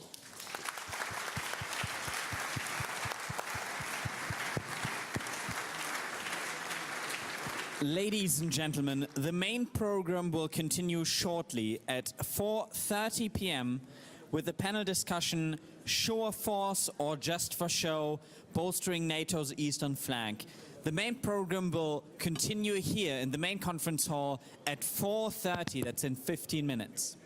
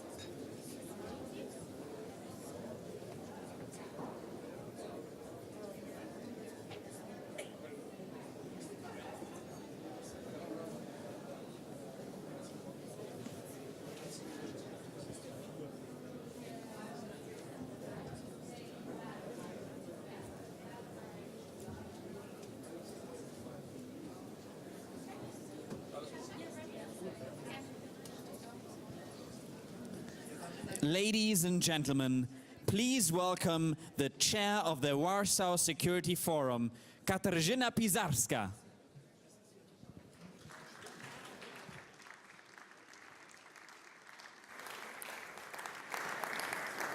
Ladies and gentlemen, welcome to our next panel discussion. I think a fascinating discussion about fostering resilience in Northeast Europe. Before we invite all the panelists onto the floor, I would first and foremost like to invite to the podium the Minister of Defense of Germany, Boris Pistorius, who will address us, and after that we will continue our discussion. Minister, the floor is yours.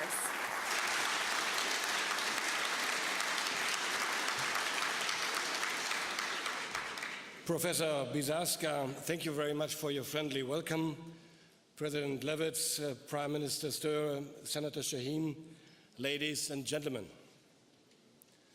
I'm a child of the Cold War. I grew up in Osnabrück in an area where many British soldiers lived with their families. On my way to school, I would often see people in uniform, and I looked up to them with youthful admiration. It was a time when West Germany was part of NATO's eastern flank. There was an underlying threat that we were always aware of at home. The sight of tanks at Checkpoint Charlie and the Cuban Missile Crisis had become etched on my parents' memory, as would years later the threat of SS-20 missiles threatening Western Europe. Like many households in Germany, we stockpiled tinned food and other supplies for a war emergency.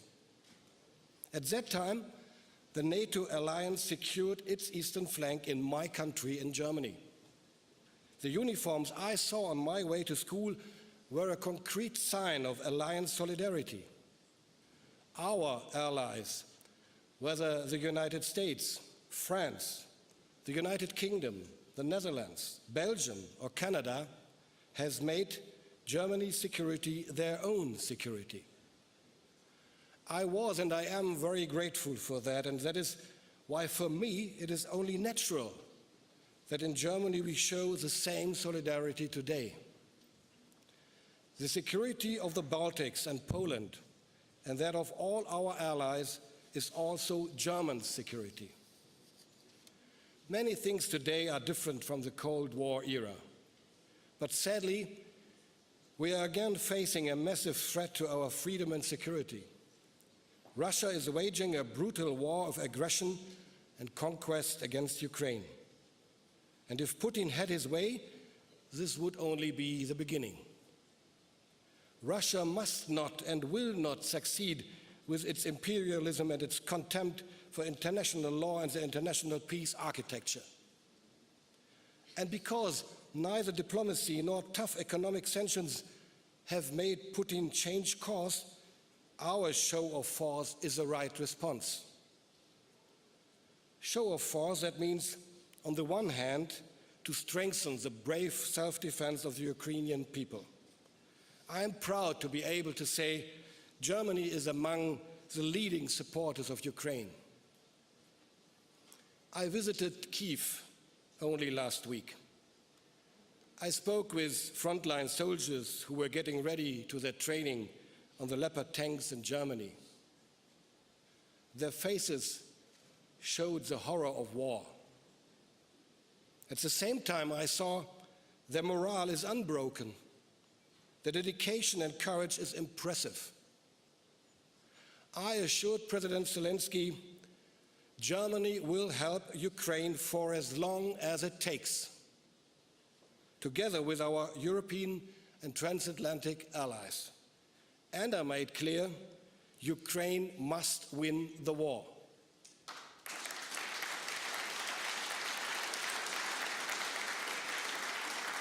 Show of force, this means, on the other hand, that we must strengthen NATO eastern flank, we must strengthen ourselves.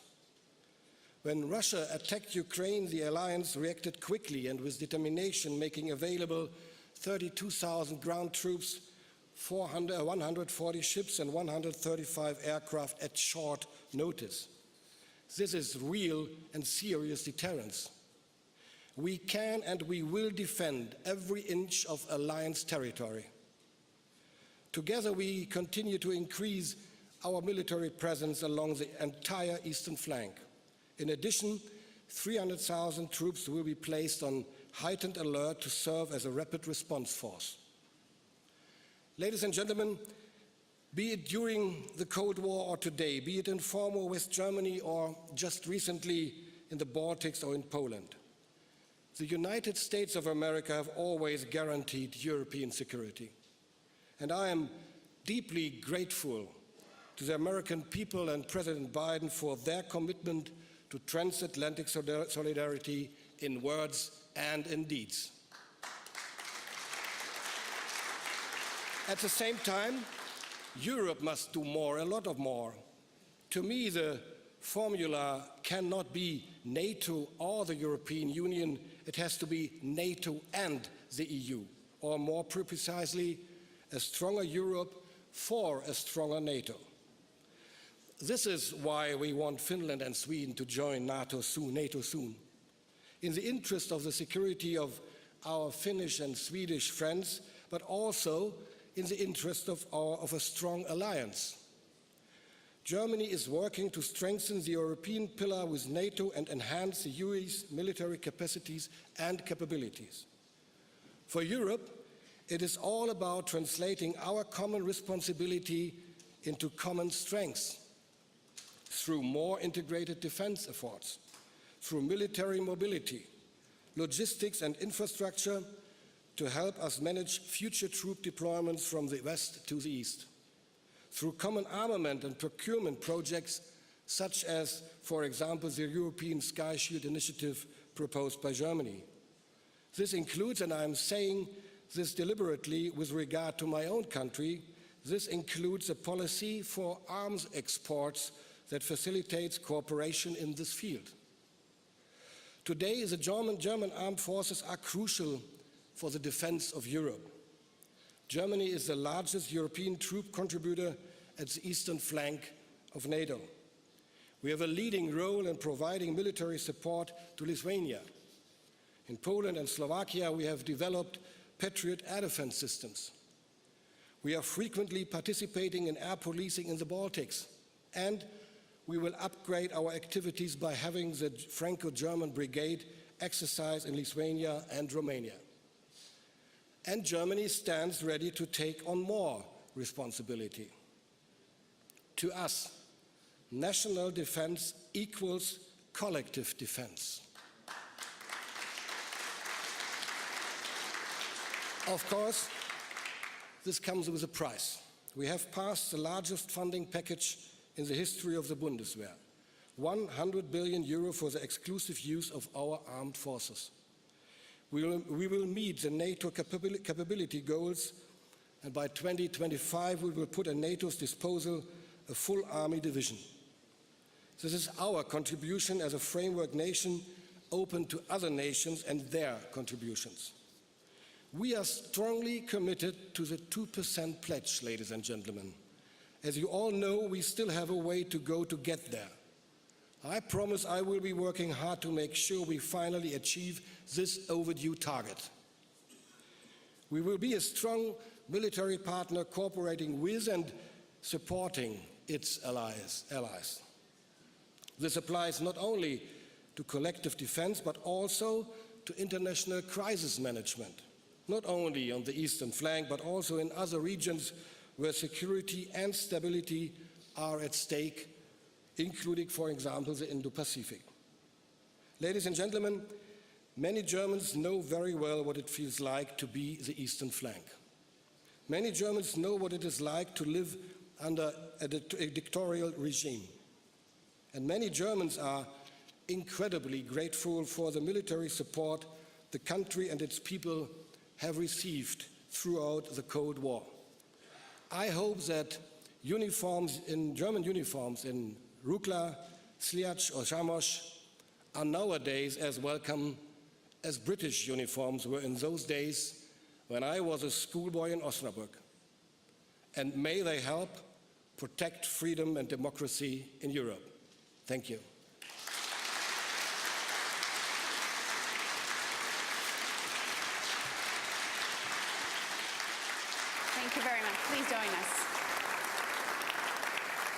Thank you very much. And as we start the panel, I would like to also welcome our other panelists with us, President Eglis Levits, who is the President of the Republic of Latvia.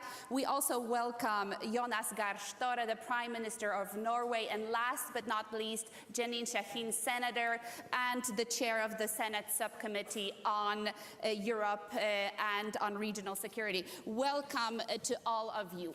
We have about 35 minutes to keep this discussion rolling, and of course there's a number of questions I would like to ask and address to the Minister, but before we do, let's try to set the stage also from a broader perspective when it comes to fostering resilience in North and East Europe. I'll start with President Levits. President Levits, a year ago, just after the Russian invasion started, you have expressed concerns, as many of your colleagues in the region, including in Warsaw, that if Putin is not stopped in Ukraine, he will not only reach our borders, but potentially even cross our borders.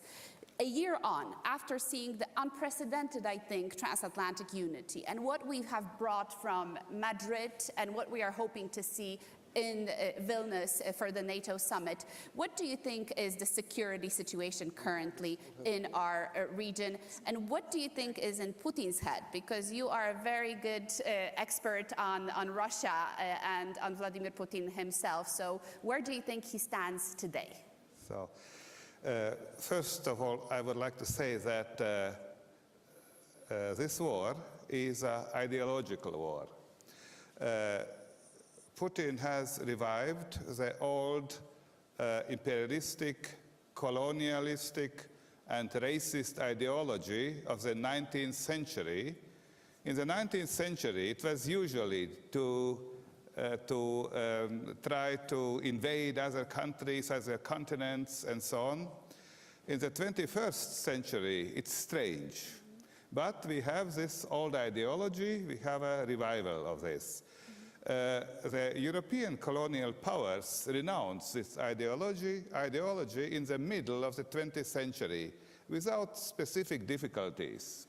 But we see that for Russia it is very difficult to renounce this ideology, and there is still a revival. And therefore, I would like to say that Russia is an aggressive country depends not only from Putin, also a big part, we don't know how big part, but a big part of society is supporting this ideology. And therefore, we should count for a long time that Russia will remain aggressive state. It is possible to denounce this ideology, but it takes time, and it deserves collective efforts. And in Germany, in German, there is a word for that, Vergangenheitsbewältigung. And till there would be a real Vergangenheitsbewältigung, coping with the past in Russia, where all that what Russia has done now in Ukraine and previous in other countries would be reflected and renounced, condemned, that will take time. And we have reacted, I mean the West, NATO, European Union, the West as a whole. By the West, I think I can include also some countries like Japan, like South Korea, Australia, New Zealand, and so on. We have reacted very quickly to the new situation, and the decisions of the NATO summit to strengthen the eastern flank of NATO came timely.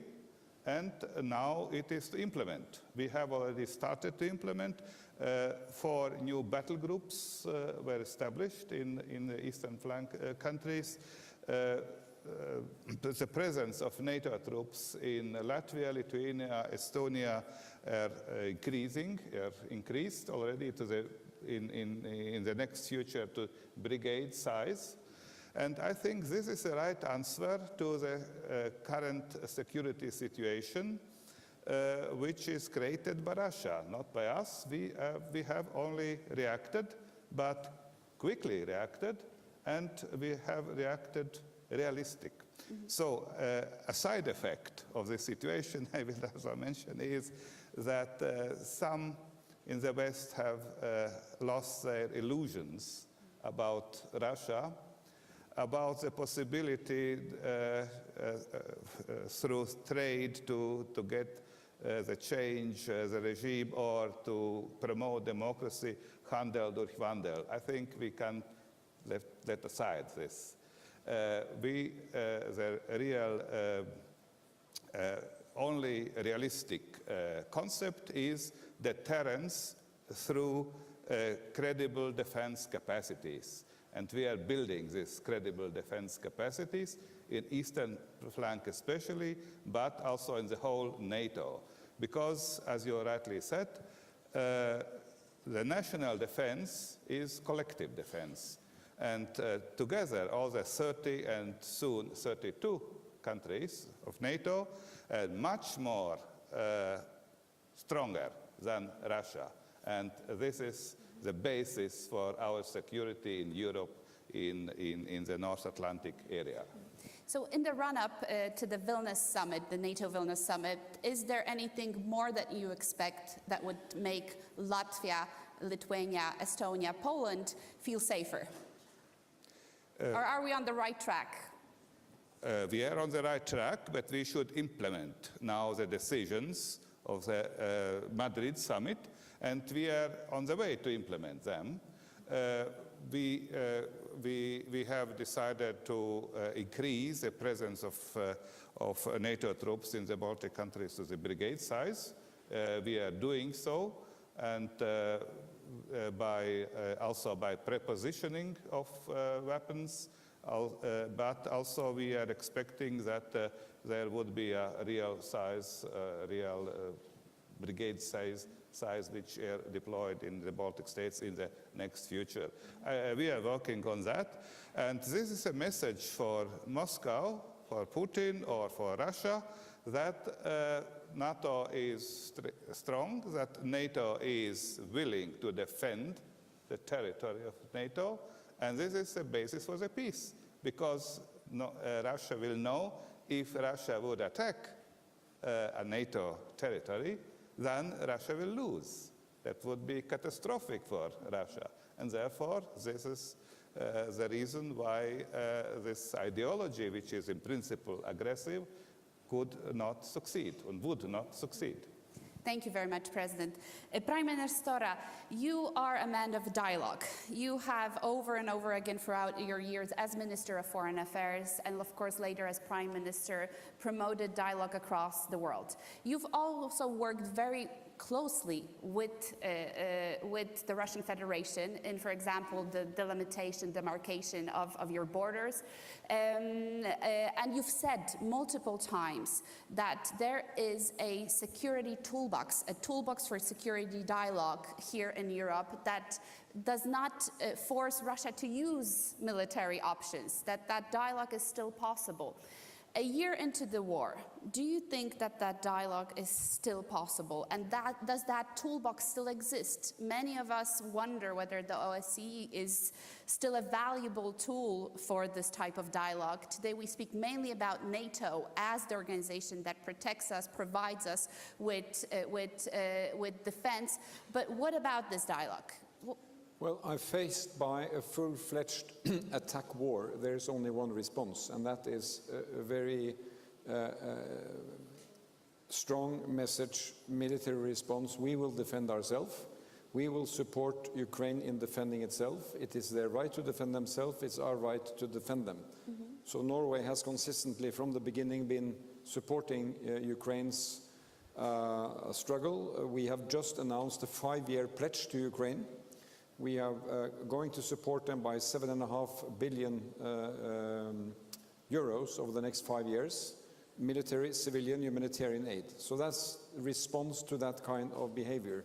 The great tragedy of this war is that Europe should have had the toolbox to deal politically with differences. That is Putin's great sin, in a way, that he went to full-fledged mobilization and war in a situation where, well, differences may occur and you deal with them using that toolbox. Now, as I said, you said correctly, from the first year I was foreign minister from 2005, and at the moment we had to deal with the fact that we had 170,000 square kilometers in the Barents Sea and Arctic Sea that were disputed with Russia. And according to the law of the sea, then you have to sit down and find how to define that border. So we worked on that pretty intensively, and that was a time when you could work on it. So we negotiated the delimitation, 50-50 division, and a delimitation line which was drawn according to modern principles of law of the sea. I take it that would have been almost impossible today under the circumstances. So I think the point is we have to look ahead to a Europe where countries small and big can be safe. There is no question that NATO is the pillar of this defense. It has been for us since 1949. It is, as the minister said, collective security across the Atlantic. And NATO, I think, is of extraordinary relevance for both the United States and Canada and Europe. And we have to deepen that cooperation.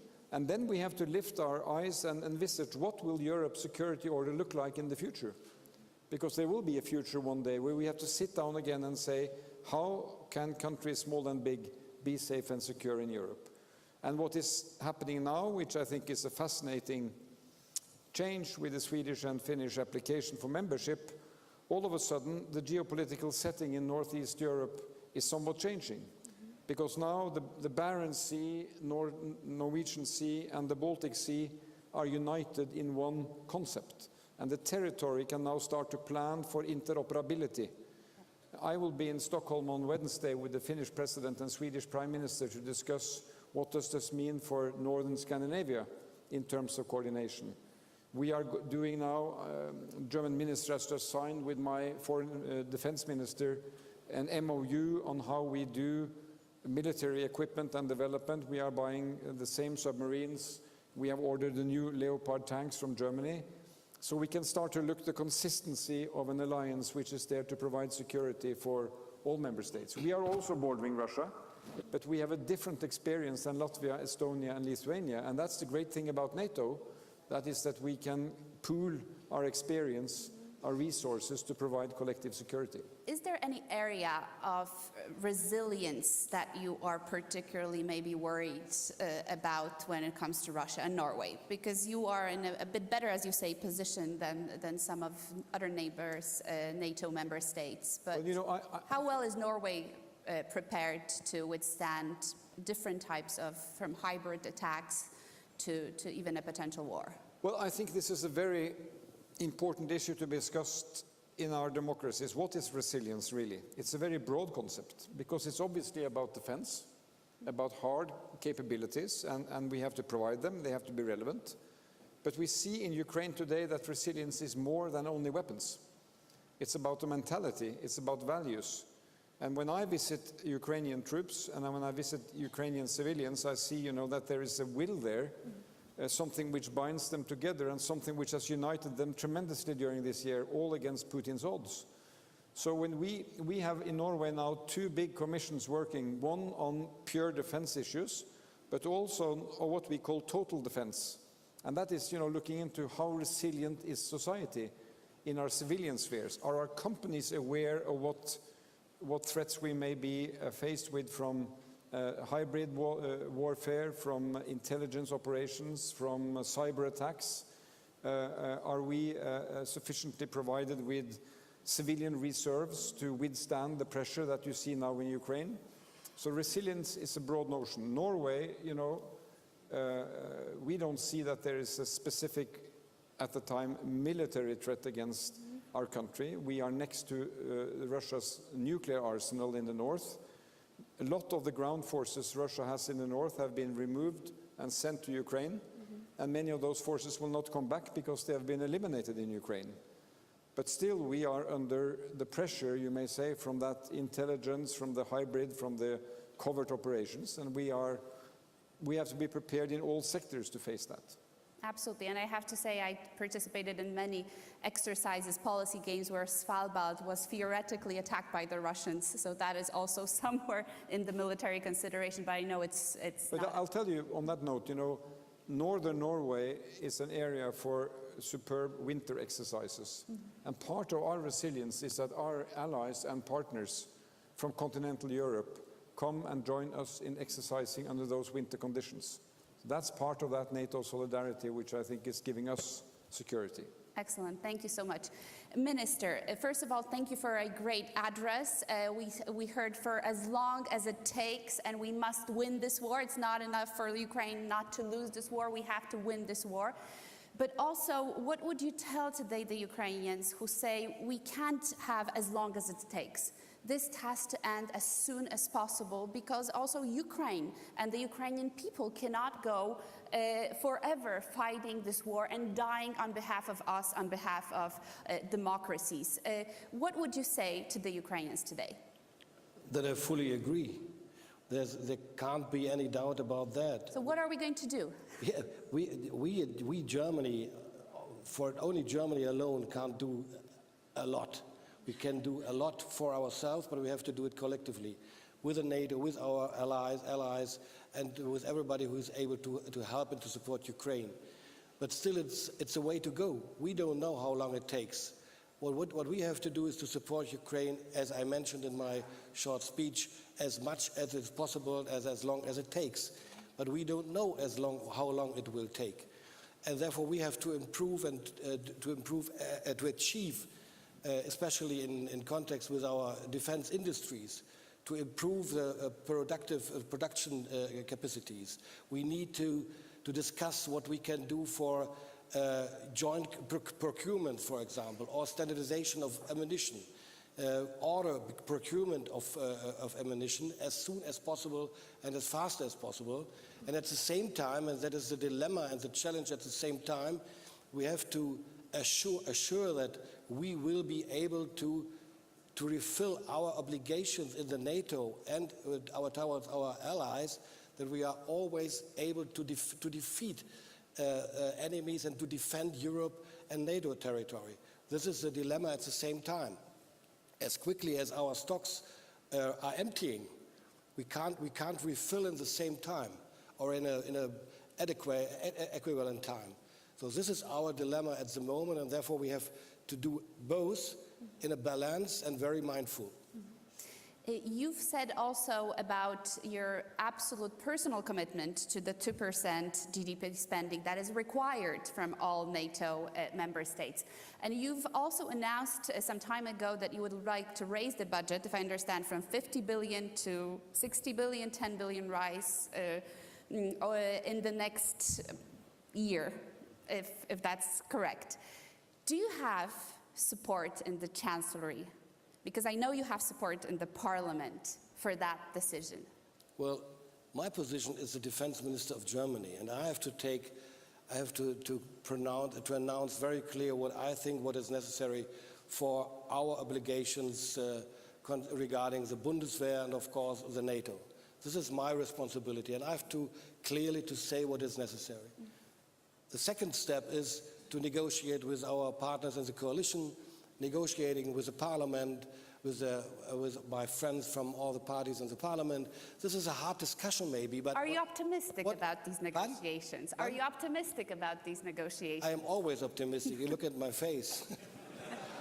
I'm always optimistic because we experienced during the last months a 180 degrees turn in the opinions of Germans regarding military questions, military issues, NATO, and of course what's going on in Ukraine. People changed their mind. They changed their perspectives. I would never have expected that would be possible in Germany. And from my point of view, it's in the same moment. It's a bit sad, as I tried to say in my speech, that in my age of 62, I am forced to spend billions of money for weapons after having grown up and lived in a time in which we all thought and believed we would never face again war in Europe. This is incredible, this is horrible. But still, people are learning it at the moment, and very quickly, much faster than I expected. Thank you very much, Minister. Senator, We've heard today from Vice President Harris about the ironclad commitment of the United States to NATO Article 5. We have seen, an unprecedented visit of a number of senators, congressmen here in Munich. We're also expecting President Biden, as I said, in Poland this week. So I think all this shows the incredible support for NATO, for the eastern flank of NATO, for our region as a whole. But at the same time, today in the morning, a question was asked to the Minister of Foreign Affairs of China about Taiwan. Whether he can, I think, Professor Ischinger asked that question, whether he can promise that China will not attack Taiwan. And we heard back that Taiwan is part of China. So there was not only no promise, but I think, many people said here, we're preparing for another war. Do you imagine a situation, I'm sorry to asking these hard questions, in which we would have to have our attention in two different places, on the Pacific and here in Central and Eastern Europe, with two conflicts at the same time? Is America prepared for this? Is the transatlantic alliance prepared for such a worst-case scenario? And what did that mean also for the resilience of our region, where America's attention would have to be pulled back into the Pacific? Well, can everybody hear? I know there's a little echo. That's why winning the war in Ukraine is so important, because you can bet that China, Iran, North Korea, all of our adversaries are watching what happens in Ukraine. And they're looking to see if the West can stay united, if we can continue to support NATO, if we can continue to support Ukraine. And they're going to make a calculation about what comes next based on the outcome of this war.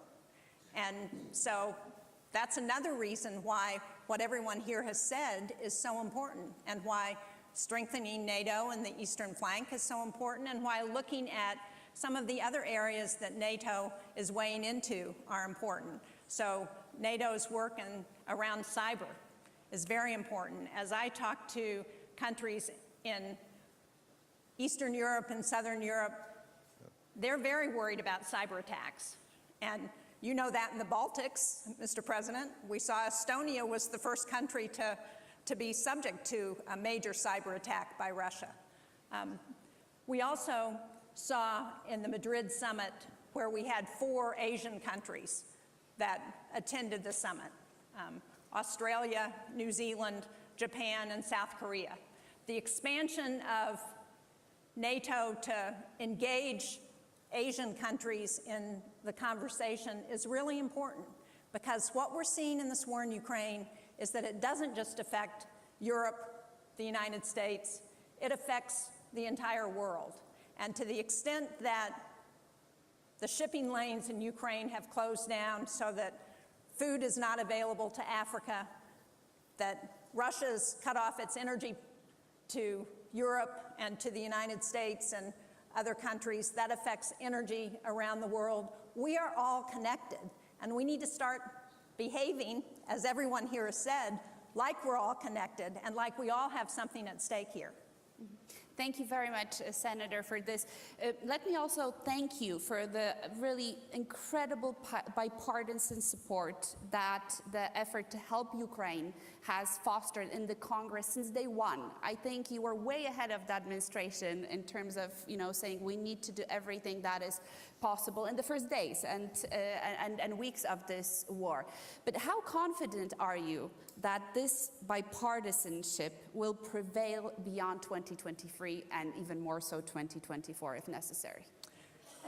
I think it will continue as long as we need to support the war effort. Senator Risch, who is the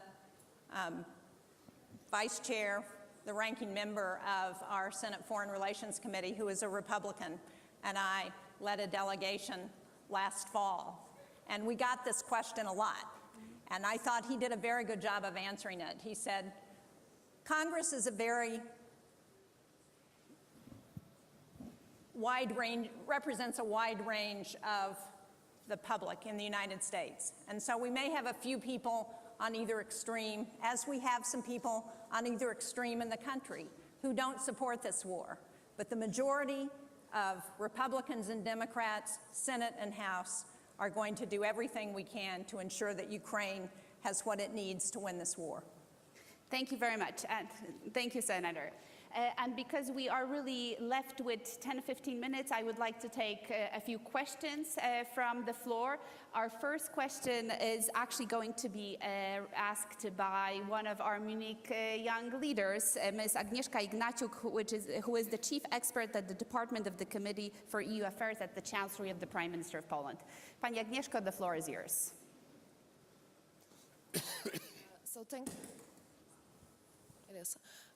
So thank you very much. It has been very interesting discussions. The things that have been said, of course, as you all said, our distinguished speakers, the concept of resilience is vast, and we could have spent probably 2 or 3 more hours discussing what does it really mean. But one particular thing that I would like to follow up on is a point that has been made by the Latvia's president. So already in 2016, during the Warsaw Summit, allies have agreed that resilience is really the prerequisite for a robust deterrence and defense posture. And since then, in Madrid last year, it has been reiterated that resilience is actually a national responsibility, but also at the same time a collective commitment. So with this whole vast concept, if there was one thing that you would have to narrow it down to in order to make sure that we would foster this deterrence by punishment in the northeastern region, northeastern flank, what would it be? If you had to choose one critical measure, activity, area where we should foster our resilience. Who wants to start? President, would you like to say what is truly important today for Latvia's ability to withstand the type of challenges we're going to see for our security? Yeah. Resilience is a very broad notion, as the Prime Minister said. And if you are speaking about societal resilience, then of course commitment of the society to our values. I think this is a basis. And all other things, politics and law and so on, and also our defense, commitment to defense, derives from our values. If our values are democracy, freedom, then of course all other directions of the politics follows. And if I am allowed only to choose one thing, then I would choose value. Values, very important, President. So that we remain committed to our values, everything that follows. Prime Minister, do you agree? And any other areas? Yeah, I think I can agree. I mean, so if I had only 5 seconds, I would of course agree with values. I mean, we can have a long discussion on that. I would still add another element when it comes to understanding the effects of 1 year of war in Ukraine. Have a good dialogue with our military and say, what lessons have we learned? What have we learned in terms of Russia's ability and lack of ability? What have we learned of the quality of our weapons and the lack of quality of our weapons? I take back one important lesson, and that is to defend yourself from long-range missiles. Defend your troops, defend your cities, defend your water, electricity, utilities. So, there are lessons to be learned here. I think the minister mentioned one point, which is how do we get our military, our defense industry to work at a speed and scope which is adapted to our times. When I was foreign minister, I was granting export licenses for military equipment out of Norway. But as prime minister, I have seen the effect of these weapons on the European scene. For example, NASAM's air defense, what that means. What does it mean to have operational long-term artillery? But when it comes to replenishing the needs and the stockpiles, we have a challenge. And we really have to get our gear going. So I would agree with values. I would talk about the youth. I would say that young people, where do they get their opinions shaped? And who is feeding their iPhones with ideas? And how can we match the key ideas of democracy, solidarity, what it means to be a community, against the enormous influx of information that shape young people's values? But also on the resilience, on the hard material side, I think we have lessons to learn.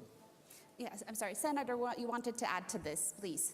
Yes, I would add accountability to that because, as our Vice President said this morning, people who commit crimes against humanity have to be held accountable.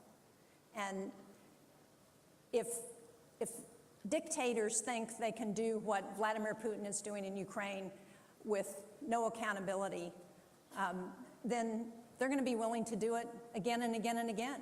So I think we really need to look at how we hold people accountable for atrocities that they're committing. Thank you very much. Yes, Minister. You're wrong. I think it's working now. Does it work? Yeah. Okay. The Social Democratic Party has No, it's not. I don't think it's on. I think we'll need somebody from the technical team to help us. Yeah. This the mic is green coming. light is not on. Thank you. Social Democratic Party has a chairman in the early 50s. His name was Kurt Schumacher.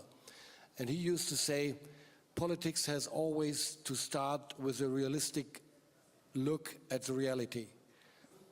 And I think this is true. And this is a very strong and very important base skill to be able to become and to stay resilient. Because if you dream, if you think the world is another than the one I want to live in, then you will fail in operating what is necessary to do. And I believe that awareness, an optimistic but realistic look into the world, is the best thing for especially for the young generation to see how she can manage and organize and operate the future with friends and allies, and especially towards our enemies. So to be aware, to be awake, to know what is going to do, and then to stand together with the values we just mentioned. This is the best start condition we can wish. Thank you. Thank you, Minister. Thank you so much. We have really a few minutes left, and I'll just take two more questions. The lady in the back, and then Roderick we have here in the front. So we'll take them together, and this is going to also be a final segment. Please.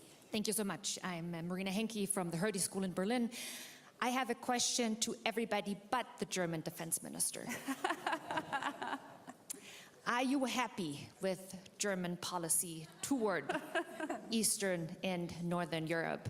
And if there was one wish you could voice toward Germany, what would it be? Thank you for that question. Roderick, you have the same?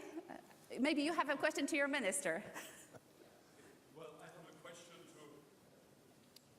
to... Another mic is coming. Thank you very much indeed. I could align with the speaker just now. The name of the panel is Show of Force or Just for Show. It is also a show of justice for Ukraine. And therefore I applaud the German defense minister for his clear statement that Ukraine must win. Mr. Minister, this is a change in the German attitude, and I'm grateful for that. But what does it mean? And second, to the others, what does this mean for Russia? I believe Russia must learn to lose, but what does this mean Ukraine has to win for Russia? Thank you. So the last segment is about Germany. Who wants to start? President, please. Yes. Whether I'm happy with Germany? Yes, I'm happy with Germany. Because Germany has, after a period of reflection of the 70 years of Pacific meanings, And quick, very quick, I would say, from historical point of view. In few months, changed the situation and came to a realistic approach to reality, as Kurt Schumacher said in the 50s. And I think we can only be happy with this change, radical change.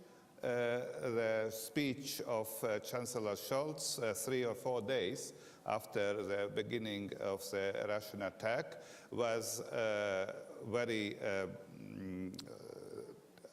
has already said what will be the German politics, but then, of course, the real politics followed a little bit later, so after several months.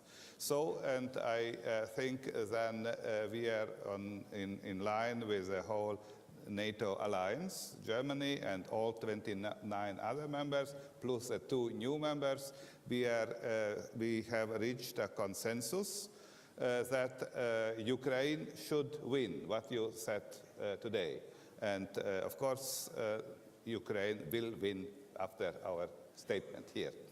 So, and yeah. I'm sorry, please continue. Yeah, no, concerning Germany. So what that means for Russia? For Russia, that means to go back to own borders. It's so simple. To Russian borders, to go back to Russian borders. It's very simple.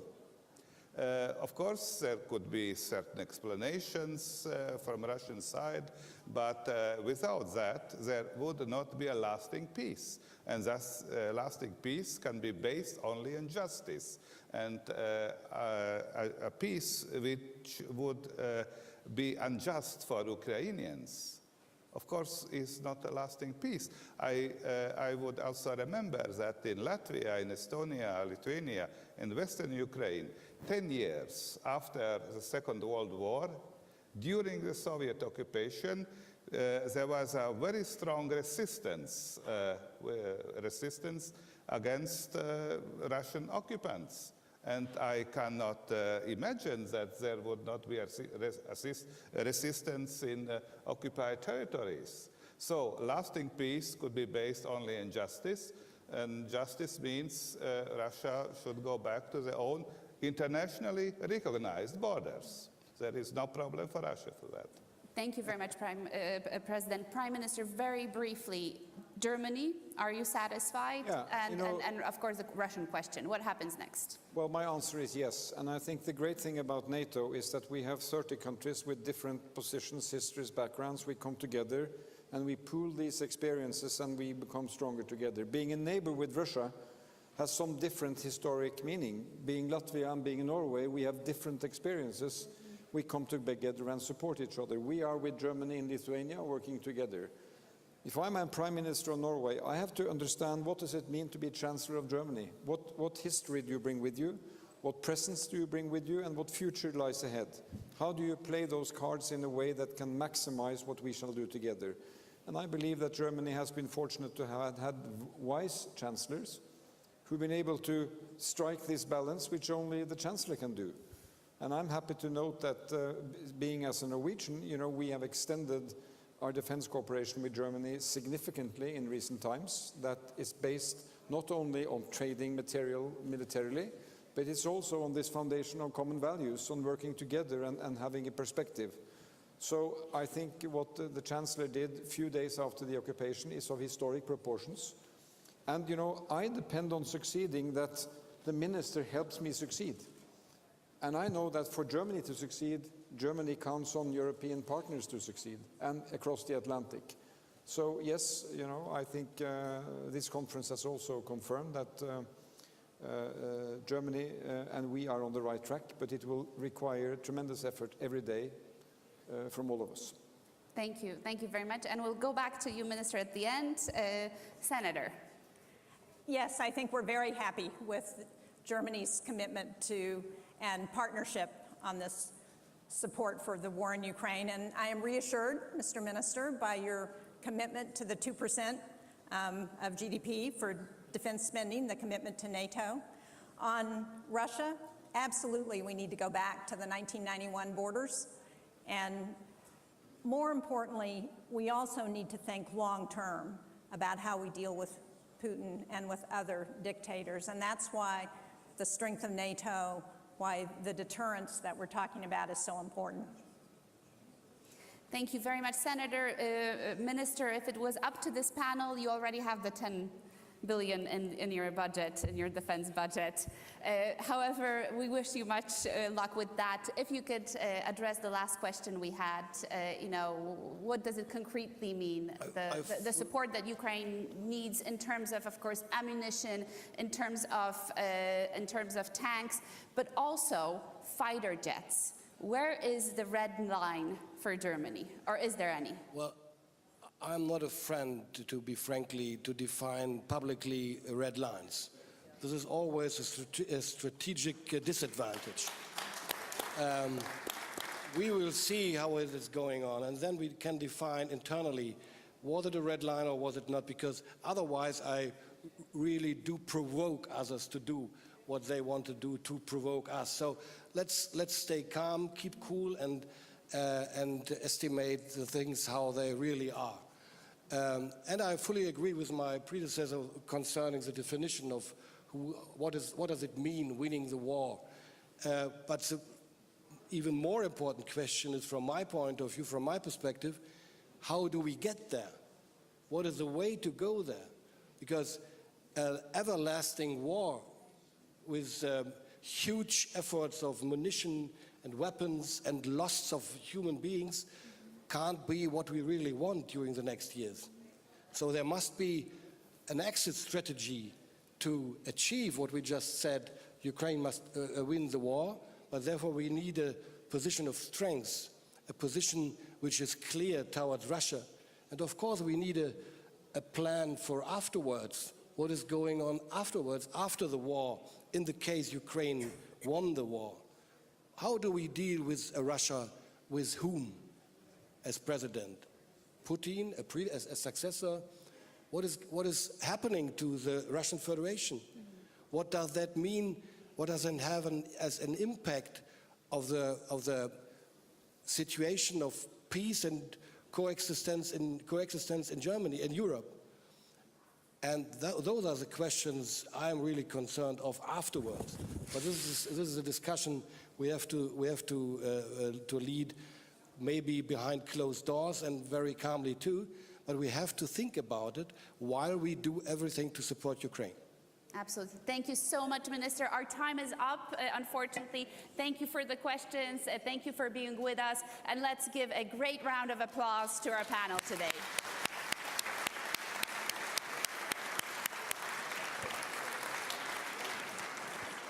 Ladies and gentlemen, the main program will continue shortly at 5:30 p.m. with a panel discussion, The Other Zeitenwende, Maintaining a Balance of Power in the Indo-Pacific. Will continue shortly at 5:30 p.m. That's about 7 minutes, so just enough time to have a coffee and then return to the main conference hall.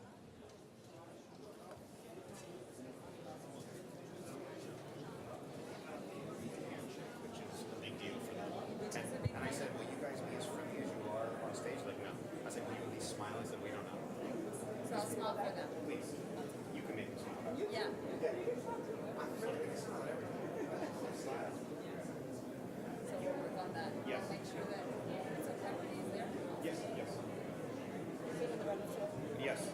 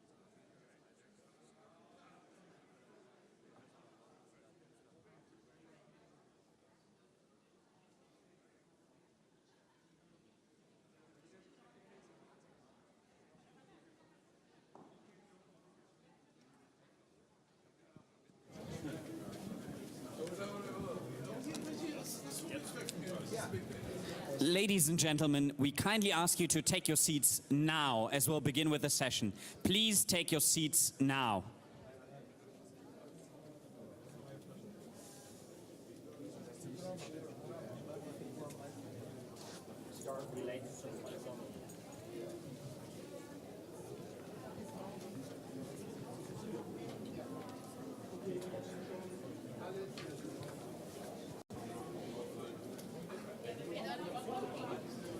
Ladies and gentlemen, we kindly ask you to take your seats now. We're about to begin with the main program in the main conference hall.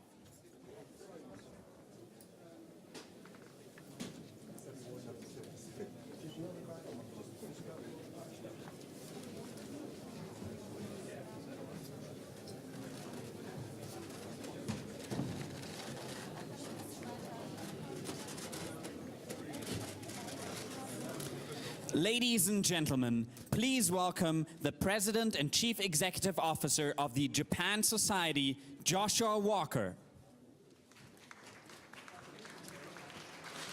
You guys are the hardcore that have made it to this area, so I want to be as quick as possible and get to some very exciting discussions. I want to first introduce a good friend, obviously of myself and everyone here. He joined last year for the first time the Munich Security Conference, and this year they will be hosting the G7. So without further ado, let me turn it over to Foreign Minister Hayashi for a scene setting. Then we'll introduce our panelists and get right into the conversation. Minister Hayashi.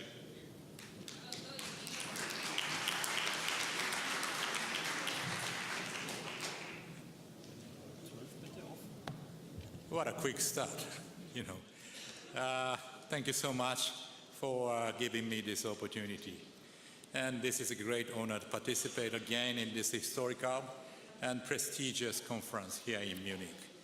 About 1 year ago, here in Europe, an event that shook the very foundation of the international order happened: Russia's aggression against Ukraine.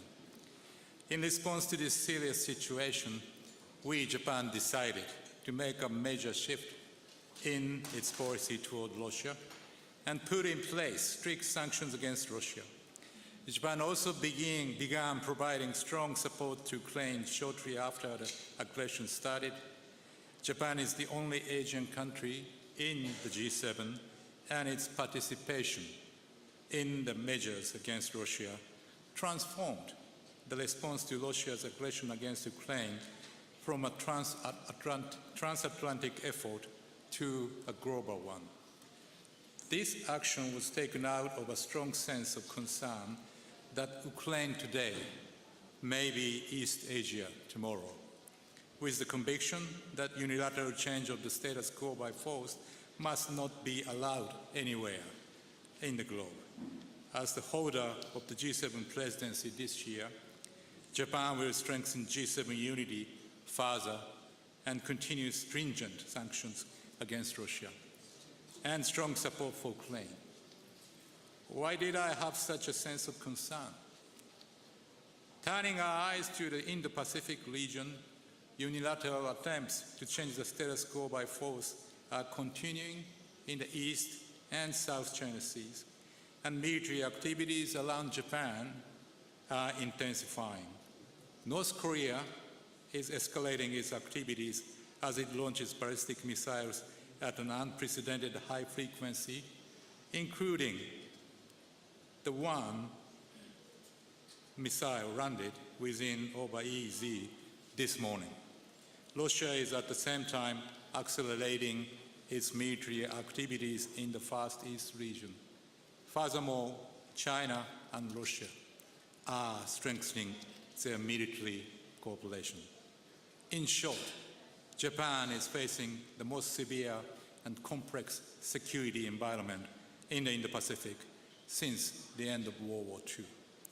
In light of these circumstances, we transformed its post-war security policy based on the new national security strategy and other key defense documents. I am fully assured that this transformation will contribute to the security of the entire Indo-Pacific region. First, Japan will strive to proactively foster a desirable security environment for Japan by carrying out vigorous diplomacy. In addition, possessing defense capabilities which enable Japan to firmly defend itself on its own, will indeed bolster the solid footing of Japan's diplomacy. Japan will move forward to fundamentally reinforce its defense capabilities within 5 years. This includes the possession of counter-strike capabilities.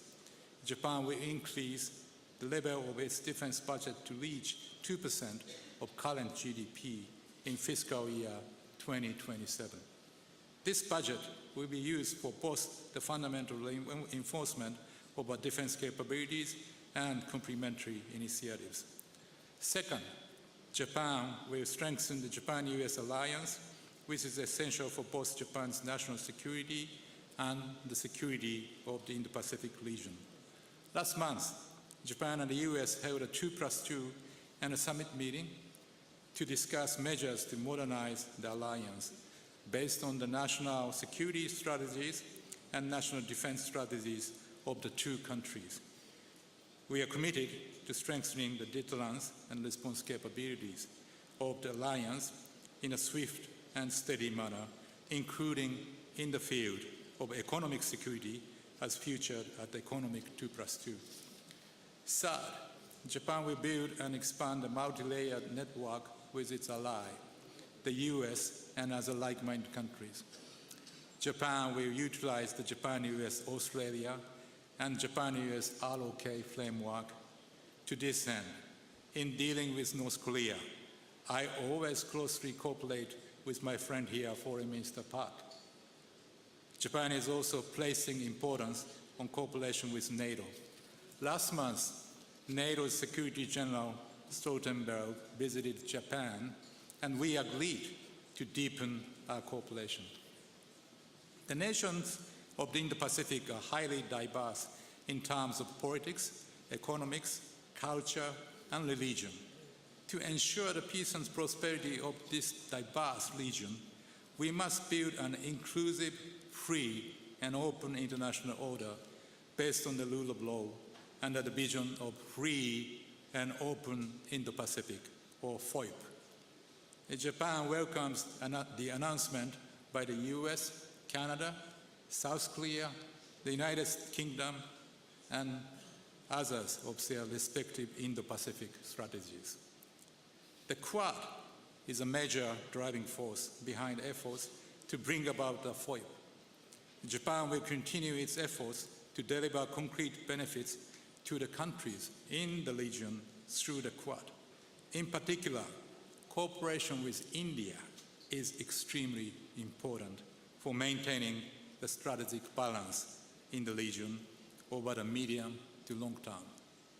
ASEAN and Pacific Island countries are also very significant partners to realize a FOIP. Japan will further advance concrete cooperation for a FOIP in line with the ASEAN outlook on the Indo-Pacific, which shares fundamental principles with the idea of a FOIP. Japan will also cooperate with Pacific Island countries in addressing climate change, which is a critical security issue. In the spring, Japan is planning to present a new FOIP plan that also focuses on areas including cyber, digital, green, and economic security. As the international order faces serious challenges, Japan will accelerate its efforts to realize FOIP. This year, as the holder of the G7 presidency, and at the same time non-permanent member of the United Nations Security Council, Japan will uphold its responsibility to the international community. In this regard, I just convened the G7 foreign ministers meeting in person for the first time under Japan's presidency this morning. At the meeting, we confirmed our common determination to firmly preserve the international order based on the rule of law. Thank you very much for James, Mel, for attending that great meeting. Thank you. Looking ahead, the Munich leaders' meeting is scheduled to be held in Tokyo this May. I hope that the cherry blossom is still waiting for you in May. But don't hope too much. Japan makes the most of such occasions to continue to communicate its views to realize a peaceful, stable, and prosperous Indo-Pacific region. With firm resolve, Japan will overcome this turning point in history through cooperation with the international community and make its utmost contribution to ensuring the global peace and stability. Thank you for your attention.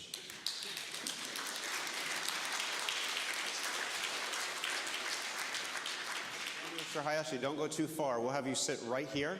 You've just been introduced. If I can get Foreign Minister Park to come up next, and then Foreign Minister Jolie and Foreign Minister Cleverly, we'll have you come up here. And while you're getting up here, I just want to set the scene that we've already had set. We've had a lot of conversations about global issues, areas that are very important here at Munich, but we haven't talked very much about the Indo-Pacific. And given what you've just referenced, another North Korean missile today, the importance of the Indo-Pacific to all the players that are sitting up here, we've got a real geographic diversity up here. We've got the G7, we've got it completely covered from North America with our friends from Canada, from the UK, here in Europe, and to Japan and Korea. So this is a really unique opportunity for Munich to be able to put this on stage together. So let me start with the first question, going to the Korean Foreign Minister.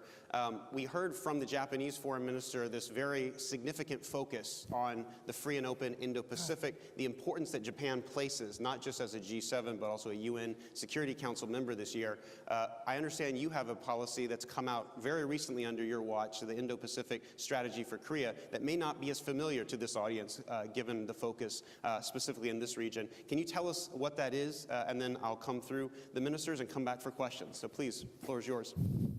Oh, thank you, Chair. I'm Park Jin, Foreign Minister of the Republic of Korea. I'm very honored to participate in this panel discussion today. I appreciate the introductory remarks made by my good friend, Minister Hayashi. It is very meaningful to be here at the Munich Security Conference for the first time since the inauguration of our Yoon Suk-yeol government in the Republic of Korea.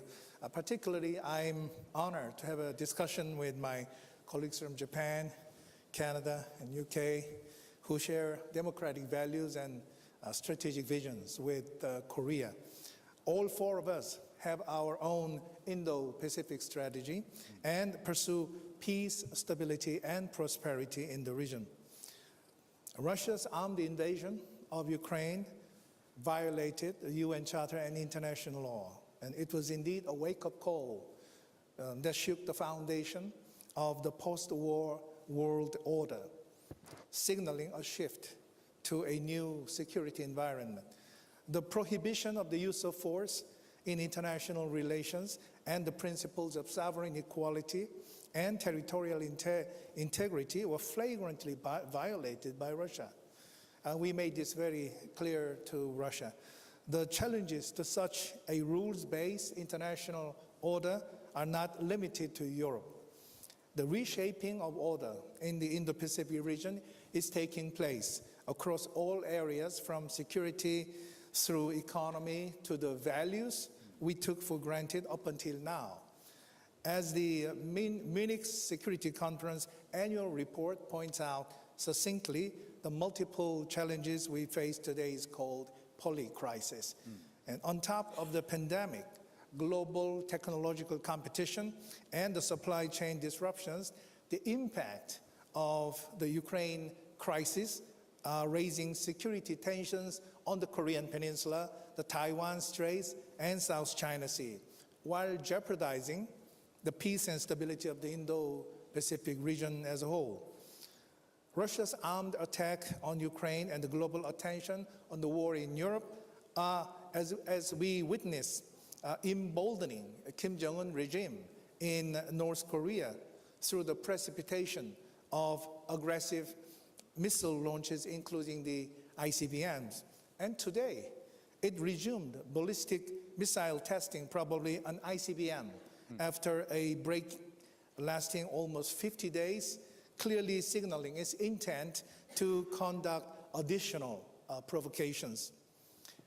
And going further, if North Korea conducts the 7th nuclear test, which could happen at any time, it will be a game changer in a sense that North Korea could develop and deploy tactical nuclear missiles. So maintaining peace and stability in the Taiwan Strait is also very important. Should any armed conflict occur around the Taiwan Strait, it would quickly escalate into a major geopolitical confrontation. And these challenges to the security environment are also detrimental to the prosperity of the Indo-Pacific region. The open, free trade, and stable global supply chain were the preconditions that enabled rapid economic growth in the Indo-Pacific countries. Chinese rapid economic growth in a rules-based and open global system in the past speaks for itself. A phenomenal economic rise of China would not have been possible without its access to the WTO in 2001. However, as energy sources and strategic raw materials are being weaponized in the global competition, the prospect for sustained prosperity in the Indo-Pacific is also being challenged, to say the least. So in addition, energy and food crisis intensified by the Ukraine situation is also impacting the economies of the Indo-Pacific. We should address and overcome these challenges through enhancing solidarity and cooperation among the like-minded countries in the region based on the universal values of freedom, democracy, human rights, and the rule of law. The free, peaceful, and prosperous Indo-Pacific strategy announced by Korea last December is a response to these challenges. Under the Global Pivotal State Initiative, the ROK intends to recalibrate its roles and responsibilities. It will work hard toward actively contributing to the freedom, peace, and prosperity in the region and beyond. In pursuing this strategy, we will maintain the principle of inclusiveness, trust, and reciprocity. We will not exclude or alienate any specific country unless the rule of law is breached and our national sovereignty and territory and identity are impaired. In this sense, Korea's Indo-Pacific strategy is our forward-looking response to the challenges of the Zeitenwende that opens a new chapter in Korea's foreign policy as Korea's first ever comprehensive regional strategy. So I look forward to discussing with my colleagues on how to better tackle the challenges of the poly-crisis that both Europe and the Indo-Pacific are facing together. Thank you. Thank you very much. Minister Jolie, Yes. I understand you also have an Indo-Pacific strategy that came out very recently that you were part of as well. Would you like to share? Yes, well, I can share it with everybody in the room. I highly recommend the reading. So indeed, we have a new Indo-Pacific strategy. We launched it last November following key visits, including the fact of going to Japan and South Korea. And for Canada, it was a bit of reckoning, Josh. Why? Because for a long time, we've been heavily invested in our transatlantic relationship. Obviously, Ukraine is important. We're also playing a very important role on that front. Obviously, we are heavily invested in our relationship with our southern border, of southern neighbor, so obviously the US. But we are a Pacific nation. We have an important Pacific coast, and I said it many times, and I say it again, we should be as close to Japan and Korea than we are to Germany, France, and the UK. So that's why we decided to launch this strategy. It is the Indo-Pacific strategy, but it's also a China policy, so we wanted to be clear on that. Why is it important now? Because there is a generational global shift happening. The sheer size of the economic opportunities also in the Indo-Pacific are so important that we need to be at the table to be able to have an impact in terms of the decision-making in the region, because when it comes to the economy, when it comes to health, when it comes to security, these decisions will have an impact on generations of Canadians to come. So We also wanted to be clear when it comes to our stance on China. We believe that China, and I said it many times, it is an increasingly disruptive global power. We think that by having a clear way of engaging with China, because we believe also engaging diplomatically, it will make sure that it is clear how we will do things going forward.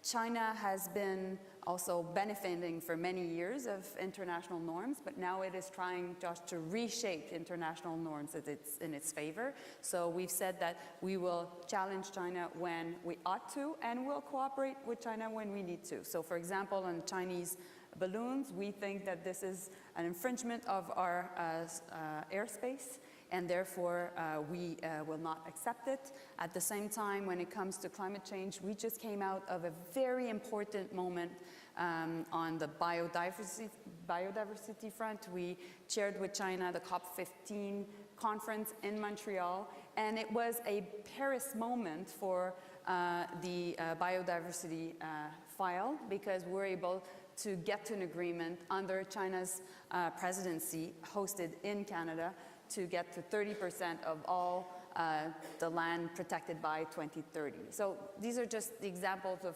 how we'll engage, but this is a really big policy shift for us.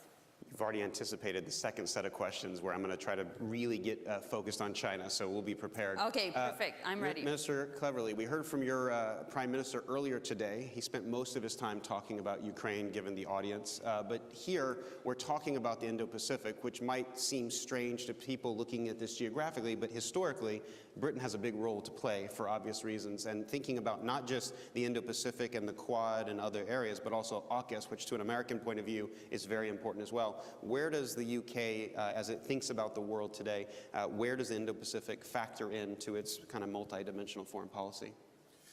Yeah, thank you. I'm conscious that for those of you familiar with Sesame Street, you know, they would often have that thing, you know, one of these things is not like the other one.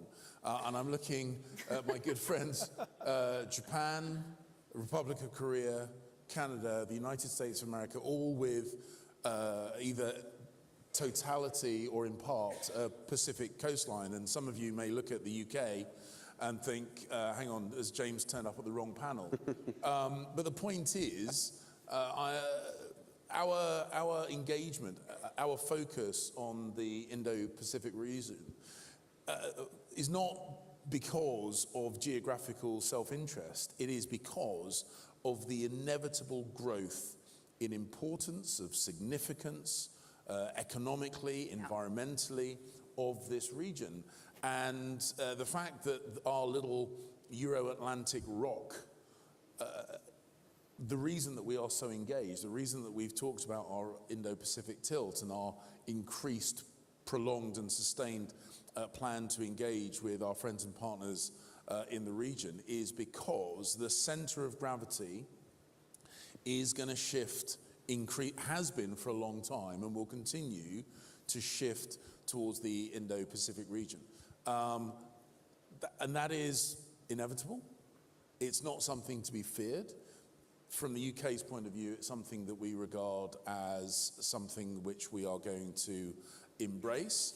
And whether it's through the excellent bilateral relations that we have with all the countries represented on the panel today, or whether it's through things like our membership of the G7, yeah, or whether it's through CPTPP or AUKUS.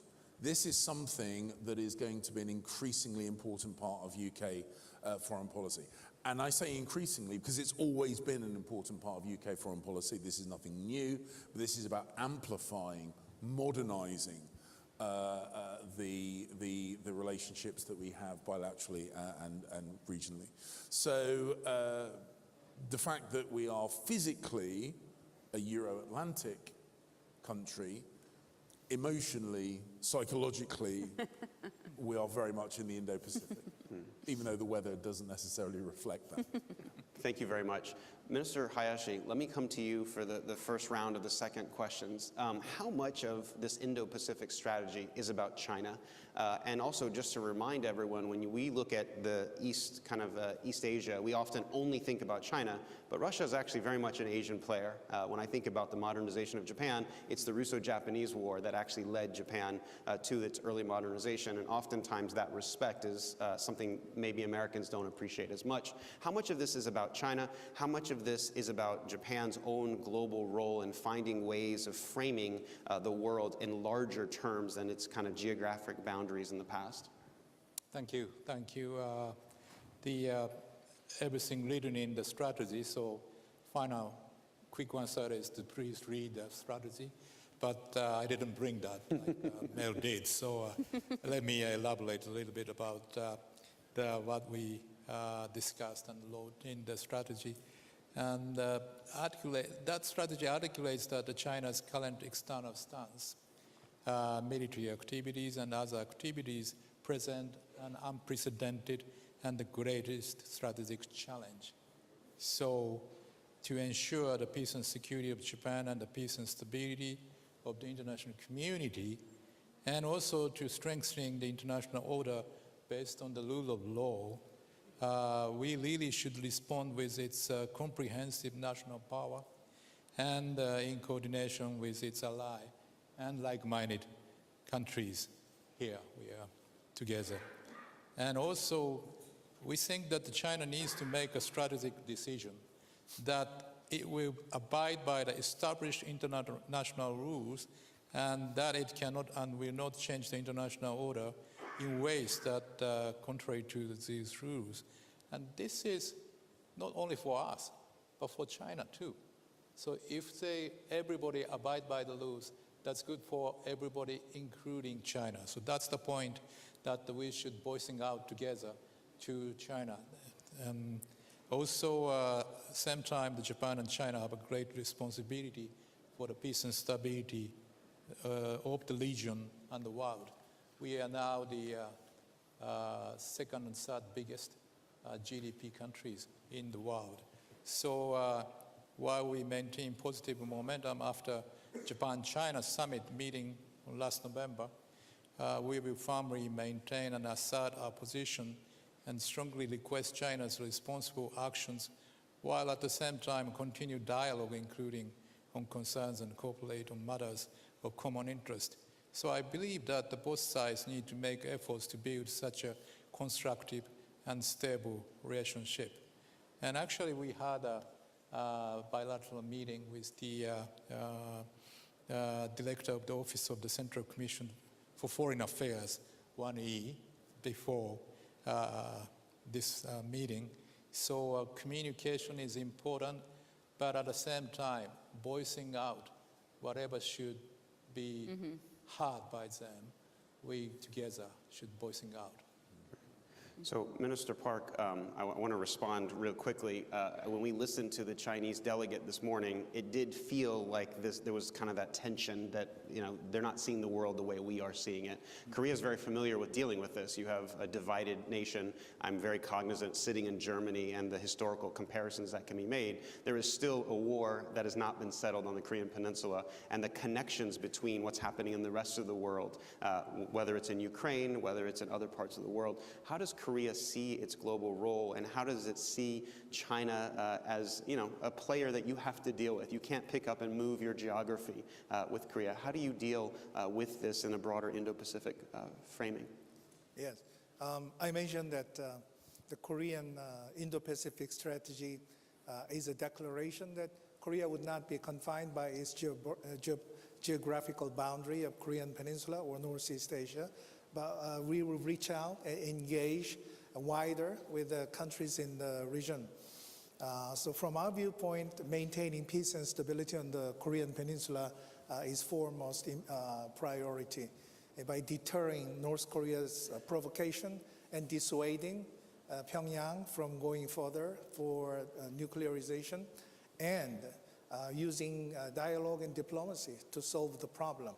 And that is the reason why President Yoon Suk-yeol proposed the audacious initiative towards the North, that if they embark on substantive denuclearization, then Korea will be ready, South Korea will be ready to provide economic assistance and engage in economic cooperation with North Korea by providing a package of political, military, and economic measures that will help North Korea improve their economy and make a better choice.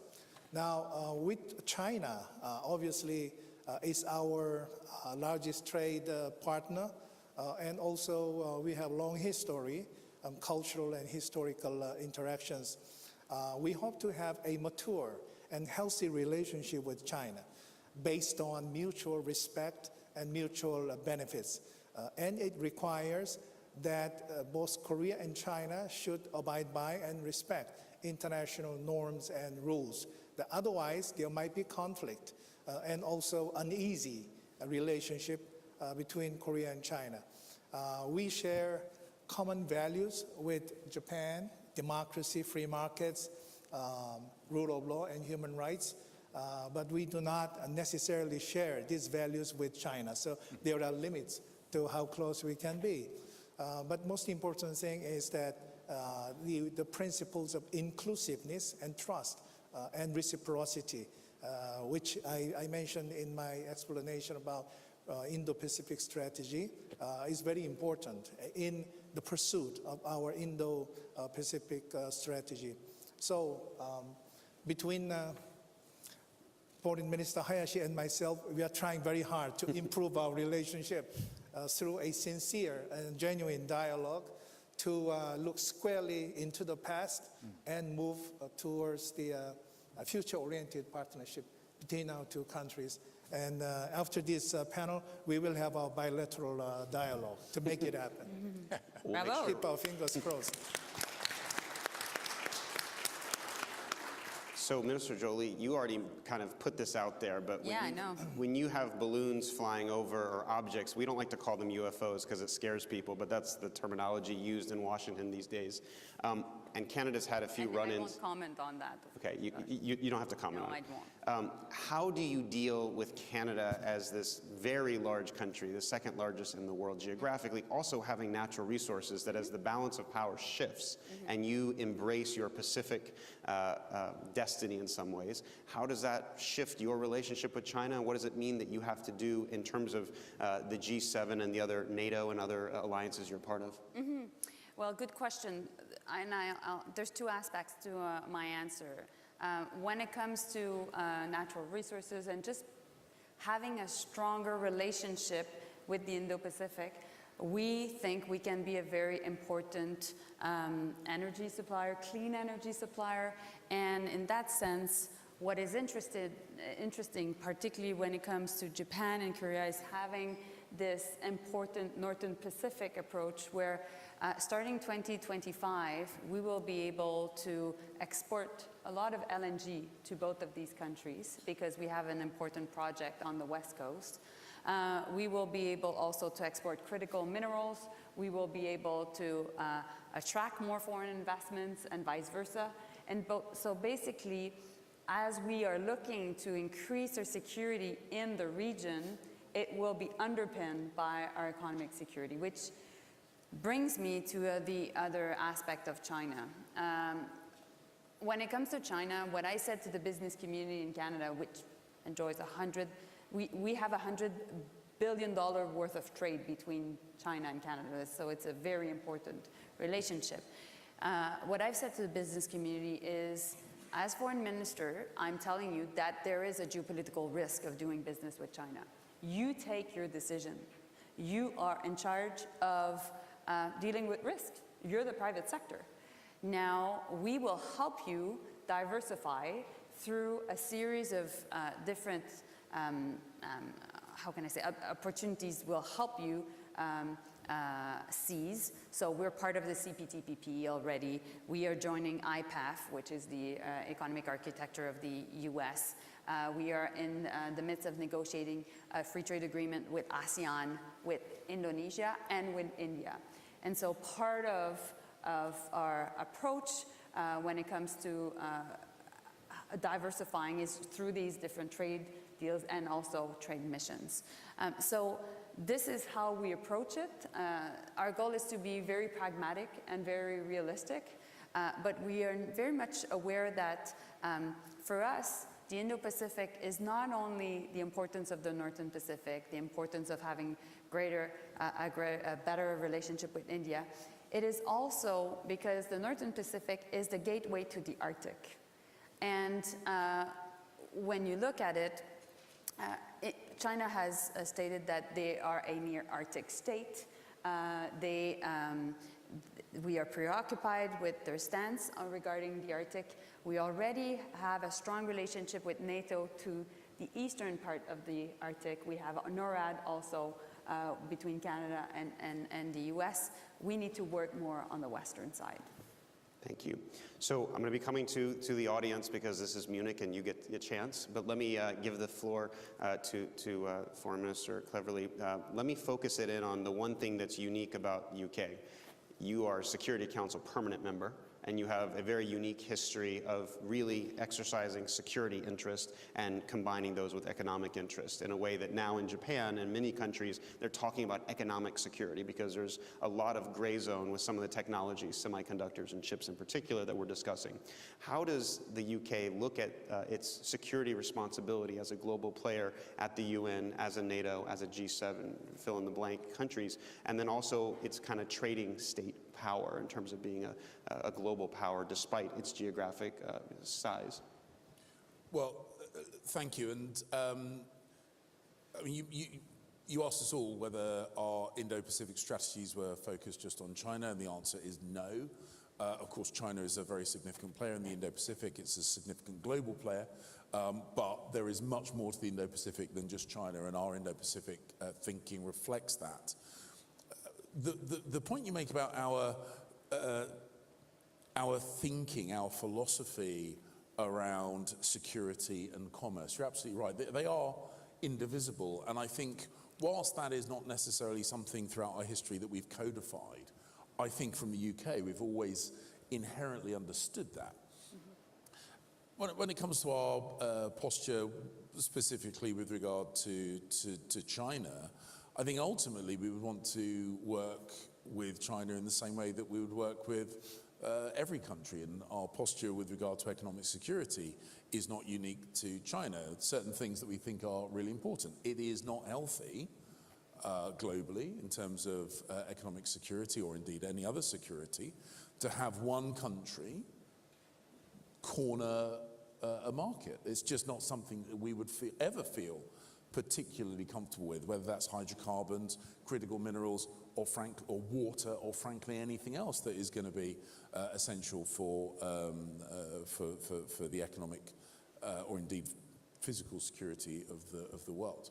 We would expect countries to play by the rules, and if those rules are outdated or inappropriate and need amending, that the amendments are done through negotiation, through collaboration, rather than through kind of coercion. These seem to be pretty universal principles that we would apply to any country. And so when it comes to economic security, when it comes to our relationship with China, or indeed our relationship with any other country in the world, there are certain principles which have kept us pretty well safe and secure for many, many decades. They work, they deserve to be protected, and because they work, they should be pretty universally applied. So we would want to see China as an engaged global player. An engaged means playing by the rules that we set ourselves and we expect of others, to take their responsibility as a major international player seriously, to take the relationship they have with their regional neighbors and other countries around the world, take those relationships seriously. They, like every country, would demand respect, of course, but in return they should behave respectfully to other countries around the world. And as I say, I don't think that's a set of rules which are unique to our relationship with China. They are universally deployable rules, and I think if we were to all buy into that, then we would be safe and secure and prosperous and healthy. And I think that is a pretty reasonable set of expectations and aspirations for a globally engaged partner. Thank you. So I see two questions right off the bat, but please continue to catch my eye. So I'll start right here, the gentleman right here, if we can get him a mic. And then I see David over here, and then I see a young leader right there. And then we'll do those three, and then we'll go back around. Okay, please. Thank you, Mr. Chair. I'm Wu Zichun from a Chinese think tank. My question is about the so-called Asian NATO, both for Mr. Hayashi and Ms. Park. As we know, last year, Japanese Prime Minister and South Korea President attended the summit meeting of NATO in Madrid, Spain. And also, we noted that U.S. Secretary of Defense and the Secretary of NATO visited Japan and Korea. And also, the increasing voice in both Japan and South Korea to welcome NATO to become a global NATO and to increase its presence in Asia-Pacific region. So, if so, what would be the possibility that the trilateral alliance between United States, Japan, and South Korea to become Asia version of NATO? If it is the case, what would be implication to regional security of Asia-Pacific region? And the last question to Mr. Hayashi. You just mentioned in your remarks, okay, Japan will increase its military budget by 2027 of 2% of its GDP. Do you think it would be produce a negative impact on Chinese neighbor security environment and the regional security in Asia Pacific, because we do have painful memory of Japan's invasion of China in 1930s and the 1940s. Thank you very much. Thank you. All right, David. The International Sorry, John, sorry. Josh, that's all right. Thanks very much. A quick question to Hayashi-san. It was a delight to meet you in December in the same week that you issued your 3 new defense documents. I noticed that in early February, President Marcos visited Japan and had a very good meeting with Kishida-san. When he returned to the Philippines, he said that it was to be hoped that Japan and the Philippines could agree a visiting forces agreement that was consistent both with the Japanese constitution and with the Philippine constitution. If that were to become the case, maritime surveillance of the West Philippine Sea, as Manila would call it, would be much enhanced. And I wonder whether you could tell us how soon a visiting forces agreement might actually be concluded between yourself and the Philippines. And for my friend Minister Park from North Korea, from the Republic of Korea, a North Korean assessment, because this year, while all of us have been focused on Ukraine, North Korea has done more ballistic missile tests than ever before. There is concern that it might test a nuclear device. Can you give us what the assessment is of your intelligence community on that potential risk? Thank you. All right, last question right here from Munich Young Leader. Thanks very much. Can we get her another mic? I think. Thanks very much. I'm Lynn Kwok. I'm from the IISS, the International Institute for Strategic Studies. My question is directed to Minister Cleverly. In 2021, the UK released its integrated review, and within that integrated review, there was the Indo-Pacific tilt. Since then, of course, we've had the war in Ukraine, and the UK, I understand, is preparing a refresh of its integrated review. What might we expect in terms of the refresh for the Indo-Pacific? Are we going to see the UK's engagement in the Indo-Pacific stay the same, increase, or decrease? Thank you. So let's just go down in the order that we presented and kind of pick up the questions that were directed towards you or you want to start with. So Mr. Hayashi, starting with you. Thank you. First question is about our relationship with the NATO. And as you know, NATO is a really reliable and natural partner for Japan, and who shares common values such as PJ says, the value of freedom, democracy, human rights, and the rule of law, as well as strategic interest. So in order to maintain and strengthen a free and open international order based on the rule of law, we will enhance the cooperation with NATO in areas including cyber, and we also cooperate in areas such as critical and emerging technologies, outer space, and disinformation. So we are not a member of NATO, as you know very well. We are friends, so that the cooperation in those practical matters will be highly appreciated for that. And also the question goes to the pre-war Japan history. And those who know Japan's progress as a peace-loving nation in the post-war period would not have such questions. So we have no intention of changing such way of life, keeping 77 years now, and a way of life that seeks to prosper together with countries in the regions. And we, national security strategy, which I mentioned, clearly articulates that as a peace-loving nation, we will adhere to the basic policies of maintaining an exclusively national defense-oriented policy. And on the question on the Philippines, we really had a great meeting with the summit meeting, welcoming the President Marcos just a few weeks ago. And prior to that, we already have a 2+2 meeting with Philippines, if I remember correctly, last summer, last year, so that the defense cooperation in that sense further enhancing. And we have common concerns, such as the West Philippine Sea. I said that in South China Seas, but that stipulates the same things. And also we are cooperating in the Coast Guard. So we are providing them with a ship and also training. So those cooperations are highly appreciated by both sides. So thank you. Mr. Park? In answer to your question about what kind of relationship we would like to have with NATO, Korea doesn't aim to, say, create an Asian version of NATO, but we want to expand our cooperation with NATO because what is happening in Europe directly affects the geopolitical situation and peace and stability in Asia too, and vice versa. As a global partner of NATO, we would communicate with the member countries of NATO to discuss how we can together overcome the common challenges and to bring the war in Ukraine to an end as soon as possible, and also for NATO countries to contribute to the peace and stability on the Korean Peninsula, and to also help maintain peace and stability in the region as a whole. So I think this is a very productive and meaningful interaction between NATO and the countries in Asia. And another good thing is that Japan, Korea, Australia, and New Zealand, the 4 countries, were invited to Spain, Madrid, Spain, last year. And we had our own Asia-Pacific 4 discussions on the margins of the NATO main conference, which was very productive.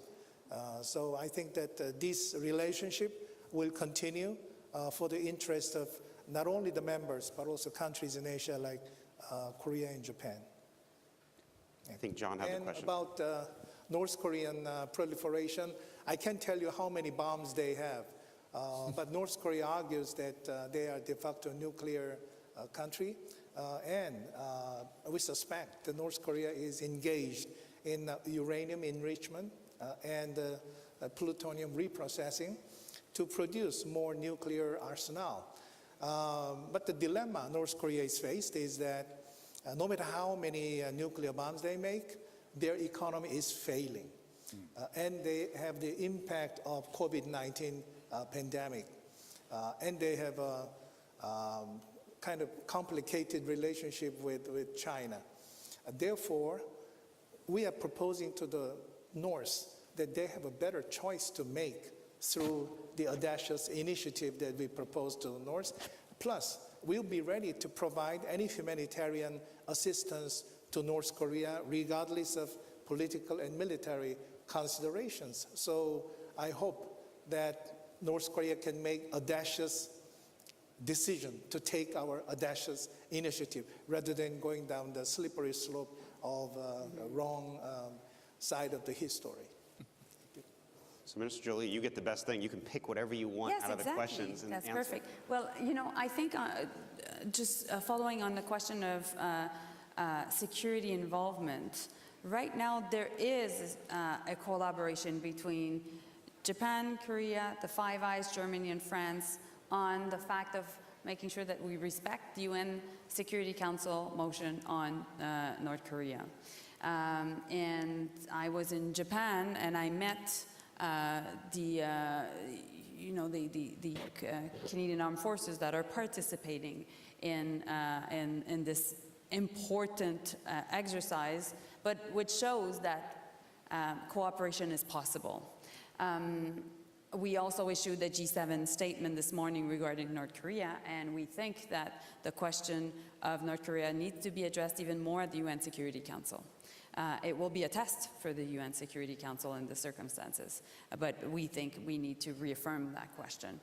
When it comes to the Philippines and many other countries in the region, what we've seen clearly is right now, because there is a new phenomenon, it's been increasing, of illegal fishing, it becomes flashpoint for conflicts in the region. So what we are doing in the context of our Indo-Pacific strategy is investing even more in oceans management, because we think we have to uphold the UN the International Convention on the Law of the Sea, but we need to concretely help particularly ASEAN countries to make sure that their sovereignty is respected, but also that we can provide them data and provide them support to identify the phenomena of illegal fishing within their borders. Great. Mr. Cleverly. Well, thank you for the question. And I'm slightly torn because if I go into too much detail, I'm sure my Prime Minister will be unhappy that I have given away the content of a document before he does, and ultimately it's his document. But it will make the news for sure. Yeah. But I can give you a steer that when I travelled to the region, very shortly after I was appointed, I made a speech in Singapore, and I said the Indo-Pacific tilt is here to stay. My first set of visits after being appointed, my very first visit was across to the UN General Assembly, and then I went to Japan, I went to Korea, then I went to Singapore. And the reason that I did that multi-leg trip was to say that notwithstanding the fact that Russia has invaded Ukraine and much of the world's focus was on that European sphere, the UK's commitment to the region is here to stay. My visit was there to demonstrate that, and I have no doubt that when the IR refresh comes out, you will see a restating of our commitment to the region for all the reasons that I gave before. It is going to be an increasingly important part of the world, and even if we tried to be less engaged with the Indo-Pacific region, I don't think it would be possible because it would demand our attention. So we're going to be proactive in our engagement. That will be reflected in the IR refresh, in the integrated review refresh. I have no doubt. Well, you guys have left us with 5 minutes. I see somebody who's eagerly wants to get a question up. So let me go here. Let me get these two right here, here and here. We have 5 minutes. So I'm going to take these two. Sorry. Please. Thank you, Mr. Walker. My name is Shogo Kawakita with the Kyoto News, senior staff writer of Kyoto. I have a question for Mr. Park. You told us that you were looking for future-oriented partnership relationship with Japan. But as Mr. Hayashi told us that Japan has made a historic decision to increase our defense spending from 1% of GDP to 2% of GDP in 5 years. Traditionally speaking, due to some history issues, you were unhappy over our efforts to increase our defense capability. How would you respond to our decision this time around, and how would you even appreciate our decision? And could you also tell us about... Let's keep it, we've only got a few minutes. Yes, could you also tell us a sentiment of general public about this? And quick question for Mr. Hayashi. Now Mr. you're really stretching. You're doing yeah. the DC thing. Please. Have you received any cautious or negative responses from Asian countries other than China on this historic decision? Thank you very much. Please, let's get this in and we'll get right back up. Is the mic working? It's not. It is. Hello, my name is Maria de Haas. I am the only representative of Mexico in the conference. And Mexico is a country concerned like you are about the situation in the Pacific. My question is, what can the countries of the Pacific do in diplomatic terms to reduce the conditions of a volatile environment in the region and prevent the Thucydides trap from being feasible? All right, my job is to keep this within the next 2 minutes, which is going to be impossible. But if everyone takes a kind of a 30-second version, let's start with Minister Park, because a lot of the questions were directed at you, and then I'm going to go through and everybody can just have their closing based on that. So, Minister Park. Yeah, well, I think that Japan obviously is considering the changing strategic environment in Asia and Indo-Pacific and is making its decision with regard to its defense spending. From Korean viewpoint, I really hope that Japan can maintain its spirit of peace constitution, maintain transparency, and contribute to peace and stability in the region. Quick response, that's the diplomatic dialogue, so I cannot disclose whatever the counterpart says. Thank you. Thank you. Please. On Mexico, I had a good meeting with your foreign minister, Marcelo Ebrard, good friend of mine, with Tony Blinken. We were in Mexico a month ago. And as there's more integration of the supply chain within North America, we need to put a national security lens on foreign investments. And in that context, we can work with Mexico on this. Final word? No. Okay. Well, then I want to say that we want to get the two of you to have your bilateral meeting and not take up any more time. Exactly. I've done my job. You have done more than your job of getting us out in time. Thank you all for your questions. Thank you for your engagement. Let's thank the foreign ministers for their time.